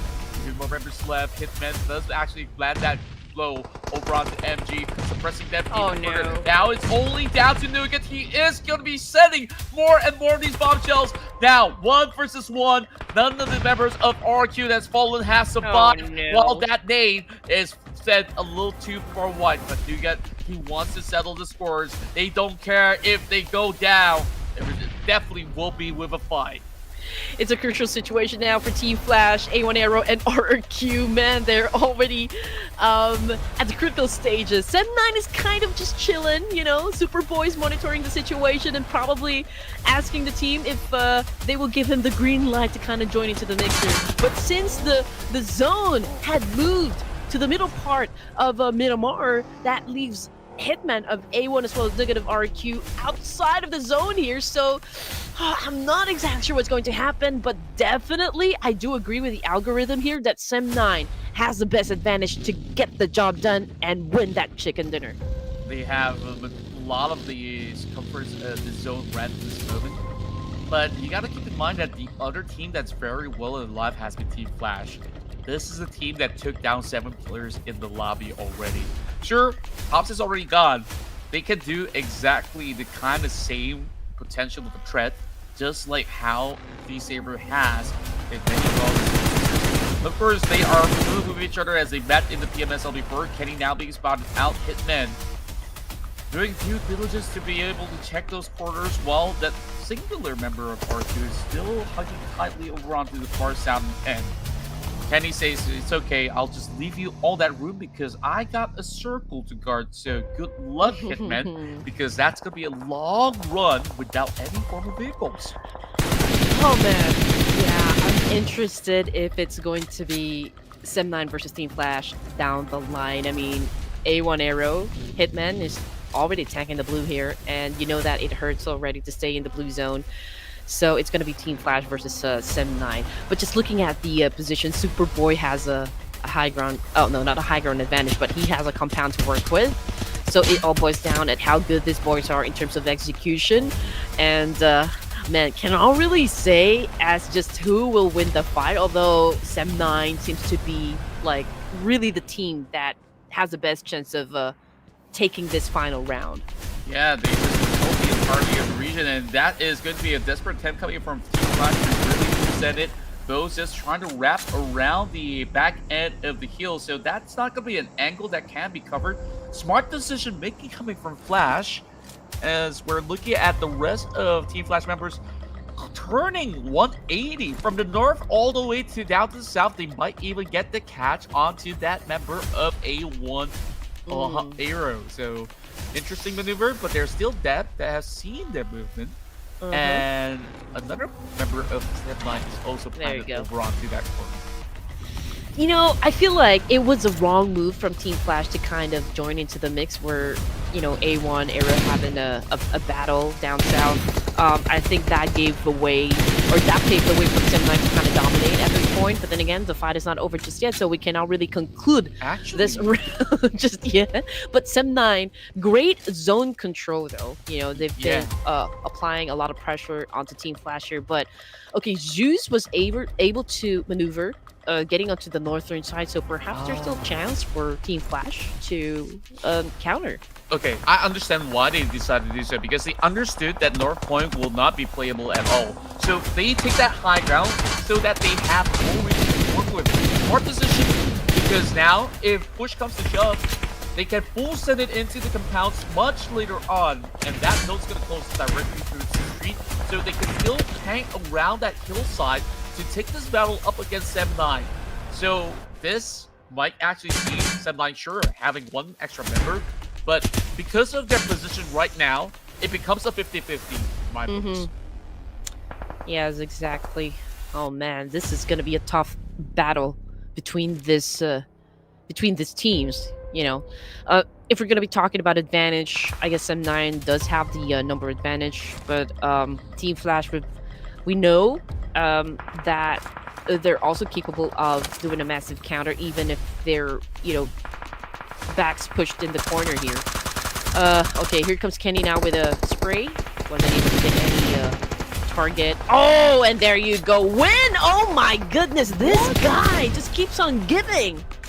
This guy, he's got laser eyes, I tell you that. Super win. He's going to be aiming down on everybody else, and so far, he's done massive damage every single round. Sem9, they have a master plan, but I feel like that firepower might not actually match Team Flash, unfortunately. My heart is beating right off of my chest. Man, I like this. You know, this is the adrenaline pumping action that we have been waiting for. So tactical. You know, to happen to this. I mean, it takes a lot of guts, you know, to be in this kind of situation. It takes some bold moves, you know, coming from both of the teams here. And right now, Zai is doing a great job as well, applying pressure up against M9. Win is with a DBS as being the aggressor at this point, going up against Kenny. I think they're going to exchange gifts now. Win went in for the push. Let's see if the other one's going to be accurate with his nade tag, but Bao's already there to help Win put down Kenny. Oh my god, it's Win again. 6 already. He might just actually shut down the entire Sem9 by himself. And this is so tactical from both teams. I applaud even Sem9 because they have read each other like a book, and they know that position has already been exposed. But Team Flash, they waste no time. When they got that intel, they just immediately ambushed, and now backs against the wall. Like I said, Team Flash has already gained that advantage, not just because of the firepower, but because of the smart decision making. This has been by far the most tactical chicken dinner to be acquired by any team so far. I'm definitely right. Man, it's putting me at the edge of my seat here, Condra.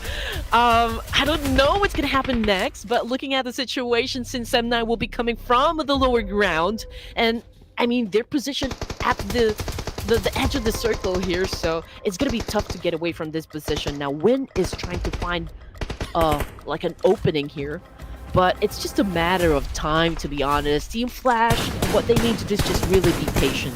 They just need to wait for that circle to just shrink all the way into the right center by the end of stage 9. And then it's just a major shooting field. Look at the position of Team Flash. They're feeling so confident. But Superboy is looking to alter the fate. If he can get one knock, that's just about good enough. He knows that there's one side crate, and Zeus is currently stuck. With that buggy being removed from play as well, the tires pop, so he cannot even move out of that corner. So Superboy is smart enough so that when that final zone comes in, he will have to move away from that tree, so Sem9 can make it to a 2 versus 2. Yes, sir. Team Flash obviously feeling the pressure right now, but I'm telling you, all they need to do is just play their cards right, since they have the momentum going on for them. Now, Sem9 still doing their best, right, to counter Team Flash at this point. There will be a lot of strategies will come into play now that we are at the critical stages of the match here. Valve just went in for a massive spray up against Superboy. Superboy trying to dance. Oh, just in the nick of time, he was able to get behind that building. Now he has a chance to recruit in that situation. Probably, you know, I do hope he has enough resources to heal himself up. But when, man, you don't, you shouldn't risk getting yourself overexposed at this point of the match. I felt that maybe Team Flash has overthink this fight. They're unwilling to push, and Sem9 Superboy is a mastermind. He popped those tires, and just like that, Zeus could not play. The nades flying in, and it is towards Superboy. Now, the tides have turned once more. Team Flash, they're looking to close this one down. Pika, I don't think he's thinking about going for that saving grace because there is still a gap between the smoke. He knows he's on it. corner. He's trying to fight right back. But the moment he steps out of the shack, it is game over. He's trying to look for the angles. He sees the twins of him. And no! The shots connect! Team Flash has still got it in the bag. Wow, what a fight that was between these two Southeast Asian teams.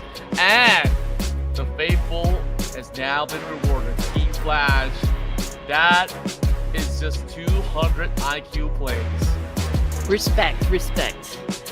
Okay, I mean, obviously we have to give the spotlight to Team Flash. That wasn't easy to pull off, gotta be honest here.